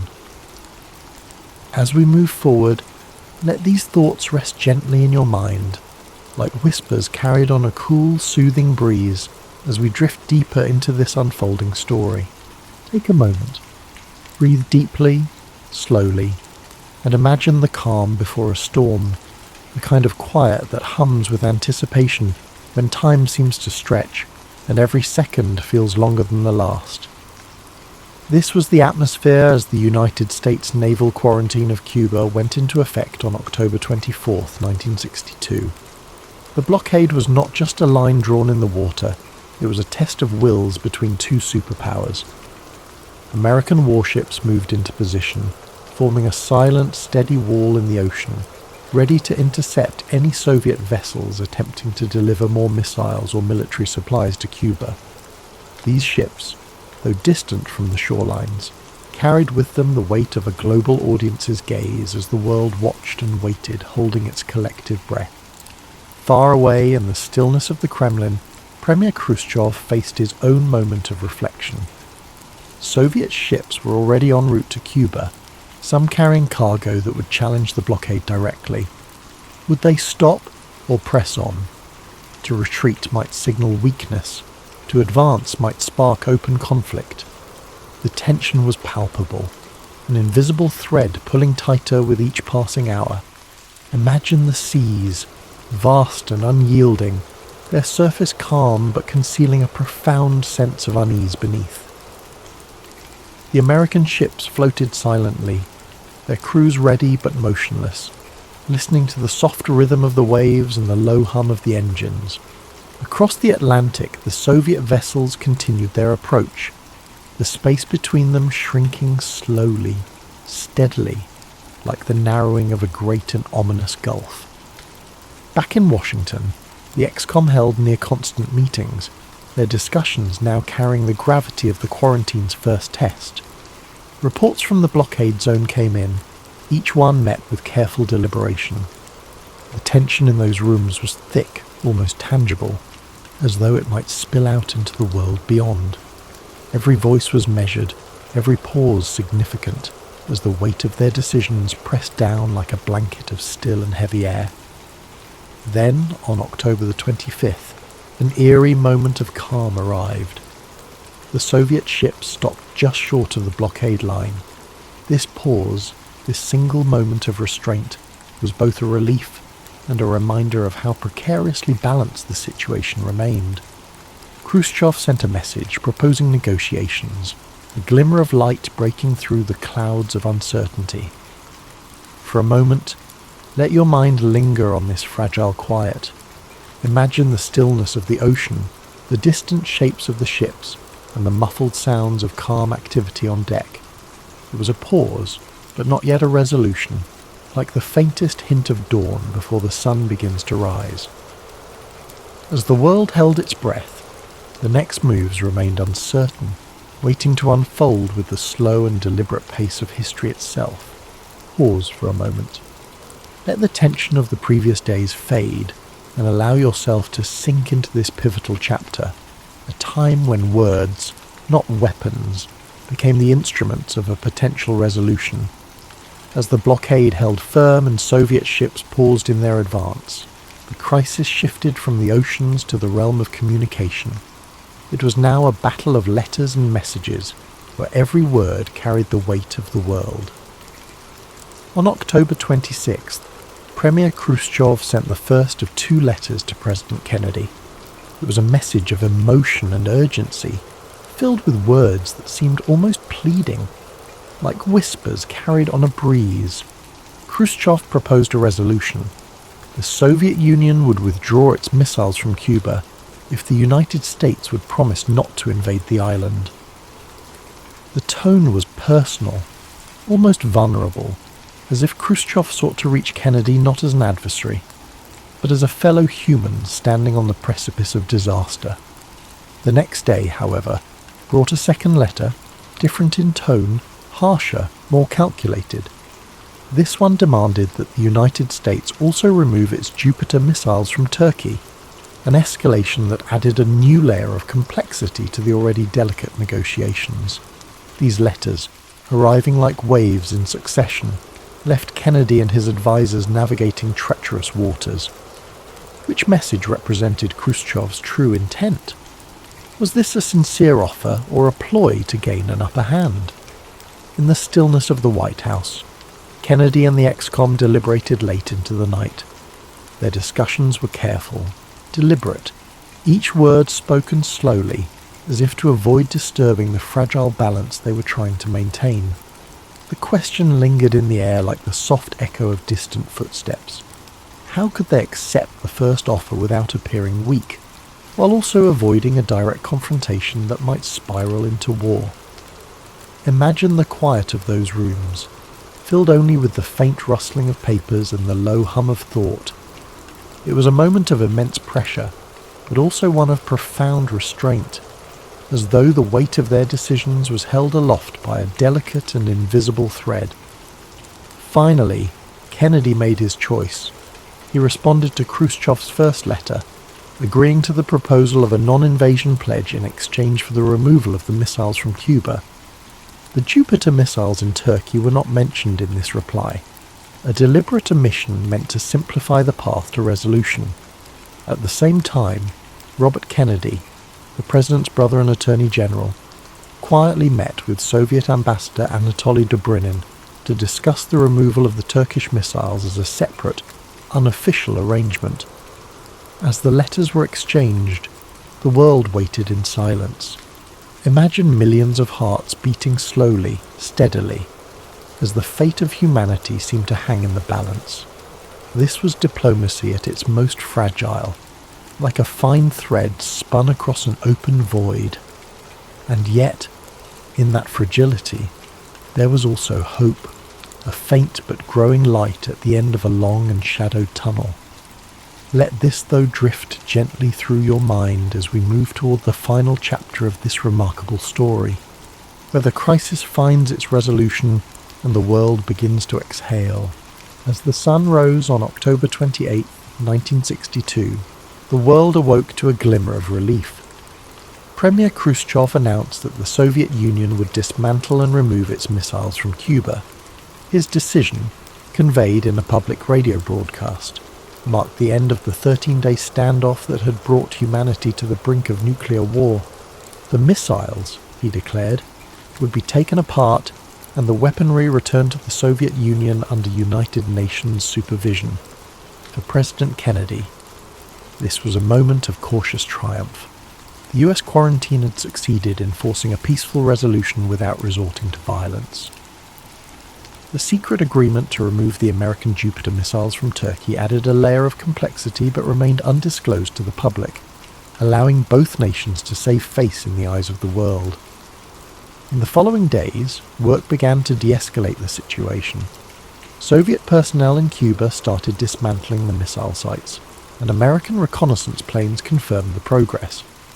Meanwhile, the US ships maintained their positions until the removal was complete, standing as quiet sentinels of the fragile peace that now settled over the Caribbean. The resolution of the Cuban Missile Crisis was hailed as a victory for diplomacy, but it left an enduring impact on both nations. In the United States, Kennedy emerged as a skilled leader who had successfully navigated the most dangerous crisis of the Cold War. For Khrushchev, the crisis was a humbling moment that exposed the limits of Soviet power and, in part, contributed to his eventual removal from office. Yet, the aftermath also brought reflection. The sheer proximity to disaster prompted both superpowers to reconsider their approach to conflict and diplomacy. In 1963, the two nations established the Moscow-Washington hotline, a direct communication link designed to prevent misunderstandings and delays in future crises. It was a small but significant step toward reducing the risk of nuclear confrontation. Imagine the stillness of those post-crisis days. The world, so recently shadowed by the threat of annihilation, now seemed quieter, calmer, as if holding its breath in gratitude. The Cuban Missile Crisis had shown how close humanity could come to its own destruction, and how essential it was to step back from the edge. In the years that followed, the crisis became a symbol of both the dangers of the nuclear age and the power of restraint and diplomacy. It remains a reminder of the delicate balance that sustains peace and the courage required to preserve it. As we reflect on the Cuban Missile Crisis, we realize its profound significance in shaping the trajectory of history. These 13 days in October 1962 were more than just a tense standoff between two superpowers. They were a moment when humanity stood on the edge of a precipice, where the future of the world hung in the balance. The resolution of the crisis, through diplomacy, restraint, and the courage to seek peace, reminds us of the fragile nature of our existence and the deep responsibility we all share to preserve it. The Cuban Missile Crisis serves as a testament to the power of careful communication and the importance of maintaining calm in the face of peril. It is a reminder that even in our darkest moments, when fear and uncertainty seem overwhelming, it is possible to find a path toward peace through understanding and cooperation.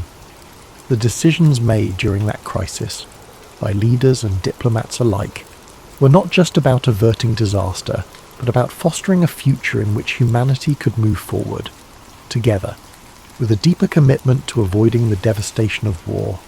This story, with all its tension and drama, carries with it a profound sense of satisfaction, knowing that through diplomacy, cooler heads prevailed.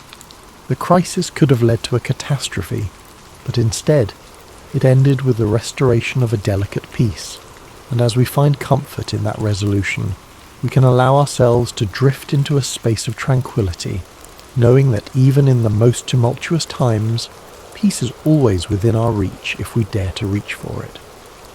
As we close this chapter on the Cuban Missile Crisis, take a moment to feel the weight of history's lessons wash over you, soothing your mind and heart. The story, though intense, carries with it a sense of relief and calm, a reminder that peace, like the most gentle rain, can cleanse even the deepest tensions. Now, as we begin to let go of these thoughts, allow the soft sound of rain in the background to fill your senses. Let the music gently carry you, like a breeze through the trees, into a state of deep relaxation. The calm, steady rhythm of the rain, with its soothing patter and the quiet hum of the night, will help you unwind fully, offering a peaceful escape as you settle into a restful sleep.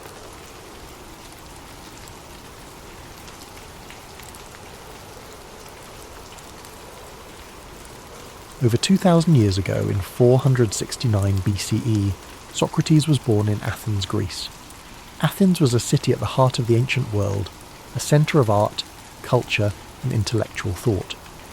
Socrates' early life, however, was modest. His father, Sophroniscus, was a stonemason, and his mother, Phaenarete, was a midwife. From these humble beginnings, Socrates would grow to become one of the most profound thinkers in human history.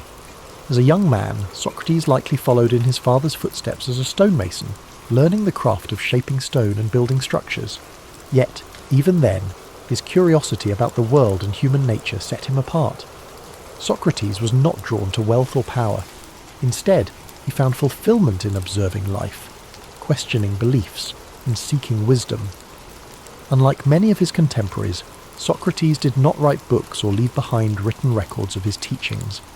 Instead, we know about his life and philosophy through the writings of his students, particularly Plato. Through these accounts, we gain insight into Socrates' unique method of teaching and his relentless pursuit of truth. Socrates' approach to philosophy was deeply rooted in dialogue and inquiry. He believed that wisdom began with recognizing one's own ignorance. To him, admitting that we do not know everything opened the door to learning and growth. This idea became the foundation of the Socratic method, a process of asking and answering questions to stimulate critical thinking and uncover underlying truths. Socrates spent much of his life walking the streets of Athens, engaging in conversations with people from all walks of life. He would approach artisans, politicians, and everyday citizens, asking probing questions that challenged their assumptions and beliefs. These discussions were not meant to humiliate or demean, but to encourage reflection and deeper understanding. Despite his humble appearance, barefoot, dressed simply, and often unkempt, Socrates' intellect and charisma drew people to him. Many young Athenians admired his wisdom and became his students, eager to learn from his insights. However, his habit of questioning authority and exposing contradictions in people's beliefs also earned him powerful enemies. Socrates believed that a life worth living was one dedicated to virtue and the pursuit of truth. He often spoke of the importance of the soul and the need to care for it through ethical living. To Socrates, material wealth and social status were insignificant compared to the value of living a just and honourable life. Athens, during Socrates' lifetime, was a city in flux. It faced political turmoil, military conflicts, and shifting cultural values. Socrates' teachings, which encouraged critical thinking and challenged traditional norms, were seen by some as a threat to the stability of society. His questioning of the status quo made him a controversial figure, admired by many but also viewed with suspicion and hostility by others. In 399 BCE, when Socrates was 70 years old, he was brought to trial on charges of corrupting the youth and impiety, essentially for not recognizing the gods of Athens and introducing new ones. His accusers painted him as a dangerous influence who undermined the fabric of society. During his trial, Socrates stood firm in his beliefs. Rather than plead for his life or renounce his teachings, he used the opportunity to defend the principles he held dear. He argued that his questioning and discussions were a service to Athens, pushing its citizens to think critically and live virtuously. The trial was both a demonstration of Socrates' unwavering commitment to truth and a reflection of the political tensions in Athens. Despite his eloquence and integrity, the jury found him guilty. He was sentenced to death by drinking a cup of hemlock, a poison that would end his life. In the days leading up to his execution, Socrates remained calm and composed. Surrounded by his closest friends and students, he continued to discuss philosophy and the nature of life and death. He viewed death not as something to fear, but as a transition to another state of existence, where the soul might find true knowledge. On the day of his execution, Socrates drank the hemlock with dignity and courage, accepting his fate without bitterness or resentment. His final moments were spent in conversation, a testament to his belief that the pursuit of wisdom and truth transcended even the boundaries of life itself. Socrates' death marked the end of his physical presence in Athens, but his ideas lived on through his students and their writings. Plato in particular dedicated much of his work to preserving and expanding upon Socrates' teachings, ensuring that his philosophy would endure for generations to come. Today, Socrates is remembered as the father of Western philosophy, a thinker whose commitment to truth and virtue continues to inspire. His life teaches us the importance of questioning, of seeking knowledge, and of living with integrity. As you reflect on Socrates' journey, let his story guide you into a state of relaxation and peace. His dedication to wisdom reminds us that the pursuit of understanding is a lifelong journey, one that brings meaning and purpose to our lives. Imagine the streets of ancient Athens, the soft light of the setting sun casting long shadows on the stone buildings. Hear the murmur of conversations as Socrates walks among the people, his questions sparking thought and introspection. Let this image fill your mind with a sense of calm and wonder. As you drift into sleep, let the wisdom of Socrates' life inspire your dreams. His legacy reminds us that even in the face of adversity, the pursuit of truth and the care of the soul are endeavours worth striving for. Let the story of Socrates settle gently in your mind as you relax deeper into rest. His life, though lived so many centuries ago, carries timeless lessons that resonate in every moment of reflection and inquiry. Socrates reminds us that the simplest question can lead to the most profound discoveries, and that truth, even when difficult, is worth pursuing. Picture Socrates standing in the agora, the bustling marketplace of Athens. The air hums with activity, merchants calling out their wares, philosophers debating ideas, and citizens discussing the affairs of the city. Amid this lively scene, Socrates stands calmly, engaging those around him with his thoughtful questions. His unassuming presence and sharp intellect captivate those who stop to listen, drawing them into conversations that challenge their deepest beliefs. As the sun sets over Athens, the city quiets, and Socrates continues his discussions under the glow of oil lamps. The stars above twinkle faintly, a reminder of the vast universe beyond, as his voice carries the gentle rhythm of inquiry and understanding. Socrates believed that philosophy was not just an intellectual pursuit, but a way of life, a commitment to questioning, learning, and living with integrity. Imagine his students gathered around him, their faces illuminated by the soft light as they listen intently. Among them are young minds who would carry his teachings forward, shaping the future of philosophy and ensuring that his legacy would endure. The scene is serene, filled with the quiet joy of shared knowledge and the timeless beauty of human connection. Socrates' belief in the power of dialogue teaches us the importance of listening as well as questioning. In a world often filled with noise and haste, his approach encourages us to slow down, to reflect, and to seek clarity in our thoughts and interactions. His humility, his willingness to admit his own ignorance, and his tireless pursuit of understanding are qualities that inspire us to approach life with openness and curiosity. Now, as you drift closer to sleep, picture Socrates walking along the quiet shores of ancient Greece, the waves gently lapping at the sand. The moon casts a silver light over the sea, and the cool breeze carries the scent of salt and earth. Socrates walks slowly, his thoughts as calm and steady as the rhythm of the waves. In this peaceful moment, his dedication to truth and wisdom feels as vast and eternal as the ocean itself. Feel the serenity of this image envelop you as you rest. Socrates' life reminds us that even in moments of uncertainty, the search for meaning and understanding brings us closer to the essence of who we are. His courage to stand by his principles, even in the face of great adversity, is a gentle reminder to live with integrity and purpose. As you relax further, imagine the soft sound of sandals on stone as Socrates ascends the steps of a temple, the sky painted with the warm hues of dawn. The first rays of sunlight illuminate the ancient city, a symbol of renewal and the endless possibilities that come with each new day. Let this image fill you with a sense of hope and calm, a quiet reassurance that the pursuit of truth is always worth the effort.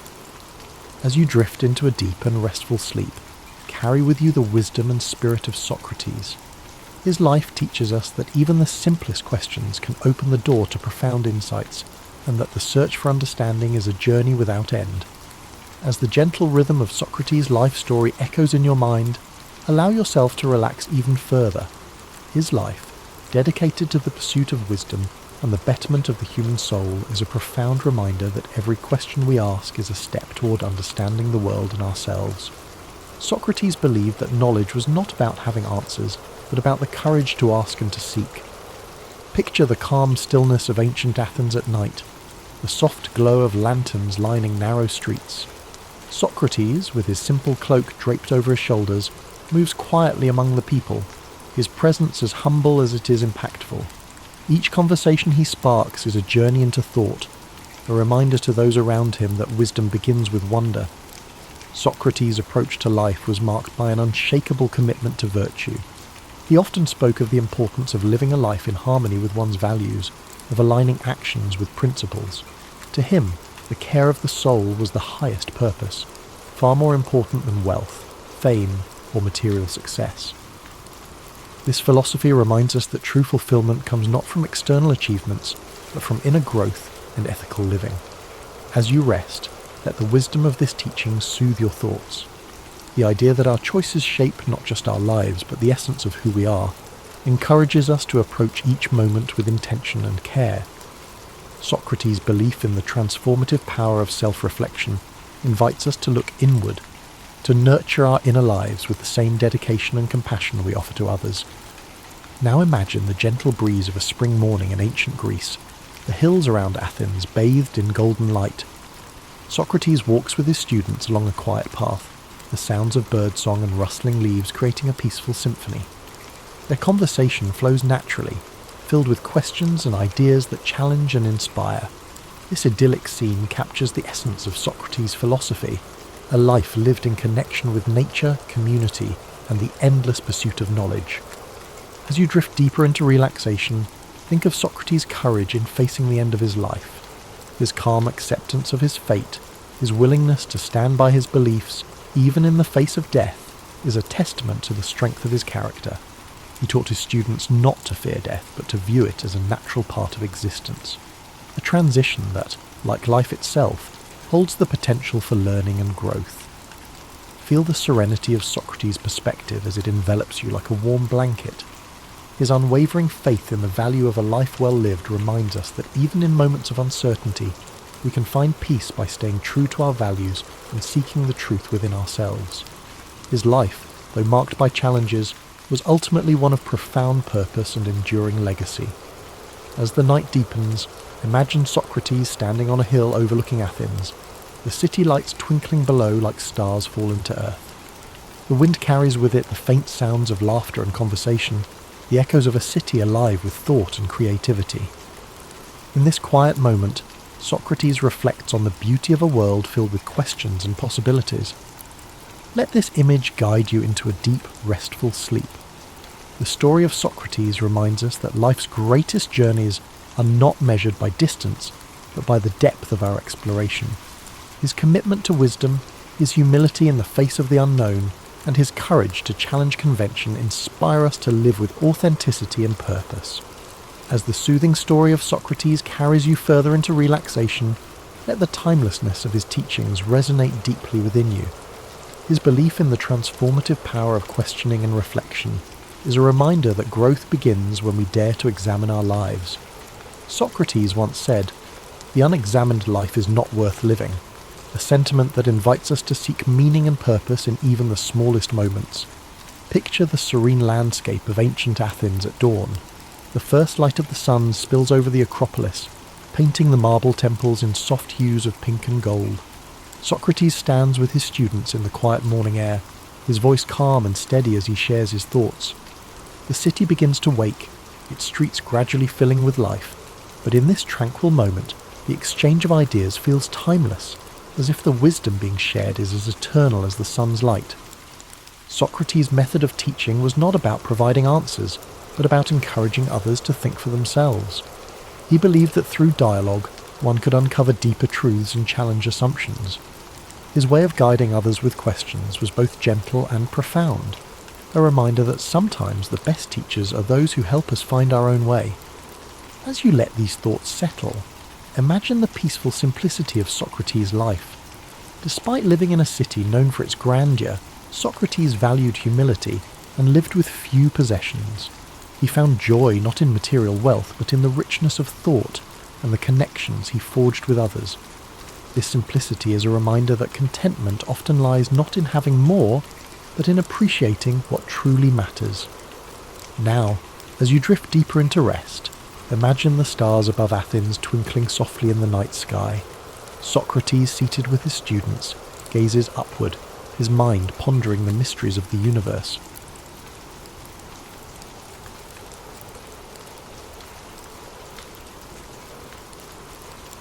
William Shakespeare was born in the spring of 1564 in the small town of Stratford-upon-Avon, England.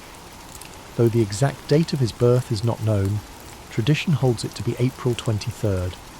The streets of Stratford were quiet, lined with timber-framed houses, their white plaster walls crisscrossed by dark wooden beams. The gentle flow of the River Avon had meandered through the town, reflecting the sky in its soft, rippling waters. William was the third child of John Shakespeare, a glove-maker and local merchant, and Mary Arden, who came from a respected farming family. Their home on Henley Street was modest, but comfortable, filled with the sense of leather and parchment from his father's work. In those early days, William's world was shaped by the sounds of bustling markets, church bells, and the hum of conversation among townsfolk. The air in Stratford was filled with the rhythms of everyday life, the changing seasons, and the echoes of a world on the brink of cultural awakening. As a boy, William likely spent time exploring the fields and woods beyond the town, where wildflowers bloomed and the calls of birds filled the air. He may have wandered along the banks of the Avon, his curious eyes taking in the flowing water, the shifting light, and the small wonders of nature. William attended the King's New School, where he received a solid education in reading, writing, and classical literature. He studied the works of Roman poets like Ovid and playwrights like Plautus and Seneca. These ancient stories of gods, heroes, and tragic fates ignited his imagination, giving him a foundation that would later blossom into his own masterpieces. The days at school were long, filled with the scratch of quills on parchment, the low hum of Latin recitations, and the occasional creak of wooden benches. William learned not only the rules of language, but also the power of storytelling, the ability to capture the human experience in words. When William was 18, he married Anne Hathaway, a farmer's daughter who lived in a small cottage outside of Stratford. Their marriage was a quiet affair, held in the local church, surrounded by family and friends. A year later, they welcomed their first child, Susanna, followed by twins, Hamnet and Judith. The small house they shared was filled with the sounds of children's laughter and the simple comforts of family life. Yet, even as a young man with a family, William's mind seemed to yearn for something more. Somewhere within him, the seeds of creativity were beginning to sprout. By the late 1580s or early 1590s, Shakespeare left Stratford and made his way to London, a city alive with energy, opportunity, and artistic expression. London in the 1590s was a place of contrasts, cobblestone streets filled with carriages, merchants selling their wares, and the hustle and bustle of a growing metropolis. It was a city where theatres were becoming centres of cultural life, drawing people from all walks of society. Amidst this vibrant chaos, William Shakespeare found his place in the world of theatre. He began his career as an actor and playwright, with a company called the Lord Chamberlain's Men. His early plays were performed in small theatres, where audiences gathered in the dim light, eager to be transported by stories of love, betrayal, and adventure. The scent of burning tallow candles filled the air, mingling with the excited whispers of the crowd. Shakespeare's talent quickly became evident, and his works began to captivate London's theatre-goers. His early successes included plays like Henry VI and Titus Andronicus, stories of war, revenge, and political intrigue. Each line he wrote seemed to pulse with life, filled with the richness of human emotion and the beauty of language. By the late 1590s, Shakespeare had become a respected figure in the theatre world. He purchased shares in the newly built Globe Theatre, a wooden structure that would become the heart of his creative endeavours. The Globe stood on the southern bank of the River Thames, its thatched roof and open-air stage welcoming thousands of eager spectators. It was here that some of his greatest plays came to life: Romeo and Juliet, A Midsummer Night's Dream, and The Merchant of Venice. These stories of a young love, magical realms, and complex human relationships resonated with audiences who laughed, wept, and marvelled at the tales unfolding before them. As his reputation grew, so did the depth of his work. In the early 1600s, Shakespeare wrote some of his most profound and powerful tragedies: Hamlet, Othello, King Lear, and Macbeth. These plays explored the darker corners of the human soul, delving into themes of ambition, jealousy, madness, and fate. Imagine the dimly lit stage, the flicker of candlelight, the hushed anticipation of the crowd as the curtain rose. The words of Shakespeare filled the air, weaving a tapestry of emotion, drama, and insight that would echo through the centuries. Even as he found success in London, Shakespeare never lost his connection to Stratford-upon-Avon. He returned frequently to his hometown, where he purchased New Place, one of the largest houses in the town. It was a place of peace and reflection, a retreat from the bustling world of the theatre. As he entered the later years of his life, his writing took on a gentler tone. Plays like The Tempest and The Winter's Tale spoke of forgiveness, redemption, and the passage of time. These final works reflected a man who had seen much of life's beauty and sorrow, and who sought peace and understanding. On April 23, 1616, at the age of 52, William Shakespeare passed away in his hometown of Stratford-upon-Avon. His life had been a journey of words, stories, and imagination, a journey that left an indelible mark on the world. He was buried in the chancel of Holy Trinity Church, and where his gravestone still rests today. As you breathe deeply now, let the story of William Shakespeare settle gently into your mind. His legacy lives on, in every play, every sonnet, and every line that continues to inspire generations. His words remind us of the beauty of language, the complexity of the human experience, and the power of storytelling. William Shakespeare's life was one of continuous growth, creativity, and exploration. Even though he left the world far too early at the age of 52, his legacy continued to flourish long after his death. His works were not confined to his own time. They transcended generations, cultures, and continents, shaping the world of literature, theatre, and language in ways no one could have predicted. In the years following his passing, Shakespeare's fellow actors and friends, John Hemingway and Henry Condell, took on the task of preserving his work. They compiled and published the first folio in 1623, a collection that ensured his plays would be remembered and performed for centuries to come. This remarkable volume contained 36 of his plays, including comedies, histories, and tragedies, preserving works that may otherwise have been lost. Without the dedication of these friends, some of Shakespeare's most beloved works, such as Macbeth and The Tempest, might never have reached us. Thanks to this labour of love, his stories endured, spreading far beyond the theatres of London to inspire future generations of readers, actors, and writers. Shakespeare's influence on the English language is unparalleled. He coined or popularised thousands of words and phrases, many of which are still in use today. Expressions like break the ice, wild goose chase, and heart of gold can all be traced back to his plays. His ability to capture human emotion and experience in words gave the language a richness and expressiveness that endures. His works reflected the human condition in all its complexity, the joys, the sorrows, the triumphs, and the tragedies. Shakespeare's characters were not just figures on a stage, but living, breathing reflections of humanity.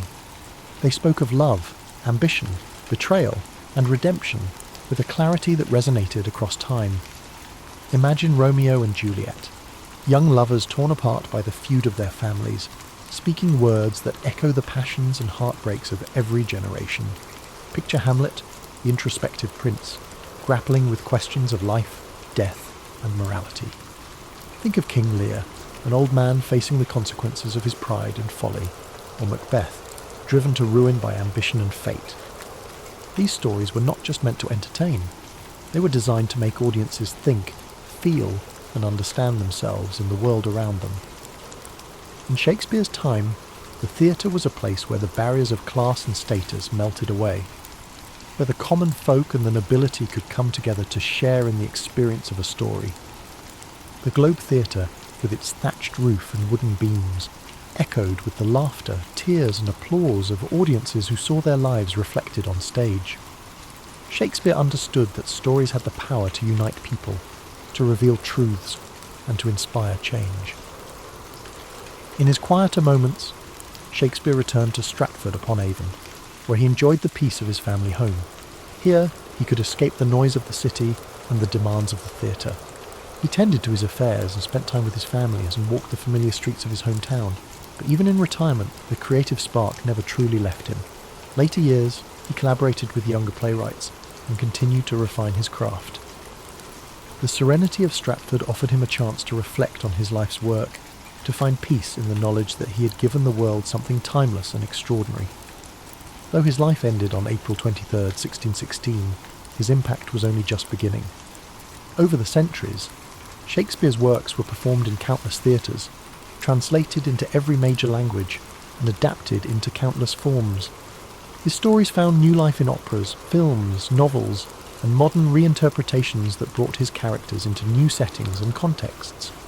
Generations of actors, from humble players to celebrated stars, found their voices through Shakespeare's words.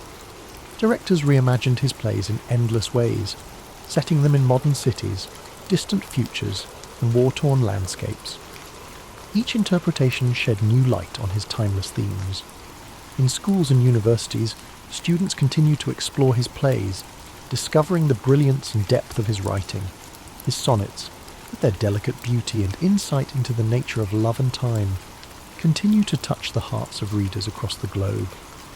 Shakespeare's legacy is not just in the pages of books or on the stages of theatres. It lives in the way we use language, the way we tell stories, and the way we understand ourselves. His genius lies in his ability to capture the full spectrum of human experience, from the lightest moments of comedy to the darkest depths of tragedy. As you lie here, feeling the weight of sleep gently pressing upon you, know that Shakespeare's story is one of inspiration, creativity, and boundless imagination. He reminds us that even the simplest beginnings can lead to extraordinary journeys, that the world is full of stories waiting to be told, and that words have the power to change hearts and minds. Allow his life story to guide you into a restful slumber, where dreams unfold like the scenes of a play, filled with wonder, beauty, and endless possibility. Let the words of the past wrap around you like a soft blanket, comforting and timeless. As we continue to reflect on the life and legacy of William Shakespeare, his story weaves a rich tapestry of creativity, resilience, and timeless brilliance. Though the world around him changed, his works remained steadfast, a beacon of human expression that endured across centuries. The years following his death saw a gradual rise in recognition. As scholars, actors, and audiences began to understand the profound impact of his words. In the decades after his passing, the first folio, published in 763, 1,623 by his friends and fellow actors, secured his place in history. This collection ensured that plays like Macbeth, The Tempest, Twelfth Night, and Julius Caesar would be preserved and shared with future generations. Each of these works held a mirror to society, reflecting the complexities of human nature, politics, and morality. As time went on, Shakespeare's works spread beyond the shores of England. Travelling troupes of actors performed his plays across Europe, carrying his stories to new audiences. By the 18th century, his influence had reached the far corners of the world, with translations bringing his words to new languages and cultures. The universality of his themes, love, ambition, betrayal, and redemption, resonated with people from all walks of life. His birthplace, Stratford-upon-Avon, slowly became a place of pilgrimage for lovers of literature and theatre. Visitors walked the same cobblestone streets, passed by the same riverbanks, and stood in the same rooms where Shakespeare once lived. The small town grew into a symbol of creativity and artistic heritage, forever linked to the legacy of its most famous son. As the centuries progressed, Shakespeare's plays were studied in schools, performed in grand theatres, and adapted for new media. Actors found endless opportunities to breathe life into his characters, from the tragic figures of Hamlet and King Lear to the comedic brilliance of Much Ado About Nothing and A Midsummer Night's Dream. Directors reimagined his stories in modern settings, on battlefields, in boardrooms, and in far-off galaxies, proving that his themes remained ever relevant. His influence on the arts is immeasurable. Painters depicted scenes from his plays in rich, vibrant canvases.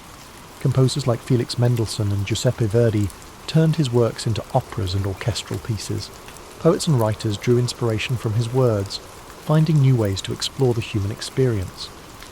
In the 19th century, Shakespearean festivals began to emerge, celebrating his works with performances, lectures, and readings.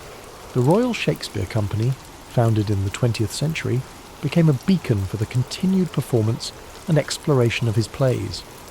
The dedication to his work ensured that his stories remained alive, evolving with each new interpretation and performance. Shakespeare's works also found a home in cinema, with directors like Laurence Olivier, Kenneth Branagh, and Baz Luhrmann bringing his plays to the silver screen. Films adapted from his plays reached audiences around the world, introducing his characters and stories to new generations. The power of cinema allowed his words to take on new dimensions, with stunning visuals and powerful performances amplifying their emotional depth. Even in the modern world, his influence persists. Expressions he penned over 400 years ago are part of everyday language. When someone speaks of wearing their heart on their sleeve, or describes a task as a wild goose chase, they are echoing Shakespeare's voice. His ability to capture the human condition ensured that his words would forever be woven into the fabric of our lives. As you lie comfortably, breathing gently, imagine the quiet streets of Stratford-upon-Avon, bathed in the soft glow of twilight. Picture the river Avon flowing peacefully, its surface shimmering with the last rays of the setting sun. The breeze carries the faint scent of blooming flowers, and the world slows to a tranquil hush. Let the image of a young William with eyes full of wonder and curiosity fill your mind. See him wandering the countryside, dreaming of the stories he would one day tell. His journey reminds us that creativity, passion and perseverance can shape a legacy that outlives us all. Allow these thoughts to soothe you, like the gentle turning of pages in an old book. The weight of history and the timeless beauty of Shakespeare's words settle around you, a comforting presence that whispers of endless possibilities. As sleep draws you deeper, know that you are connected to a rich lineage of dreamers, thinkers, and storytellers. The same stories that moved audiences in Shakespeare's time continue to resonate today, bridging the gap between past and present.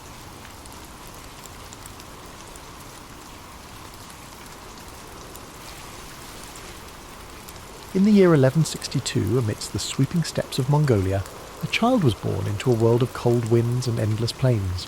This child, named Temujin, would grow to become the great Genghis Khan, a name that would echo across history as the founder of the Mongol Empire. But before he became a conqueror, he was simply a boy born into struggle, shaped by the harshness of his environment and the conflicts of his people. The Mongolian steppes stretched far and wide, a vast expanse of grasslands where the sky met the earth in a seamless horizon. Life here was simple yet brutal. Nomadic tribes moved with their herds, living off the land and surviving the harsh winters and the scorching summers. It was a world where strength, loyalty, and resilience were the keys to survival. Temujin's early years were marked by hardship. He was the son of Yesugei, a minor tribal leader, and his wife Holun. When Temujin was just a young boy, his father was poisoned by a rival tribe. This sudden loss left his family vulnerable, and they were abandoned by their own clan. His mother, Holun, took on the responsibility of raising Temujin and his siblings alone. The family was left to fend for themselves on the open steppes, relying on foraging, hunting, and sheer determination to survive. These early struggles forged a deep resilience in Temujin. He learned to endure hunger, cold, and the constant threat of violence. But he also learned the value of unity, the importance of family, and the need for loyalty. His mother's strength became a guiding force in his life. She taught him that survival required not only physical strength, but also wisdom, patience, and an unyielding spirit. As Temujin grew older, he began to understand the fragmented world of the Mongol tribes. There were endless feuds, shifting alliances, and a constant struggle for power. He saw how disunity left his people vulnerable. He dreamed of something greater, of a world where the tribes could be united, where the endless conflicts could be replaced with a shared purpose. But before he could realize this vision, he faced countless challenges. Betrayal was a constant threat. One of his closest friends, Jamuka, who had once sworn brotherhood with him, would later become his rival. Temujin's path was marked by moments of capture, imprisonment, and escape. Each setback hardened his resolve. He believed that strength was found not just in the sword, but in the unity of purpose and loyalty. In time, Temujin began to gather followers who saw his vision. He was not just a warrior. He was a leader who understood people. He rewarded loyalty and merit rather than noble birth, a revolutionary idea in a world bound by tradition. His reputation grew, and more tribes pledged their allegiance to him. His ability to inspire, to strategize, and to adapt set him apart. He was relentless, determined, and focused on a single goal: to unite the Mongol tribes under one banner. In 1206, after years of battles, alliances, and strategic brilliance, Temujin achieved his dream. He was declared Genghis Khan, meaning universal ruler.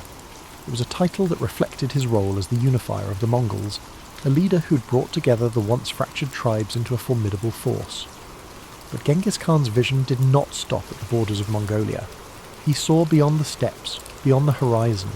His ambition was to create a world where his people could thrive, where the divisions that had weakened them for centuries could be replaced by a new order. His armies, skilled horsemen and fierce warriors, began to expand the Mongol territory. They moved with speed, discipline and precision, conquering lands that had once seemed unreachable.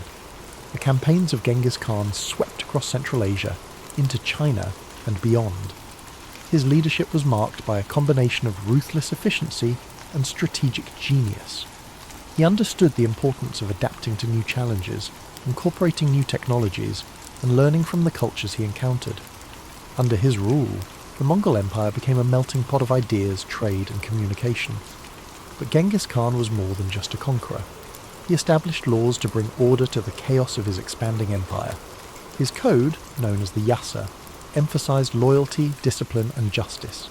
He promoted religious tolerance, recognizing that unity required respecting the beliefs of diverse peoples. He created systems of communication, trade routes, and infrastructure that connected distant parts of his empire. The Silk Road, once a dangerous route, flourished under Mongol protection, facilitating the exchange of goods, ideas, and cultures. As you breathe in deeply, picture the vast Mongolian steppes under a night sky filled with stars. The grass sways gently in the breeze, and the world is quiet except for the soft sounds of horses and the distant crackle of campfires. Genghis Khan's legacy stretches across these plains, a reminder of a leader who dared to dream of unity, who faced the harshness of his world with an unbreakable spirit. His life was a journey of resilience, vision, and transformation. He turned adversity into strength, chaos into order, and disunity into a vast and enduring empire. Though his methods were fierce, his impact on the world was profound. The connections he forged between East and West reshaped history, leaving a legacy that endures to this day. As you sink deeper into relaxation, let the story of Genghis Khan remind you of the power of perseverance, the strength found in unity, and the importance of vision. His life, filled with challenges and triumphs, speaks to the boundless potential within each of us, the ability to overcome, to lead, and to create lasting change. As you drift even deeper into the calming embrace of sleep, let the echoes of Genghis Khan's journey gently guide your thoughts. His story, one of struggle, vision, and unrelenting determination, is a reminder of the strength that lies within every challenge we face and the boundless potential we possess to shape our own destinies. Picture the endless Mongolian steppes beneath a vast night sky, where the stars shine like scattered diamonds, illuminating the dark plains below.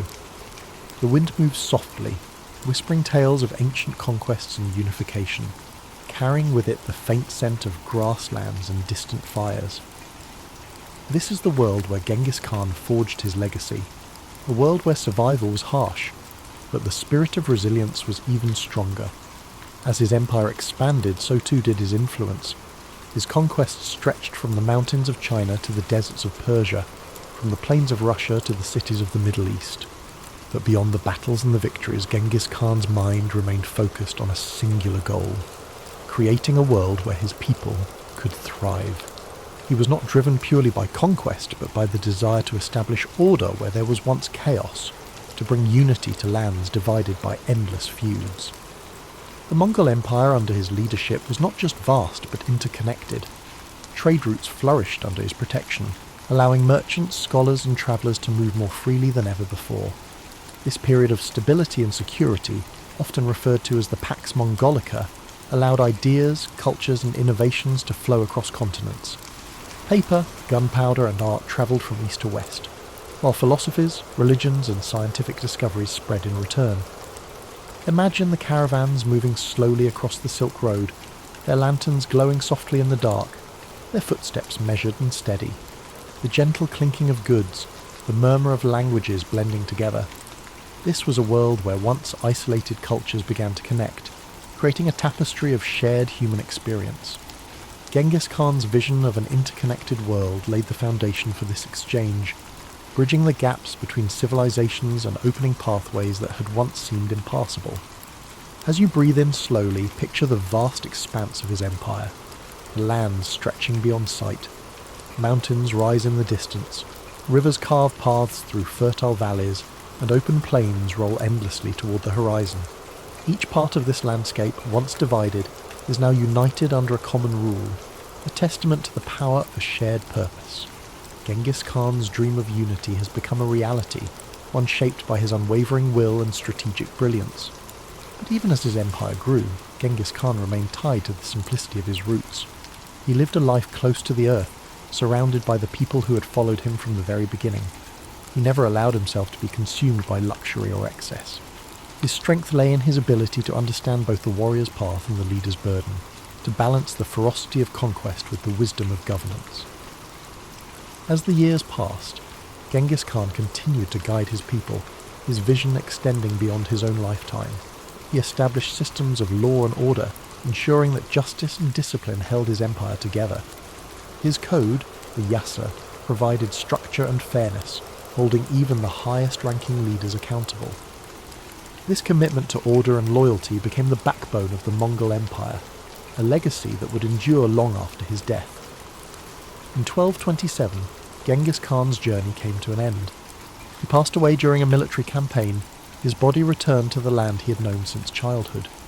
His burial place remains a mystery, hidden somewhere in the vast steppes, a secret held tightly by those who revered him. But though his physical presence faded, his legacy continued to shape the world. His descendants carried his vision forward, expanding the empire and cementing his place in history. As you breathe deeply, feel the quiet power of Genghis Khan's story resonating within you.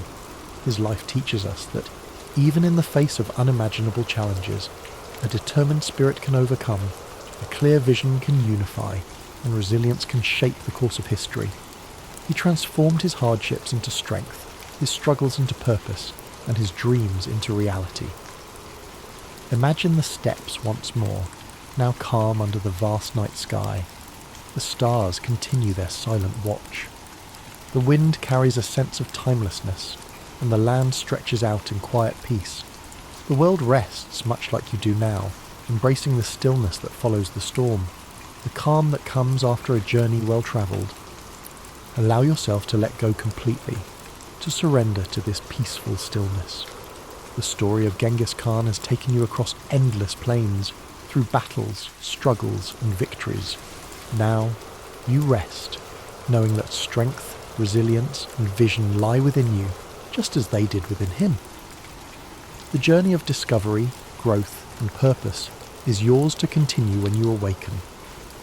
As you sink deeper into the embrace of sleep, let the echoes of Genghis Khan's legacy ripple through your mind like a soft, steady current.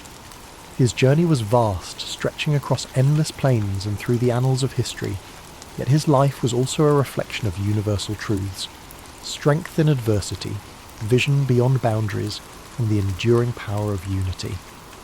Imagine the stillness of the steppes at dawn, the first light of day casting a golden hue across the endless grasslands.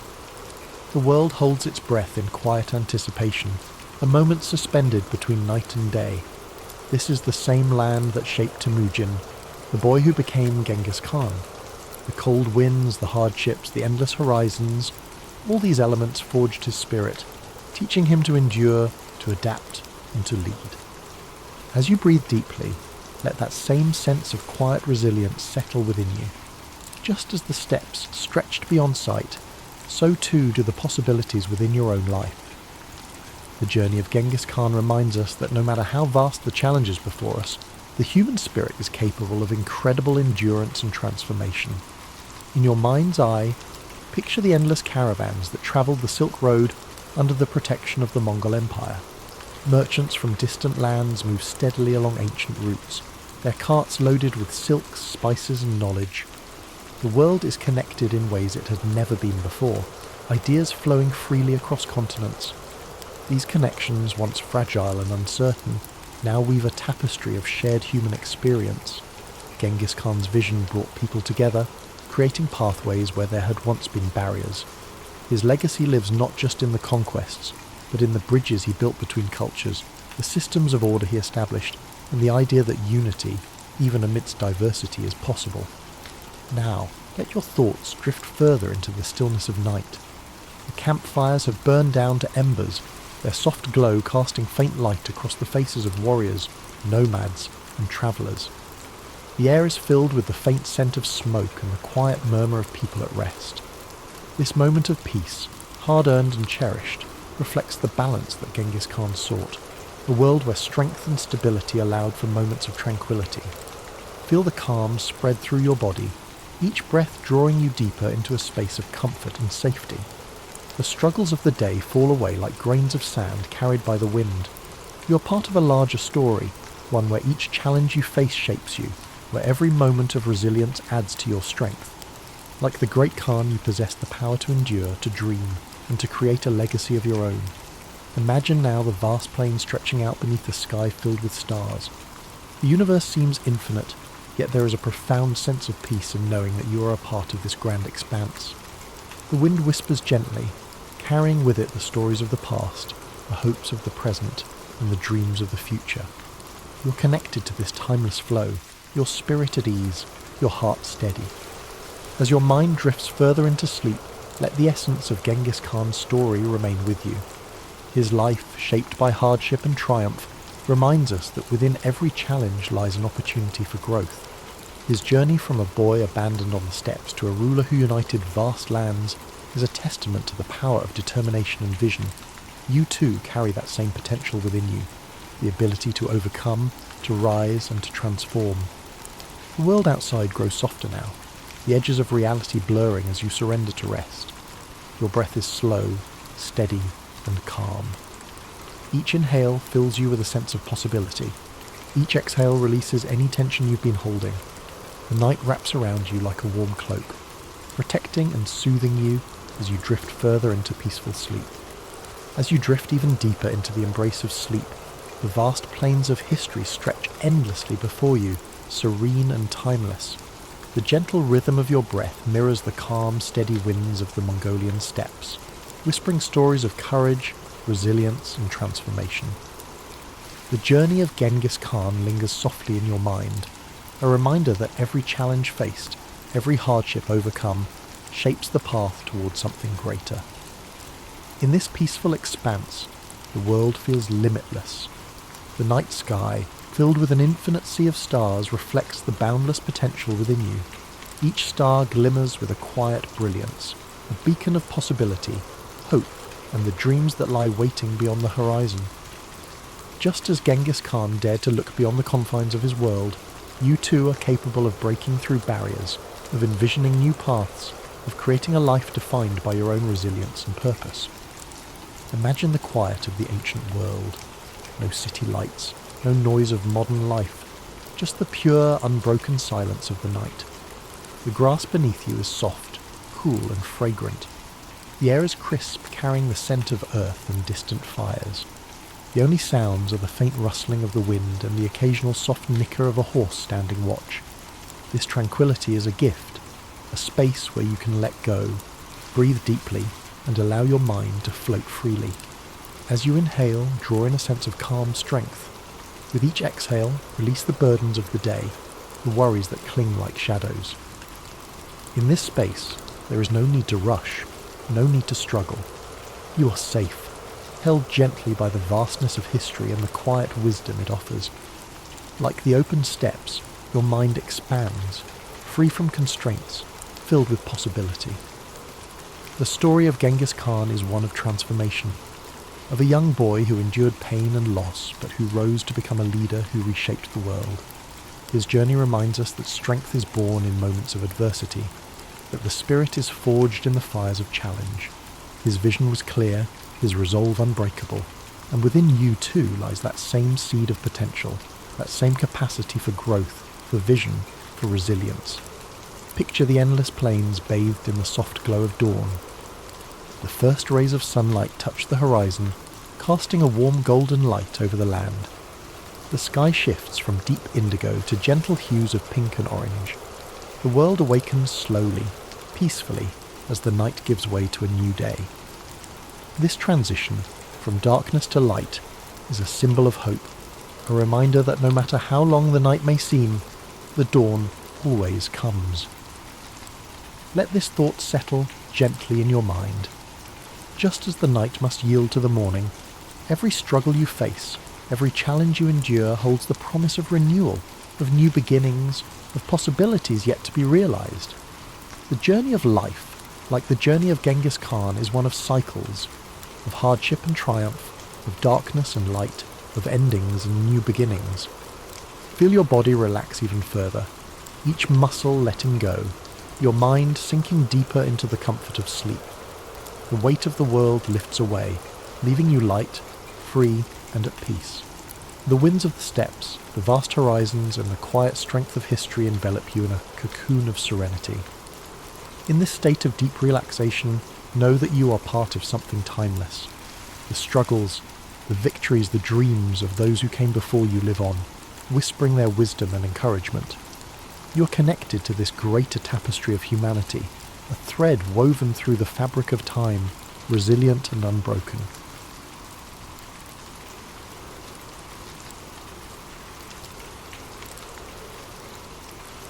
The Battle of Gettysburg began on the morning of July 1st, 1863.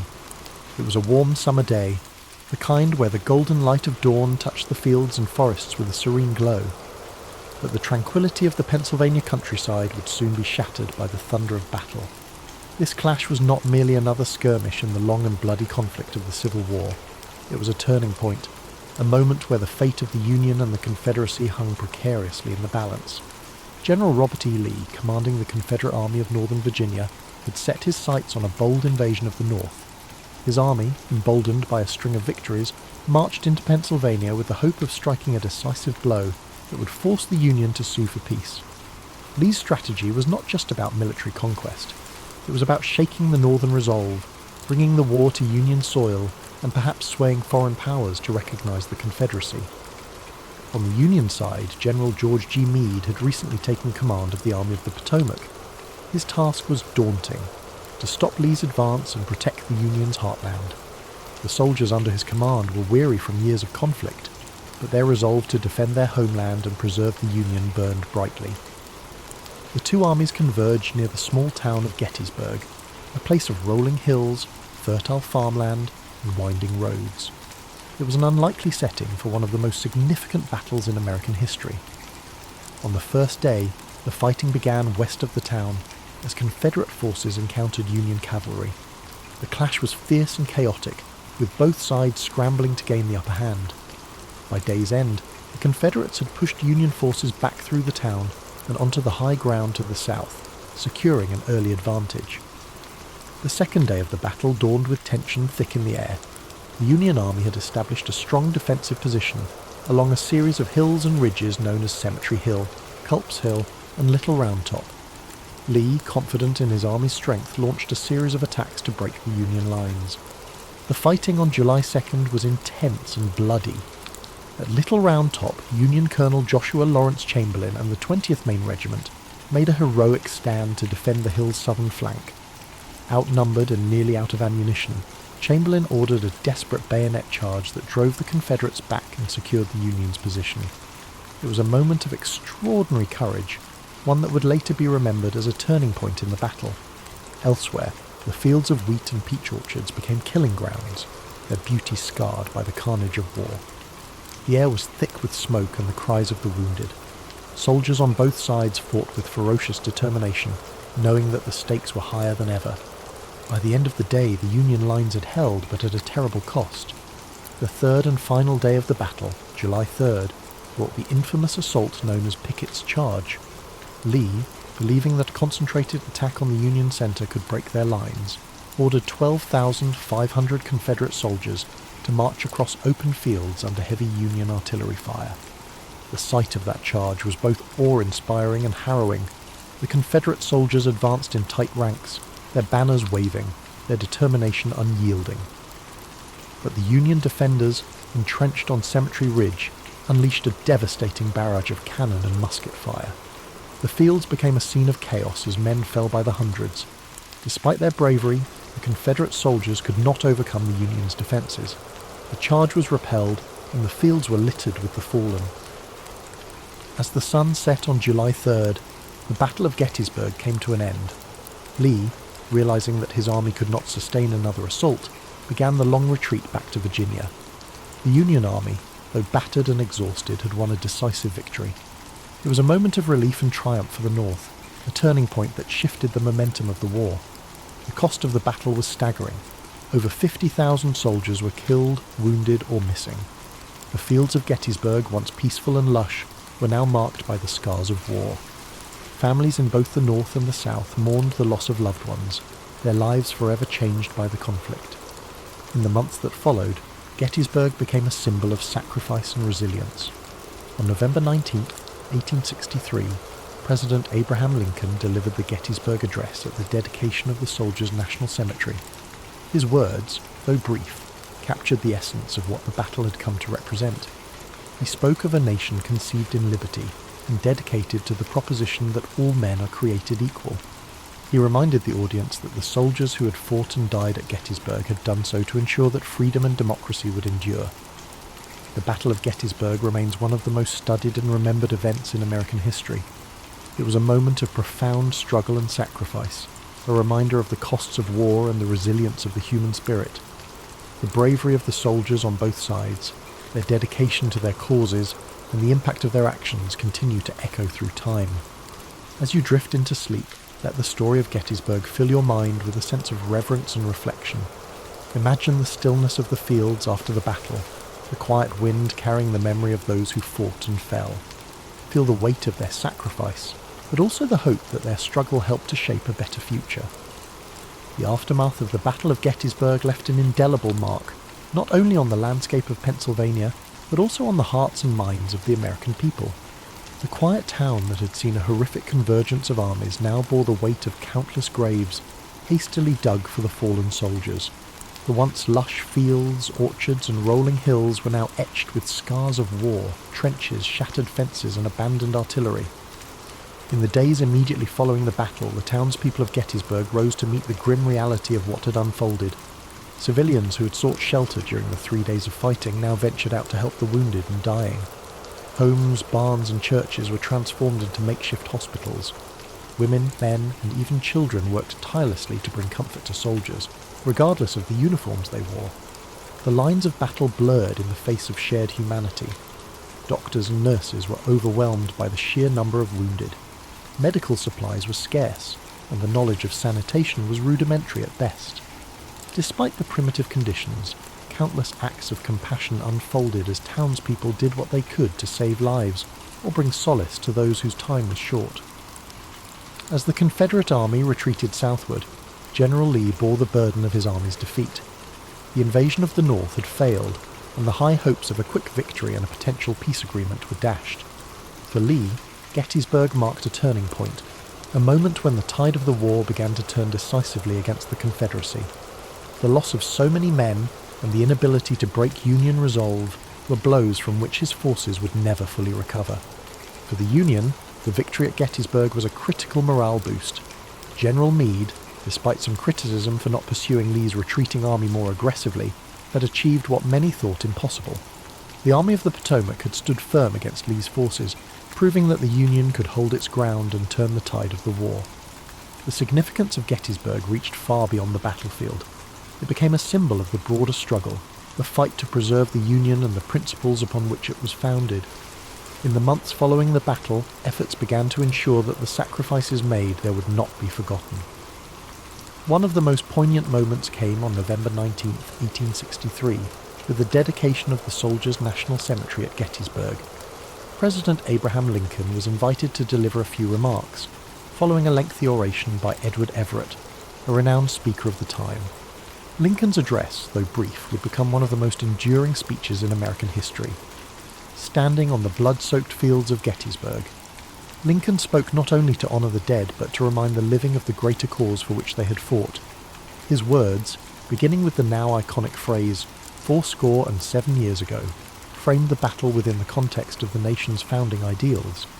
He reminded the audience that the soldiers had given their lives so that government of the people, by the people, for the people, shall not perish from the earth. Lincoln's Gettysburg Address was met with a mixed reception at the time, with some viewing it as too brief and simplistic. However, history would elevate his words to the status of a national treasure. The address encapsulated the purpose of the war and the vision of a nation united not by force, but by shared values and ideals. The legacy of the Battle of Gettysburg continued to shape the course of the Civil War. While the conflict raged on for nearly 2 more years, Gettysburg marked a critical turning point.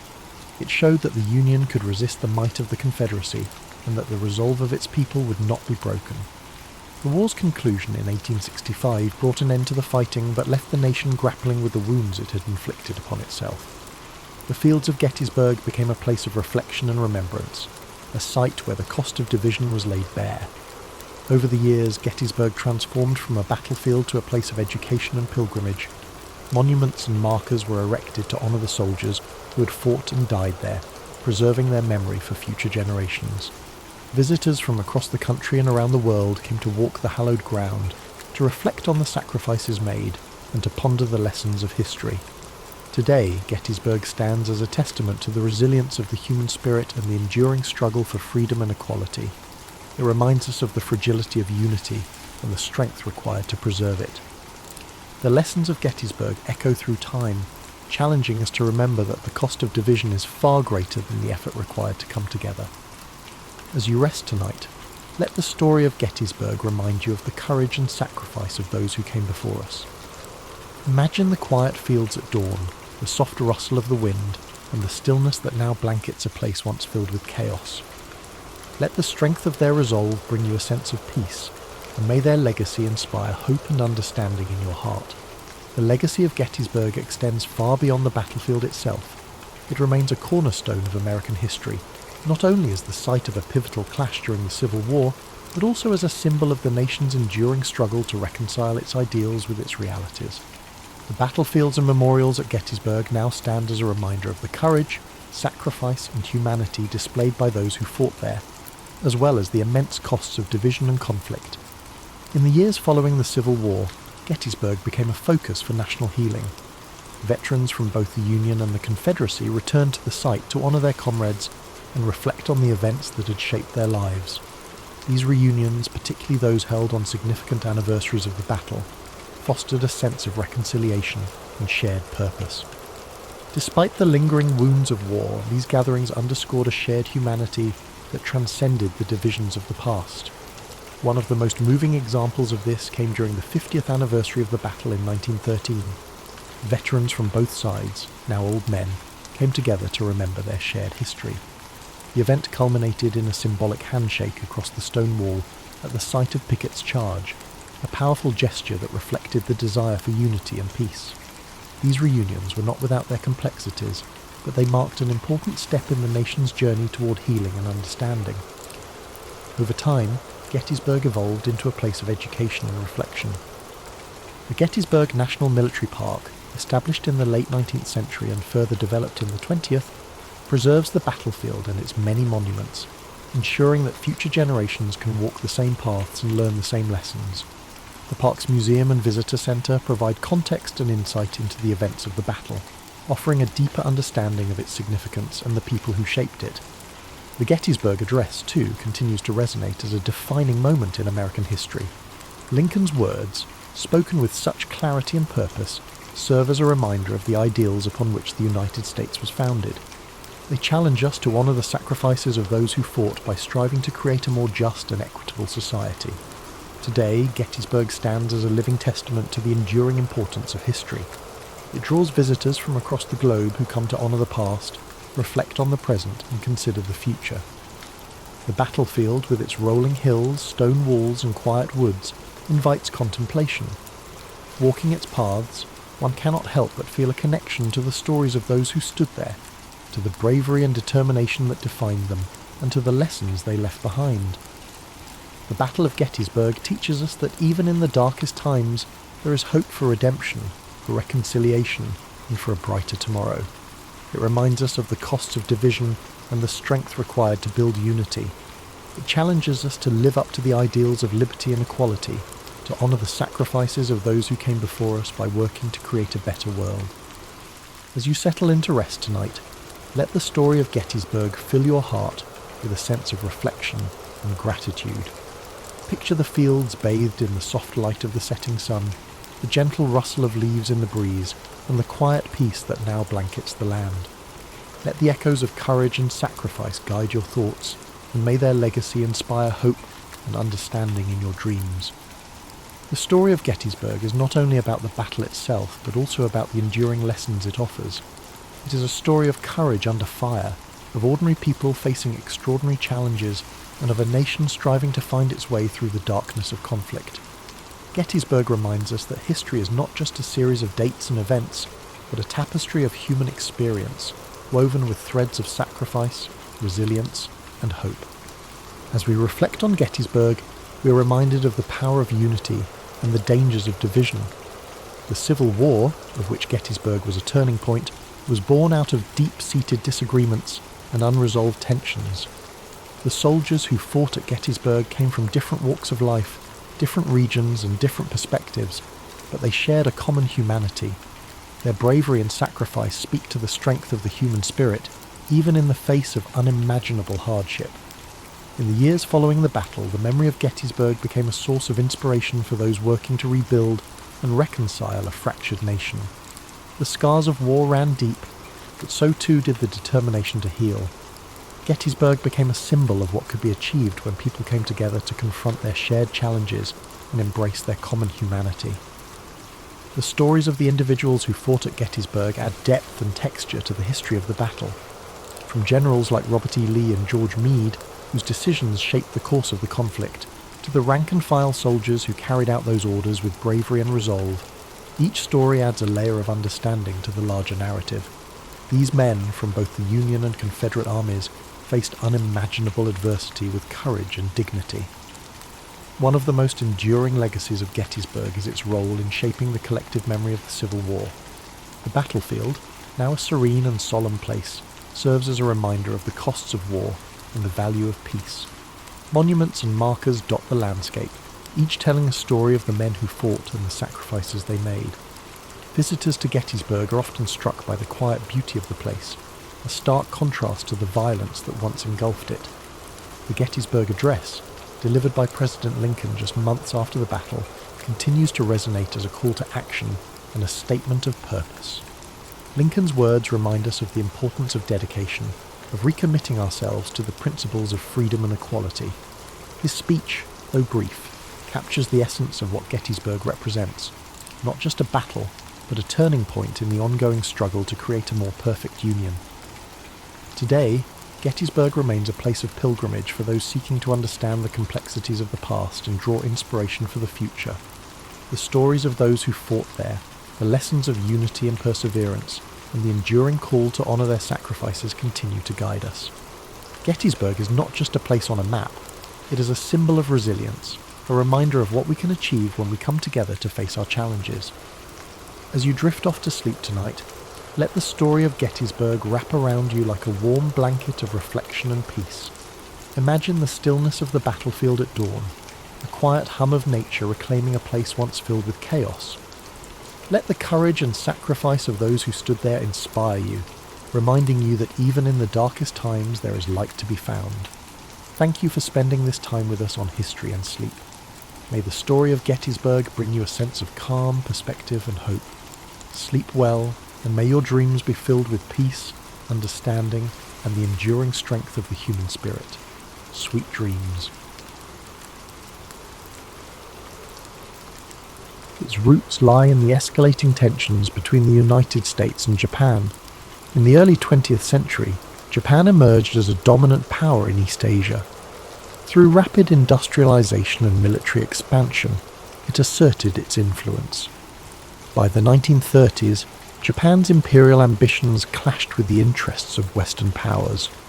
Among these, the United States sought to maintain its influence in the Pacific. In 1937, Japan's invasion of China began its aggressive campaign for territorial control. This conflict brought atrocities, including the infamous Nanking Massacre. The international community condemned Japan's actions. In response, the United States imposed economic sanctions. Vital resources like oil and steel were cut off. For Japan, these sanctions were crippling. Its military and industrial capabilities were under threat. The Japanese government saw the sanctions as an existential crisis, and so they began to prepare for war. On December the 7th, 1941, Japan launched a surprise attack on Pearl Harbor. This devastating strike crippled the US Pacific Fleet in Hawaii. The goal? Eliminate American naval power in the Pacific. This would give Japan free rein to expand its empire. While the attack dealt a significant blow, it galvanized the United States. Within days, America declared war on Japan. This marked the nation's full entry into World War II. After Pearl Harbor, Japan's military advanced rapidly. Territories like the Philippines, Singapore, and parts of Indonesia fell to their forces. The Japanese seemed unstoppable, dominating the Pacific with unrelenting campaigns. But in May 1942, cracks began to show. The Battle of the Coral Sea became a turning point.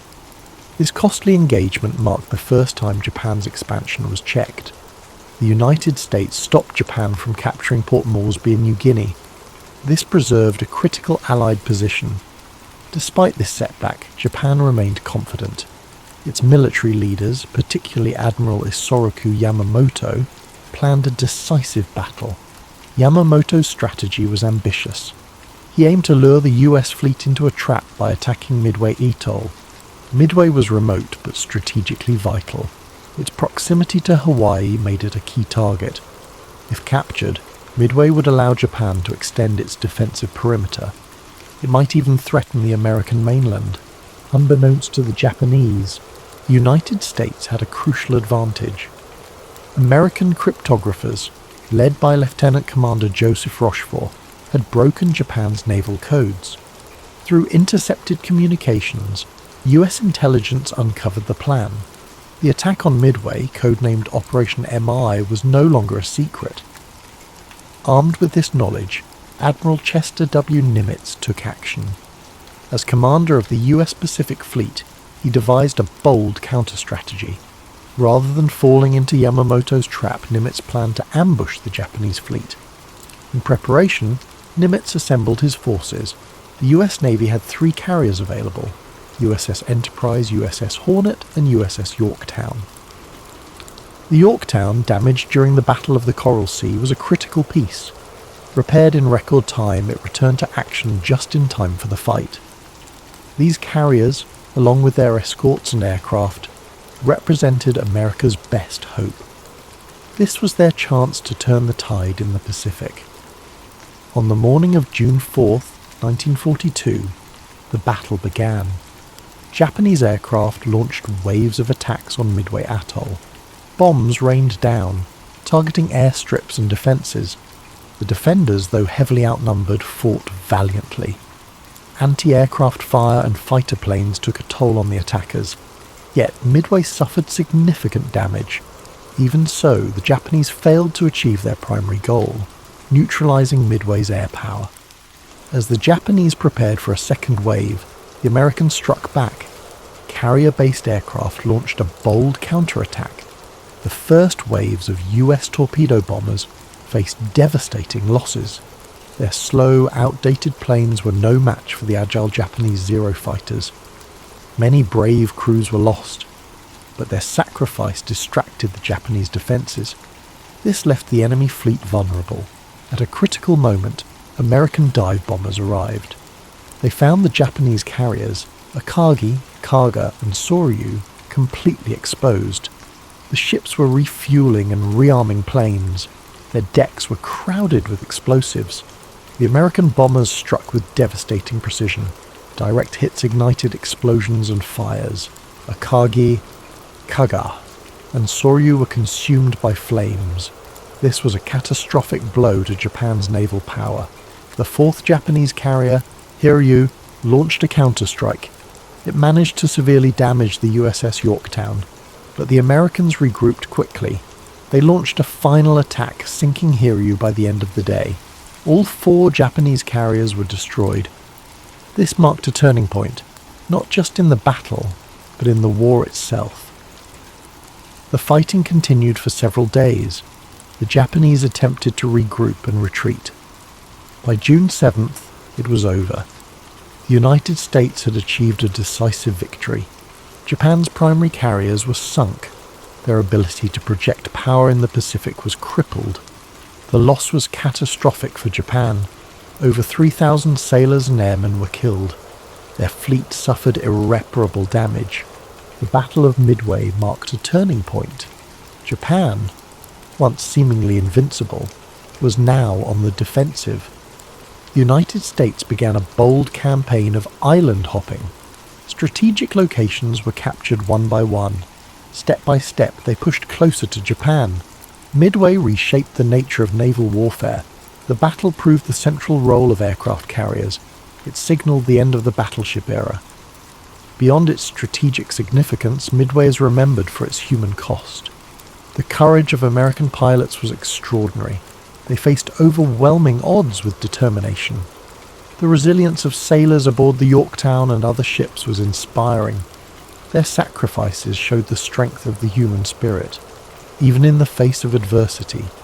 Today, Midway Atoll is a wildlife refuge. Its calm waters and quiet shores stand in contrast to the chaos it once endured. This peaceful place is a testament to those sacrifices. It reminds us of the price paid for peace. The story of Midway teaches us many things: the power of strategy, the importance of intelligence, and the unity needed to overcome the greatest challenges. As you rest tonight, reflect on this story. Picture the vast Pacific Ocean. Imagine its waves, now peaceful and still. Think of the bravery of those who fought for a brighter future. Let their sacrifices bring you calm and hope. The impact of Midway did not end with the sinking of Japan's carriers. Its effects echoed across the Pacific and beyond. For Japan, the loss was a strategic disaster. 4 carriers were destroyed: Akagi, Kaga, Soryu, and Hiryu. These ships were the core of the Imperial Japanese Navy's striking force. Their destruction ended Japan's ability to conduct large-scale offensives.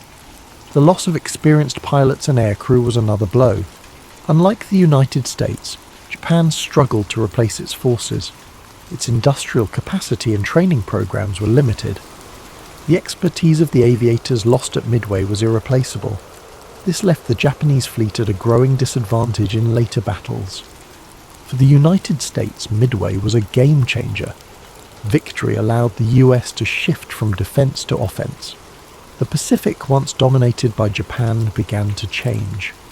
American morale soared. The victory proved Japan's expansion could be halted and reversed. For the first time, the Allies had a clear path forward. The island-hopping strategy followed soon after. Allied forces targeted key Japanese-held islands.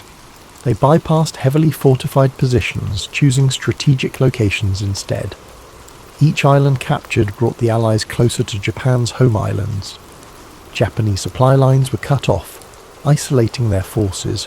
One of the first campaigns to build on Midway's success was the Battle for Guadalcanal, which began in August 1942. This grueling 6-month campaign saw the United States gain its first major foothold in the Pacific. It marked the beginning of Japan's long retreat. The lessons learned at Midway, particularly the importance of air superiority in carrier-based operations, were applied repeatedly in the battles that followed. The psychological impact of Midway was equally profound. For Japan, the defeat shattered the aura of invincibility that had surrounded its navy. The loss of the carriers that had spearheaded the attack on Pearl Harbor was a blow. It was a blow not only to Japan's military capabilities, but also to its national pride. The morale of Japanese troops and citizens began to waver. The realization set in: victory might not be achievable. For the United States and its allies, Midway was a source of inspiration and determination. The victory demonstrated that careful planning, intelligence, and courage could overcome even the most formidable adversaries. It strengthened the resolve of Allied forces and galvanized the American public, who now saw a path to ultimate victory in the Pacific. The Battle of Midway also highlighted the evolving nature of naval warfare. The era of the battleship, long considered the dominant force in naval strategy, was over. Midway confirmed that aircraft carriers and their air groups were the new kings of the sea. Control of the skies became the determining factor in naval engagements. This shift would influence military doctrine for decades to come. The role of intelligence in the battle cannot be overstated. The work of American codebreakers, who deciphered Japan's naval plans, provided a critical advantage. This allowed the United States to prepare and execute its ambush. This achievement underscored the importance of information and communication in modern warfare. It set the stage for the development of sophisticated intelligence operations in future conflicts. As the war progressed, the impact of Midway became increasingly evident. The Japanese Navy, once a dominant force, found itself unable to mount large-scale operations. Meanwhile, the United States, with its unmatched industrial capacity, continued to build and deploy new carriers, planes, and ships. By 1944, the balance of power in the Pacific had shifted decisively in favour of the Allies. Today, the story of Midway is remembered not just as a battle. It is a testament to the resilience, ingenuity, and bravery of those who fought there. It serves as a reminder of the sacrifices made by the greatest generation, and the lessons of courage, strategy, and unity that shaped the outcome of the war. The site of the battle, Midway Atoll, is now a place of peace and reflection. Designated as a national wildlife refuge, it is home to a rich diversity of marine and bird life. A far cry from the chaos of war that once engulfed its waters, the atoll stands as a symbol of renewal and a tribute to the resilience of nature and humanity alike. As you reflect on the events of the Battle of Midway, imagine the vast, quiet expanse of the Pacific, its waters calm and still under a starry sky. Let the courage and determination of those who fought fill you with a sense of gratitude and inspiration. Their sacrifices remind us of the strength and resilience within each of us and the enduring hope for peace. After the decisive American victory at Midway, the Imperial Japanese Navy found itself in a precarious position. With the loss of 4 carriers, over 300 aircraft, and their experienced crews, Japan's ability to project power across the Pacific was irreparably weakened. The battle also exposed critical flaws in Japan's strategic planning and overconfidence. Despite early successes in the war, the Japanese High Command underestimated the United States' industrial capacity, intelligence capabilities, and the sheer determination of its forces. Midway was a psychological blow to Japan. The once dominant Japanese Navy now faced a growing and increasingly confident American fleet. This loss of momentum had a cascading effect on Japanese strategy. Without the naval supremacy they had relied upon, Japan was forced into a defensive posture, scrambling to protect its remaining territories and resources. Meanwhile, the United States capitalized on its victory to push forward with its island-hopping campaign. This strategy involved bypassing heavily fortified Japanese strongholds in favor of capturing strategically significant islands. Each island seized became a stepping stone toward Japan itself, providing bases for air operations, supply lines, and staging areas for future assaults. One of the first major campaigns following Midway was the Battle for Guadalcanal, which began in August 1942. Guadalcanal was a grueling and protracted campaign, lasting 6 months and testing the endurance of both American and Japanese forces. The lessons learned at Midway played a crucial role in this battle, particularly the importance of air superiority and naval coordination. Guadalcanal marked the first significant offensive by Allied forces in the Pacific and further demonstrated Japan's inability to sustain its initial advances. The importance of logistics and industrial capacity, highlighted by Midway, became even more apparent as the war progressed. The United States, with its vast industrial resources, was able to replace ships, aircraft, and personnel at a pace that Japan could not match. For every carrier Japan lost at Midway, the US was building multiple new carriers, along with the planes and crews needed to operate them. This overwhelming production capacity allowed the Allies to maintain pressure on Japan across multiple fronts. The Battle of Midway also influenced the development of naval warfare tactics and technology. The battle demonstrated the importance of aircraft carriers as the centerpiece of naval strategy, relegating battleships to a secondary role. The lessons learned at Midway shaped the way future naval engagements were fought, with an emphasis on air power, intelligence, and mobility. Intelligence gathering, which had played such a pivotal role at Midway, continued to be a critical factor in the Allied war effort. The success of American cryptographers in breaking Japanese codes allowed the US to anticipate and counter Japanese moves throughout the war. This advantage helped secure victories in battles such as the Philippine Sea and Leyte Gulf, further eroding Japan's ability to wage war. As the war drew closer to Japan's home islands, the effects of Midway became even more pronounced. The loss of carriers and pilots at Midway created a gap in Japan's naval and air capabilities that it could never fully close.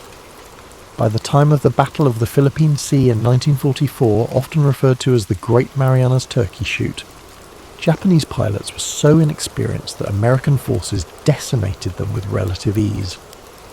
This imbalance in skill and resources can be traced back to the setbacks Japan suffered at Midway. The legacy of Midway extends beyond its military and strategic implications. It became a symbol of resilience, ingenuity, and the importance of unity in the face of adversity. For the United States, the victory at Midway represented a turning point in a war that had begun with the devastating losses at Pearl Harbor. It demonstrated that the American spirit, coupled with innovation and strategy, could overcome even the most formidable challenges. The men who fought at Midway left a lasting impact on history. Their courage and sacrifice are remembered not just in the annals of military history, but also in the hearts of those who understand the profound cost of war. Many of the pilots, sailors, and officers who served in the battle went on to play key roles in subsequent campaigns, carrying with them the lessons and experiences of Midway. Today, the site of the battle remains a place of quiet reflection. Midway Atoll, now a national wildlife refuge, is home to diverse marine and bird life, a stark contrast to the chaos that once engulfed its waters. The peaceful serenity of the atoll serves as a poignant reminder of the cost of war and the enduring hope for peace. The story of Midway is one of triumph and tragedy, of strategy and sacrifice. It is a reminder of the resilience of the human spirit and the importance of standing firm in the face of adversity. As we reflect on this pivotal moment in history, let us remember the bravery of those who fought, the lessons they taught us, and the enduring legacy of their actions. Picture the calm waters of the Pacific, the waves gently lapping against the shores of the atoll. Imagine the bravery of those who took to the skies and seas, their sacrifices shaping the course of history. Let their legacy remind you of the strength and resilience within us all. Thank you for joining us tonight on History and Sleep. May the story of the Battle of Midway bring you reflection, perspective, and a deep sense of gratitude. Sleep well, and may your dreams be filled with the quiet strength of those who came before us, and the enduring hope for a better world. Sweet dreams, and drift off to sleep with rain.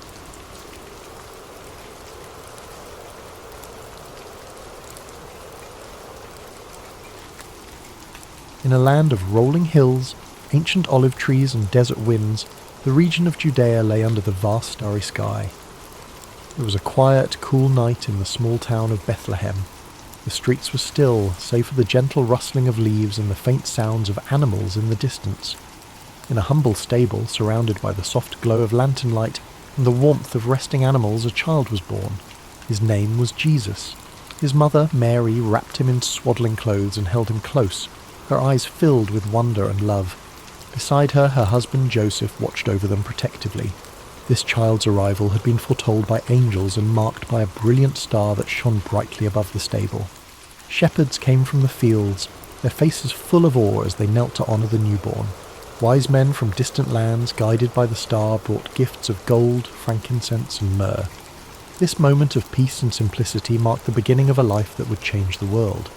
Jesus grew up in the town of Nazareth, a small village surrounded by hills and fields.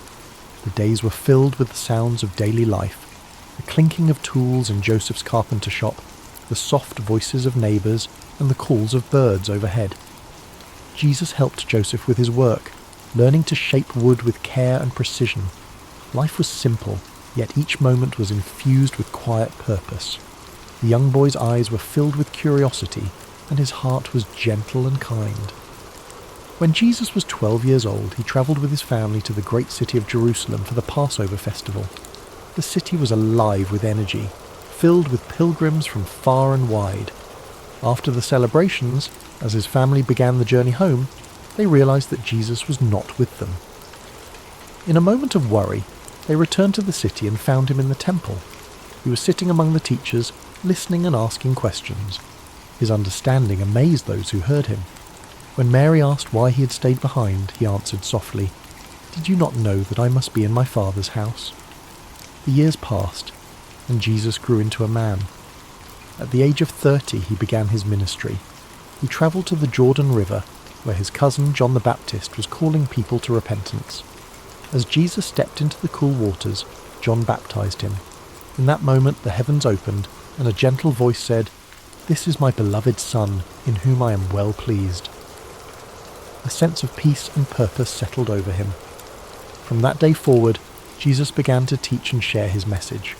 He walked from village to village, his sandals dusty from the journey, his heart full of love for the people he met. His voice was calm and soothing, his words simple yet filled with profound meaning. He spoke of love, forgiveness, and compassion. "Love your neighbour as yourself," he said. "Blessed are the peacemakers, for they shall be called children of God." People gathered to hear him, their eyes filled with hope. He healed the sick, gave sight to the blind, and comforted those who were weary. His touch was gentle, his presence a source of peace. He met people where they were in their daily lives and invited them to see the world through the lens of love and kindness.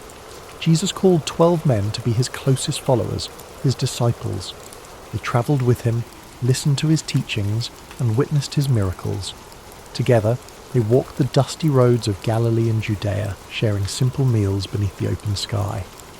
The bond between them grew strong, a fellowship built on trust and shared purpose. One day, on a hillside overlooking the Sea of Galilee, a large crowd gathered to hear Jesus speak. The air was still, the sun casting a gentle warmth over the grass. His voice carried through the breeze, each word a balm for the soul. "Blessed are the poor in spirit, for theirs is the kingdom of heaven. Blessed are those who mourn, for they shall be comforted." His teachings offered hope, reminding people of their worth and the boundless love of God. But not everyone welcomed his message. Religious leaders and those in power felt threatened by his teachings and his growing following. They questioned his authority and sought ways to silence him. Yet Jesus remained calm, his resolve unshaken. He continued to teach, to heal, and to spread his message of love and forgiveness. As his ministry continued, Jesus travelled to Jerusalem one final time. The city was bustling with preparations for the Passover festival. Crowds welcomed him with palm branches, shouting, "Hosanna!" But beneath the celebration lay a growing tension. He shared a final meal with his disciples, breaking bread and offering wine. "Do this in remembrance of me," he said softly. That night, in the quiet Garden of Gethsemane, Jesus prayed. The stars shone above, and the olive trees stood in silent witness. He knew what lay ahead. Soldiers came, and he was arrested, betrayed by one of his own. He was taken before the authorities, questioned and condemned. Though he had committed no crime, he accepted his fate with grace and humility. He carried his cross through the streets of Jerusalem, the weight heavy upon his shoulders. The journey was slow, each step filled with pain and determination.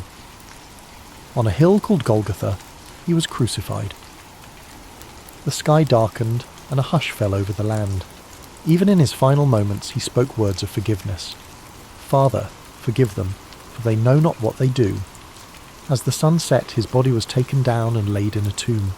The world seemed to hold its breath, the weight of sorrow and loss hanging in the air. But the story did not end there. On the third day, the stone was rolled away, and the tomb was empty. His followers, filled with wonder and joy, saw him again. He had risen, a symbol of hope, redemption, and eternal love. Jesus' life, though marked by struggle and sacrifice, remains a testament to the power of compassion, forgiveness, and faith. His teachings continue to inspire millions, offering a path of peace and purpose. His story is a reminder that love endures, that hope rises even in the darkest moments, and that each of us carries within us the capacity for kindness and grace. As you drift deeper into sleep, let the story of Jesus' life bring you a sense of calm and comfort. Feel the gentle peace of his message settle over you, like a warm blanket of light. His journey, filled with love and sacrifice, reminds us of the quiet strength within our own hearts. Let the serenity of this story continue to wash over you, like a gentle tide drawing you further into rest. The life of Jesus of Nazareth is a story that transcends time, a narrative of love, sacrifice, and enduring hope. As you breathe softly, allow the echoes of his message to bring a sense of calm and comfort. Imagine the quiet streets of ancient Nazareth, the town where Jesus spent much of his early life.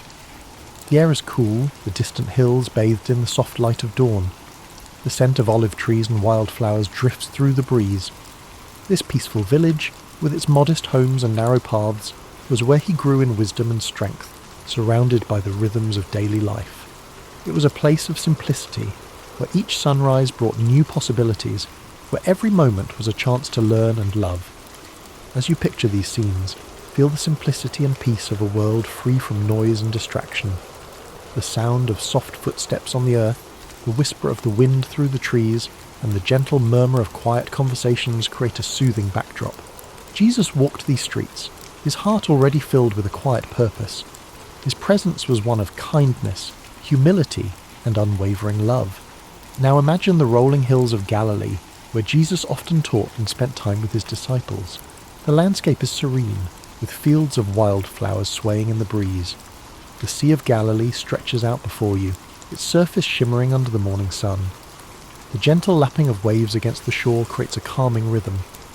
Jesus walked these shores sharing stories and parables that spoke to the hearts of those who listened. His words, like the steady waves, carried a sense of peace and clarity.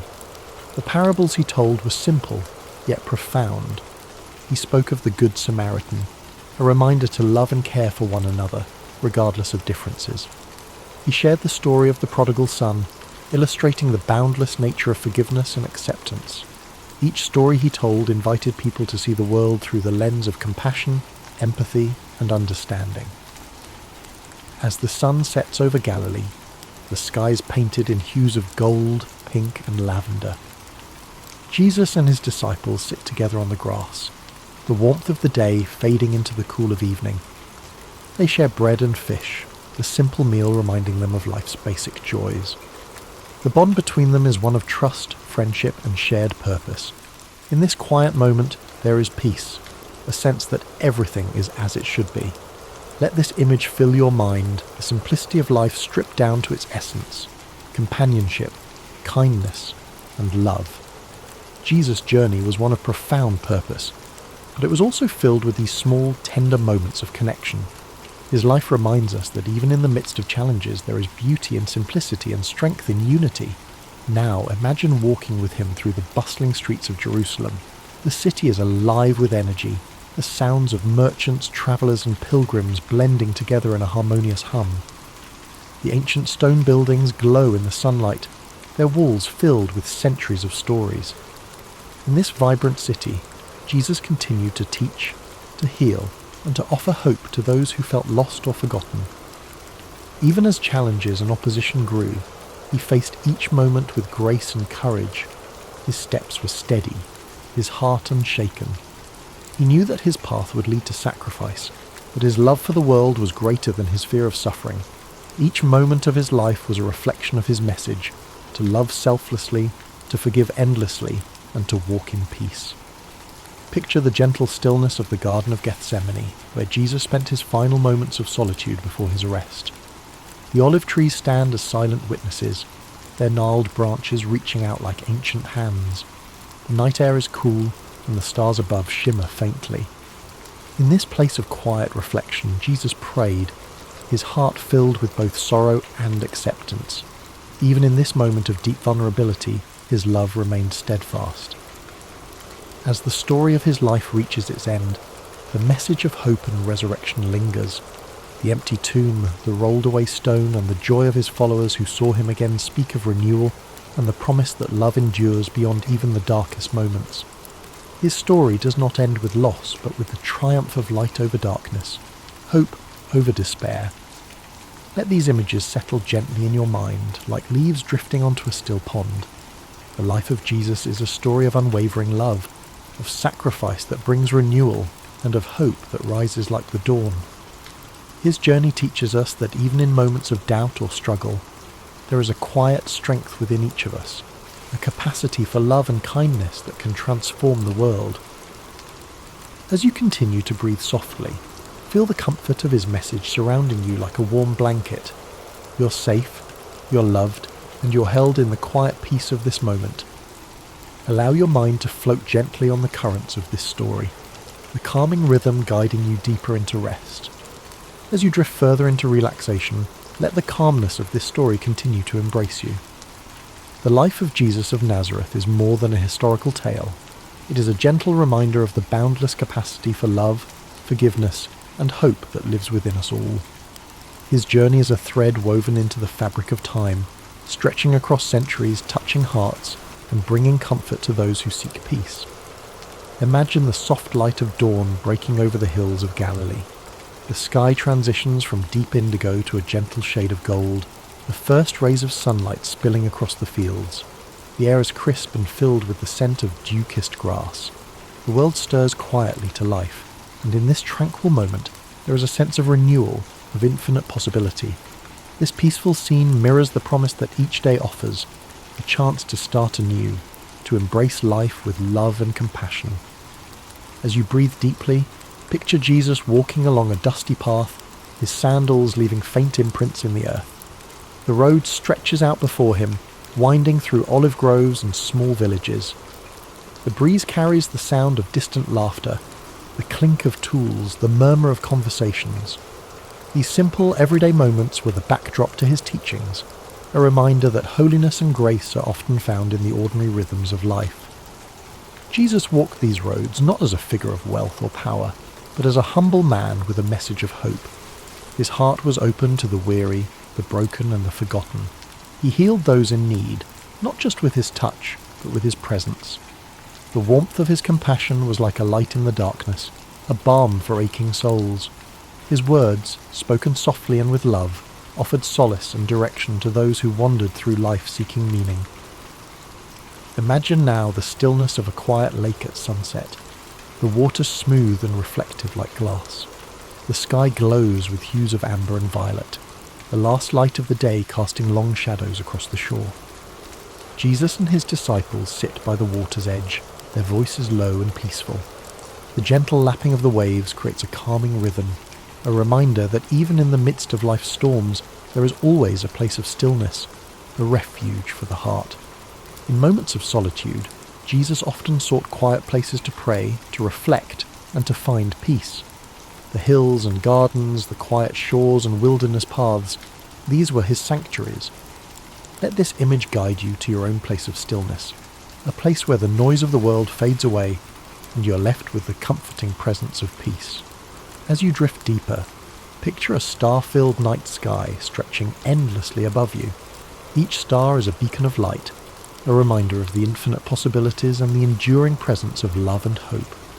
Jesus' message, like these stars, shines brightly through the darkness, offering guidance, warmth, and assurance.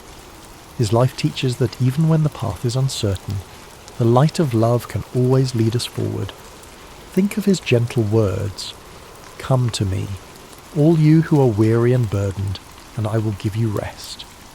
These words, spoken with tenderness, are an invitation to let go of your worries, your fears, and your burdens. In this moment, allow yourself to release anything that weighs you down. Let your mind and body relax fully, knowing that you are safe, loved, and cared for. The life of Jesus, filled with love, humility, and sacrifice, whispers to us that peace is not just something to be sought, it is something we can carry within us. His journey of compassion and forgiveness reminds us that kindness, no matter how small, has the power to change the world. Even in moments of difficulty there is hope, and even in moments of doubt there is faith. As you float in the comfort of this story, feel the warmth of peace settling over you, like the soft glow of morning light. Your breath is slow and steady, your body relaxed, your mind gently drifting. You are enveloped in a sense of stillness, a deep tranquility that invites you to rest fully and completely. Imagine Jesus' presence beside you, a quiet, reassuring presence that offers comfort without words. His life reminds us that we are never truly alone, that love is always with us, and that peace is always within reach. Allow this thought to settle in your heart, bringing a sense of security and calm. As the world around you fades into the gentle veil of sleep, know that this peace will remain with you. The story of Jesus, his love, his compassion, and his sacrifice lingers like a soft echo, guiding you into a night of deep restorative rest. Your journey into sleep is a journey into comfort, where the cares of the day dissolve and are replaced by warmth, hope, and serenity. Thank you for spending this time with us at History and Sleep. May the life of Jesus of Nazareth fill your dreams with peace, love, and quiet inspiration.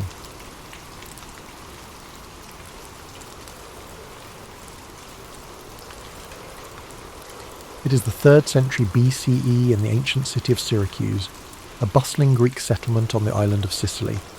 The air is filled with the scent of the sea carried by the breeze from the nearby Mediterranean coast. The streets are alive with merchants, artisans, and scholars, their voices blending into a harmonious hum. Among these people walks a young boy, his eyes bright with curiosity, his mind constantly searching for answers to questions most people do not think to ask. This boy is Archimedes. Born to a family of intellect and privilege, Archimedes' father, Phidias, is an astronomer who nurtures his son's love for learning. From a young age, Archimedes is fascinated by the world around him. The way the stars move across the night sky, the precise mechanics of gears and levers, the simple yet profound mysteries of numbers, all of these captivate his developing mind. He spends his days asking questions, pondering problems and seeking answers in the natural world. As Archimedes grows, his thirst for knowledge takes him beyond the borders of Syracuse. He travels to Alexandria in Egypt, a renowned centre of learning, home to the great library of Alexandria.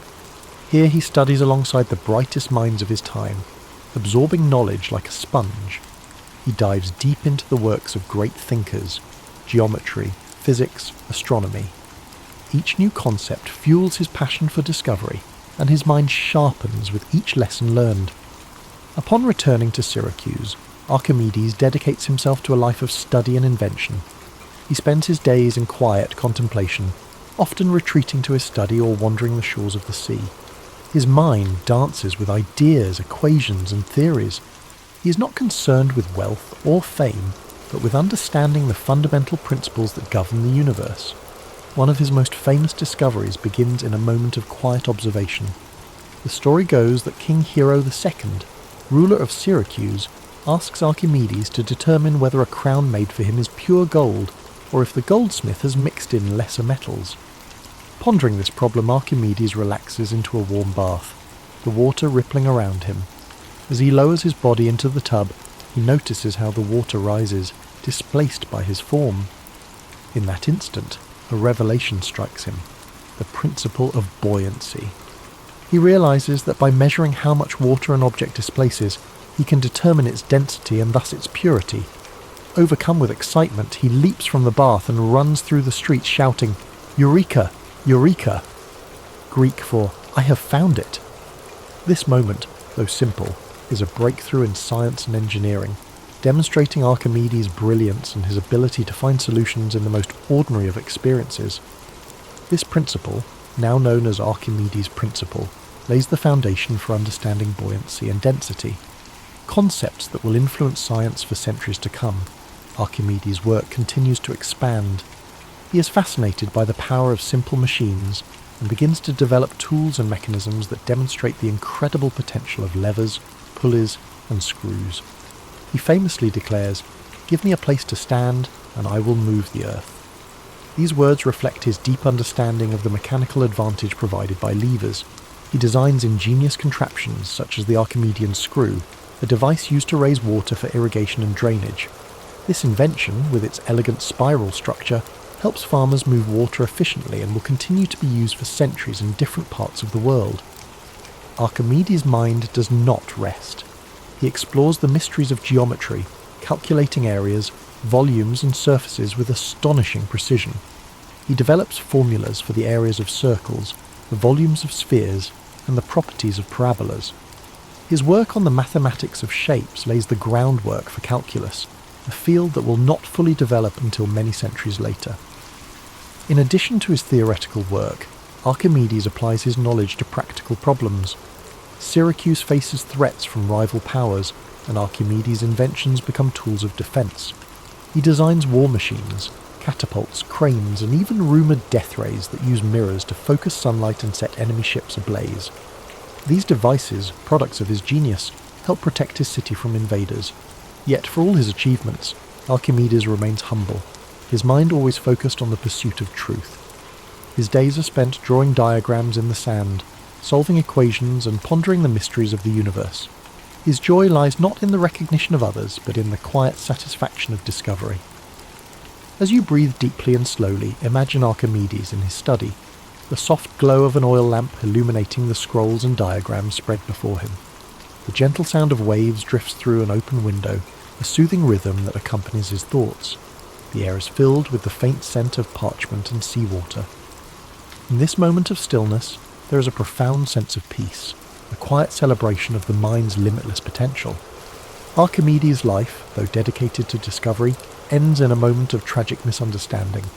During the siege of Syracuse by the Roman army, the city falls despite its defences. As the soldiers enter, Archimedes is engrossed in his work, drawing a mathematical diagram in the sand. A Roman soldier approaches him, but Archimedes, absorbed in his thoughts, asks the soldier not to disturb his circles. In a tragic instant, the soldier strikes him down, unaware of the brilliance of the man before him. But though his life is cut short, Archimedes' legacy endures. His discoveries, his inventions, and his insights into the world of mathematics and physics continue to inspire generations. His work becomes the foundation for future scientists, engineers, and thinkers, a testament to the enduring power of curiosity and intellect. As you drift further into sleep, let the story of Archimedes remind you of the beauty of exploration, the joy of discovery, and the quiet power of the mind. His life teaches us that the pursuit of knowledge, no matter how simple or complex, is a journey worth taking. Each question we ask, each problem we solve, brings us closer to understanding the wonders of the world. As you sink deeper into the gentle embrace of sleep, let the wisdom and wonder of Archimedes' life continue to guide your thoughts. His journey was one of relentless curiosity, an unquenchable thirst for understanding the mysteries of the universe. Even now, centuries later, his discoveries ripple through time, touching the modern world in ways both seen and unseen. Picture the quiet streets of ancient Syracuse once more. The sun has set and the city is cloaked in twilight. The gentle sound of the sea rolls in the distance, its waves washing softly against the stone walls of the harbour. Lanterns flicker along the narrow alleyways, casting warm pools of light onto the cobbled streets. Somewhere in this peaceful setting, Archimedes walks slowly, his mind alive with thoughts and ideas. He is at ease, his steps unhurried, the weight of his questions a welcome companion rather than a burden. This tranquility reflects a life devoted to understanding, to peeling back the layers of the world to reveal the beauty beneath. Archimedes saw the universe as a grand puzzle, one that could be unravelled with patience, logic, and observation. He understood that the smallest discoveries could lead to the grandest truths, that even the most complex problems could be solved by breaking them down into their simplest forms. Imagine him standing by the shoreline, the breeze rustling his robes, the salty air filling his lungs. He gazes out at the expanse of the sea, the horizon a seamless blend of water and sky. In his mind, the sea is not just a vast body of water, but a dynamic system governed by principles he can explore and understand. To Archimedes, every wave, every ripple tells a story of motion, force, and balance. His world is alive with meaning, a canvas on which the laws of nature are painted with exquisite detail. He returns to his workshop, a quiet space filled with scrolls, diagrams, and tools of his trade. The air carries the scent of ink, parchment, and aged wood. The room is dimly lit by the soft glow of an oil lamp, its flame dancing gently. Archimedes leans over a table strewn with geometric figures and mechanical designs. His fingers trace the lines of a new invention, his mind focused yet serene. Each stroke of his quill, each measurement, is a step in his never-ending quest to understand the world more deeply. His life reminds us that knowledge is not just power, it is also peace. The act of learning, of discovering, brings with it a calm certainty, a quiet joy. Archimedes found solace in his work, in the simple yet profound pleasure of solving a problem, of uncovering a truth that lay hidden just beneath the surface. His discoveries were not just for his time but for all time, a gift to future generations who would build upon his legacy. Allow your mind to rest in this world of gentle discovery, where questions are welcomed and answers are earned through patience and insight. Let the image of Archimedes' quiet contemplation bring you comfort. His life shows us that there is beauty in thought and exploration, in the pursuit of knowledge. No problem is too large, no challenge too daunting when faced with a calm and determined mind. As you breathe slowly and deeply, feel a sense of calm curiosity settle over you. The worries of the day drift away, replaced by the stillness of this moment. The gentle rhythm of your breath becomes the heartbeat of your own quiet discoveries. Like Archimedes, you're free to explore the depths of your thoughts, to wonder, to question, and to dream. The soft lapping of waves on the shore echoes in the distance, a soothing sound that anchors you to a place of peace. The stars twinkle faintly above, each one a reminder of the infinite possibilities that lie before you. Archimedes understood that the universe, vast and mysterious, is a place of endless wonder. And as you drift further into sleep, you too are part of that wonder, a being of thought, curiosity, and potential. Imagine the warmth of a gentle sun rising over the horizon, casting its golden light across the quiet city of Syracuse. The world awakens slowly, the streets coming to life with the soft sounds of morning. Archimedes' study is filled with the gentle glow of dawn, his scrolls illuminated by the first rays of light. The work continues, the questions remain, and the journey of discovery goes on. In this moment, you're wrapped in a blanket of peace and possibility. The story of Archimedes whispers to you that the pursuit of knowledge is a path without end, a journey that brings fulfillment and joy. His life is a reminder that even the smallest insights can lead to the greatest understandings, that patience and curiosity are the keys to unlocking the universe's secrets. As you drift deeper into the serene embrace of sleep, let the story of Archimedes continue to weave through your thoughts like a gentle current. His life reminds us that the universe is filled with puzzles waiting to be solved, and each quiet moment of reflection brings us closer to understanding its secrets. The night is calm now, and the echoes of his discoveries linger softly in your mind. Imagine the gentle rhythm of the sea, the waves rising and falling in a soothing eternal dance.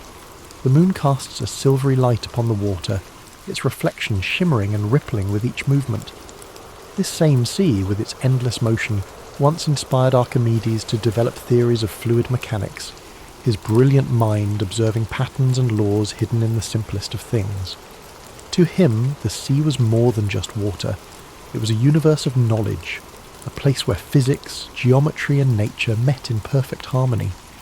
Allow yourself to float upon this tranquil sea, the waves cradling you with their soft, steady motion.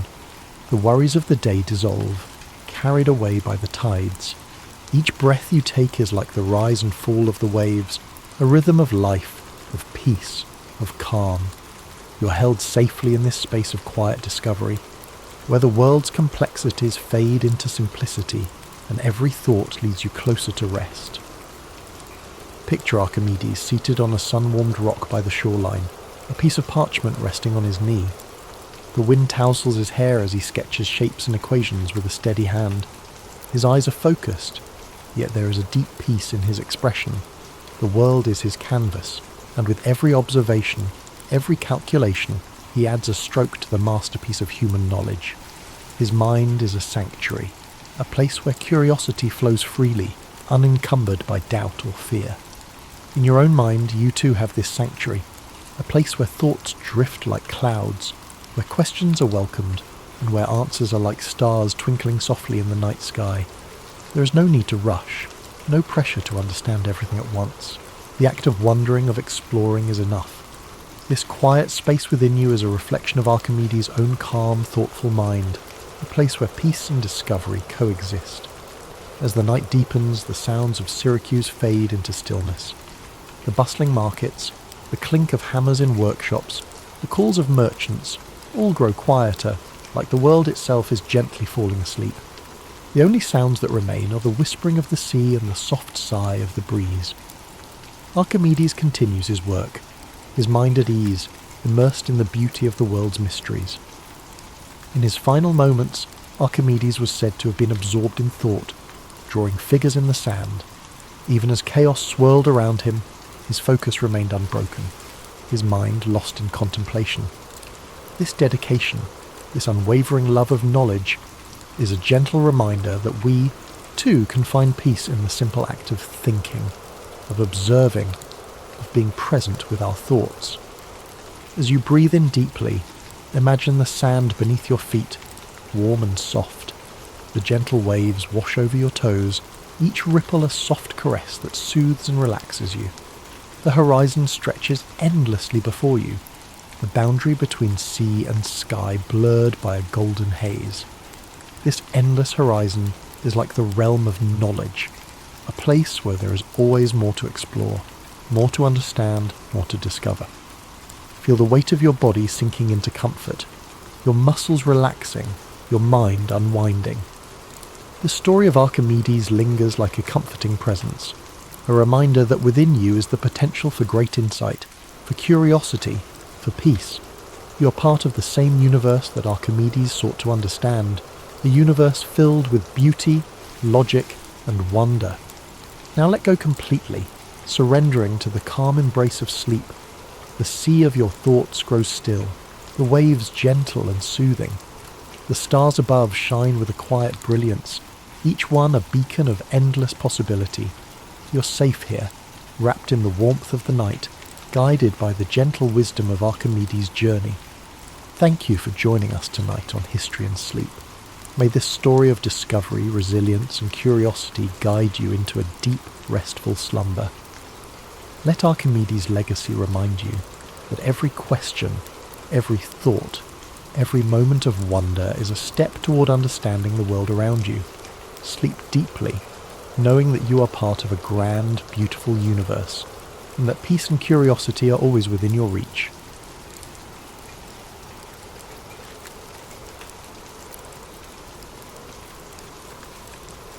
Aristotle's story begins over 2,000 years ago, in 384 BCE, in the ancient city of Stagira, located in northern Greece.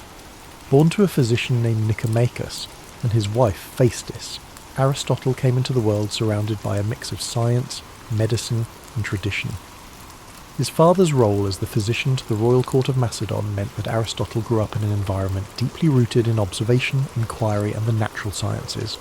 Even as a child, he showed a curious and inquisitive nature, traits that would come to define his life and work. However, Aristotle's early life was not without hardship. His parents passed away when he was still a boy, leaving him orphaned at a young age.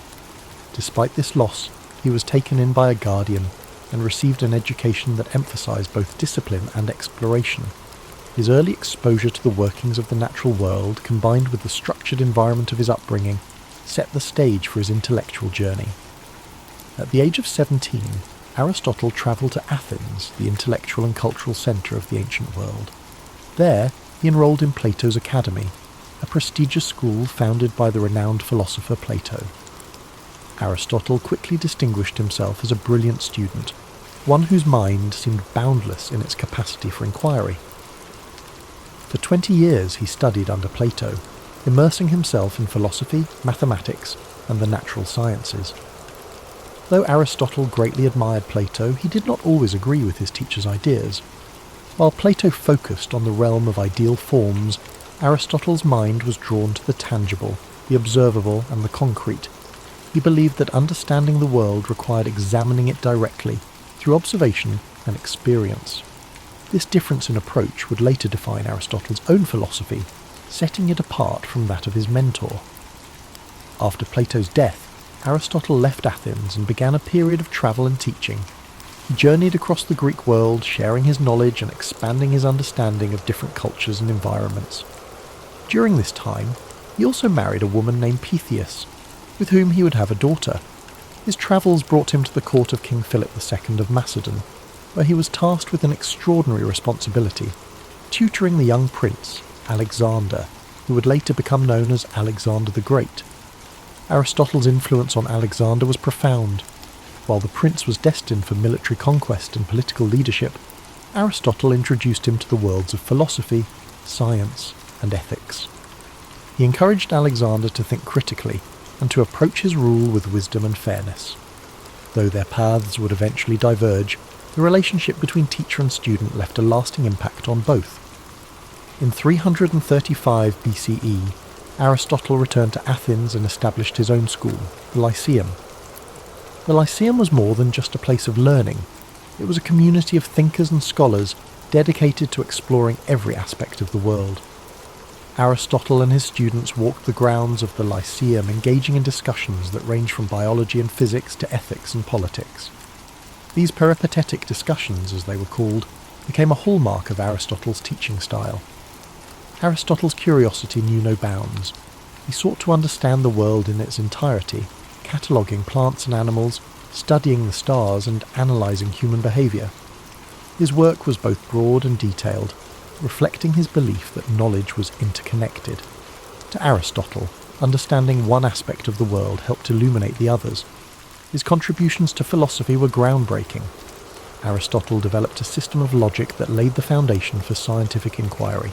He believed that knowledge could be built through observation, reasoning, and experimentation.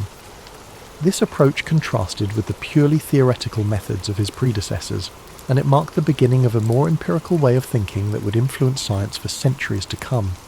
Aristotle's writings covered nearly every subject imaginable. He explored metaphysics, examining the nature of existence and reality. He wrote extensively on ethics, proposing that the goal of life was to achieve eudaimonia, or flourishing through the cultivation of virtue. In politics, he analysed the structures of government and society, emphasising the importance of balance and justice. Yet, Aristotle was not infallible. Like all thinkers of his time, his work was shaped by the cultural and historical context in which he lived. Some of his ideas, particularly those on natural hierarchy and gender roles, reflected the limitations of his era. Even so, his methods of inquiry and his commitment to understanding the world continued to resonate. As Aristotle's influence grew, so too did the challenges he faced. In his later years, political tensions in Athens made his position increasingly precarious. Following the death of Alexander the Great, anti-Macedonian sentiment in the city put Aristotle, with his ties to the Macedonian court, under scrutiny. Accused of impiety, he chose to leave Athens, reportedly saying that he would not allow the city to sin twice against philosophy, a reference to the execution of Socrates decades earlier. Aristotle spent his final years in the city of Chalcis, where he continued to write and reflect. He passed away in 322 BCE at the age of 62, leaving behind a legacy that would endure for millennia. His works, preserved and studied over the centuries, became a cornerstone of Western thought, influencing fields as diverse as science, ethics, politics, and art. As you reflect on Aristotle's life, let the calm rhythm of his story guide you into a peaceful state of relaxation. His journey reminds us of the power of curiosity, the value of inquiry, and the interconnectedness of all knowledge. Aristotle's life was not just about answers, it was about asking the right questions and seeking understanding in all things. Feel the quiet wisdom of his teachings as they settle in your mind, a gentle reminder that the pursuit of knowledge is a journey, not a destination. Let the story of Aristotle inspire you to embrace curiosity and to find wonder in the world around you.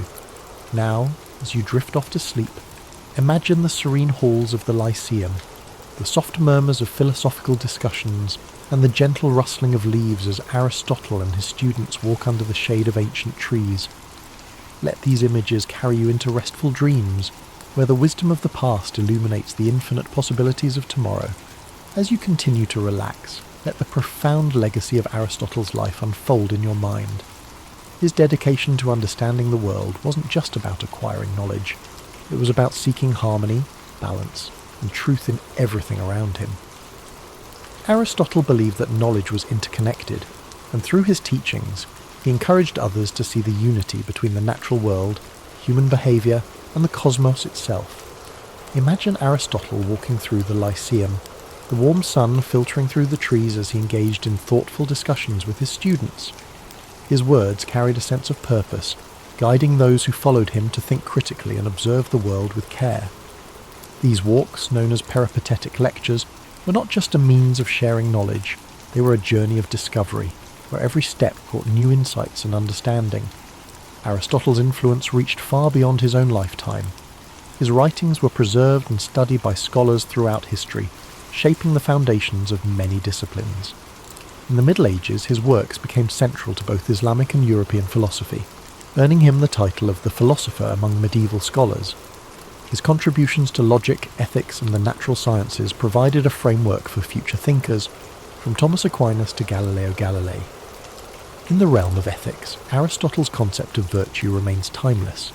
He believed that the key to a fulfilling life was finding the balance between extremes, a concept he called the golden mean. For Aristotle, courage lay between recklessness and cowardice, generosity between stinginess and extravagance. This philosophy of moderation offers a calming and thoughtful perspective, reminding us that harmony often lies in balance. As you reflect on these teachings, let their wisdom bring a sense of calm and clarity.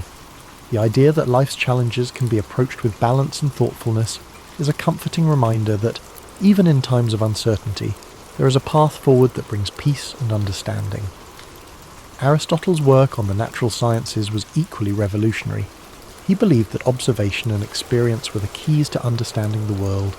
He meticulously studied plants, animals, and celestial phenomena, striving to uncover the principles that governed their existence. His efforts to categorize and explain the natural world laid the groundwork for modern scientific inquiry, inspiring countless generations of researchers to follow in his footsteps. Picture Aristotle seated in quiet contemplation, surrounded by scrolls and diagrams, his mind alight with questions about the universe.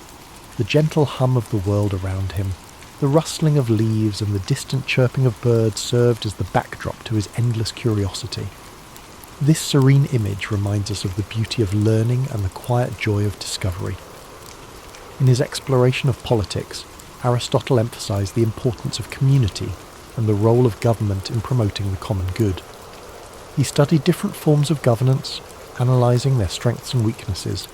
His belief that humans are political animals underscores our innate desire for connection and cooperation. Aristotle's insights into the nature of society encourage us to think deeply about the ways we interact with one another and the systems we create to support our collective well-being.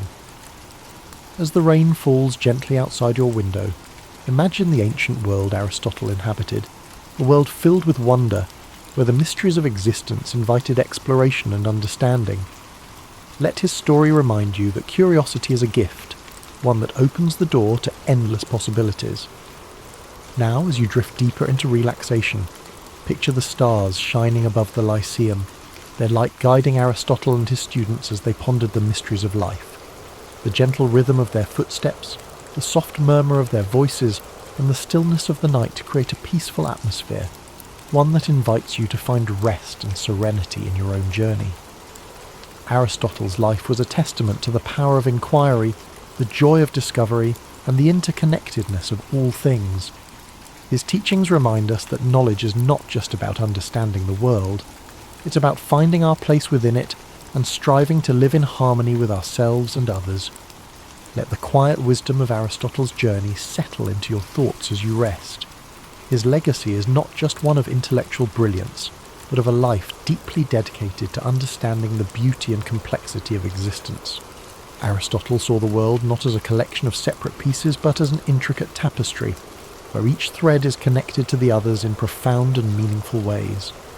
Imagine the calm serenity of ancient Greece, the golden sunlight cascading over the white stone columns of the Lyceum as Aristotle strolled its pathways, surrounded by students eager to learn.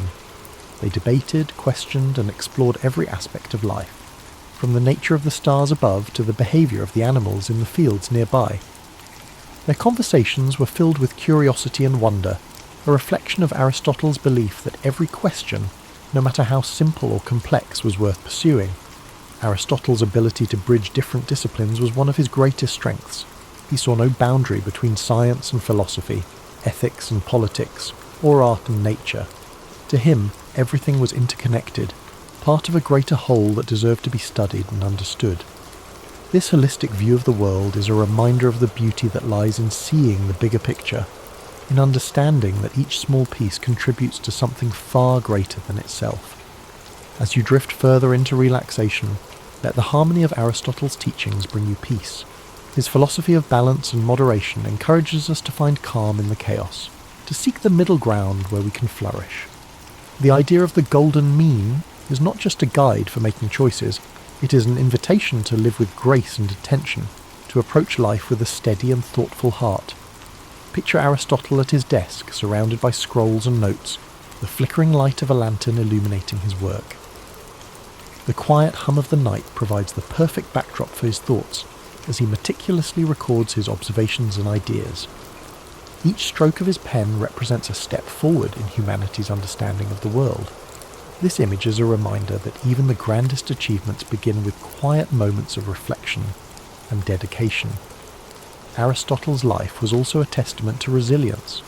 Despite the challenges he faced, from personal loss to political exile, he never stopped asking questions, never stopped seeking to understand. His commitment to learning and teaching, even in the face of adversity, is a powerful reminder that knowledge and curiosity are forces that can overcome even the greatest obstacles. Now, as you relax and prepare to drift into sleep, imagine the gentle sound of waves lapping against the shores of ancient Greece, the rhythmic flow of the sea echoing the timeless nature of Aristotle's wisdom. His story reminds us that the search for knowledge is an endless journey, one that brings us closer not only to the world around us, but also to ourselves. Let your breathing slow as you picture the peaceful gardens of the Lyceum, where Aristotle's students gather to learn and grow. The rustling of leaves in the wind and the soft murmur of philosophical discussions create a tranquil atmosphere, one that invites you to rest and reflect. As the calm of the night surrounds you, let the echoes of Aristotle's wisdom carry you further into a restful state. His life's journey reminds us of the power of patience and persistence, the idea that true understanding unfolds slowly, like the petals of a flower opening to the morning sun. Each step he took, each question he asked, was a step toward unravelling the mysteries of life. Imagine the gentle rhythm of Aristotle's daily routines at the Lyceum, the sun casting soft shadows over the gardens, where he and his students would walk and talk. The air would have been filled with the scent of blooming flowers and the distant sound of birds singing, creating a serene environment for thought and reflection. It was in these simple, unhurried moments that some of the most profound ideas in human history were born. Aristotle's approach to life and learning reminds us that it's okay to take our time, to explore the world with curiosity and wonder. He understood that knowledge is not something to be rushed. It is a lifelong journey, one that unfolds gradually and beautifully. This philosophy of patience and exploration is one we can carry with us, a gentle reminder to approach our own lives with care and intention. Aristotle often turned his gaze upward, marvelling at the vastness of the universe and pondering the mysteries it held. To him, the stars were not just distant points of light. They were part of a grand, interconnected cosmos, a reminder of our place within something far greater than ourselves. Let this thought bring you a sense of peace and wonder as you rest. Aristotle's teachings also emphasized the importance of community and connection. He believed that humans are social beings, meant to live and work together in harmony. His ideas about politics and ethics were grounded in this belief, highlighting the value of cooperation, fairness, and mutual respect. These principles continue to resonate, reminding us of the importance of building strong, supportive relationships with those around us. As you relax further, imagine the soft murmurs of conversation in the Lyceum, the voices of students and scholars blending together in a gentle symphony of learning. The warmth of their shared curiosity and the strength of their connections created an environment where ideas could flourish. Let this image remind you of the power of community, the way it supports and uplifts us, even in our quietest moments. Aristotle's dedication to understanding the natural world was unparalleled. He believed that by observing and studying the world around us, we could uncover the principles that govern life itself. From the smallest insect to the vast expanse of the heavens, Aristotle approached every subject with the same level of curiosity and care. His work laid the foundation for countless discoveries, inspiring generations of thinkers to explore and question. Now, as you drift closer to sleep, picture Aristotle walking along a quiet beach at sunrise, the waves gently lapping at the shore. The golden light of dawn illuminates his path, a symbol of the new ideas and possibilities that each day brings. This peaceful scene reflects the quiet strength of his mind and the endless potential for discovery that lies within us all. Let your breathing slow as you embrace the calm and tranquility of this moment. The story of Aristotle's life is one of resilience, curiosity, and an unyielding desire to understand. His teachings remind us that no matter how complex the world may seem, there is always beauty to be found in the search for knowledge. As you fall into a deep, restful sleep, let the timeless wisdom of Aristotle's journey inspire your dreams. Imagine the serenity of the Lyceum, the warmth of shared ideas, and the quiet joy of exploring the mysteries of life. Thank you for spending this time with us at History and Sleep. May your dreams be peaceful and filled with wonder. Sweet dreams, and we look forward to seeing you again soon.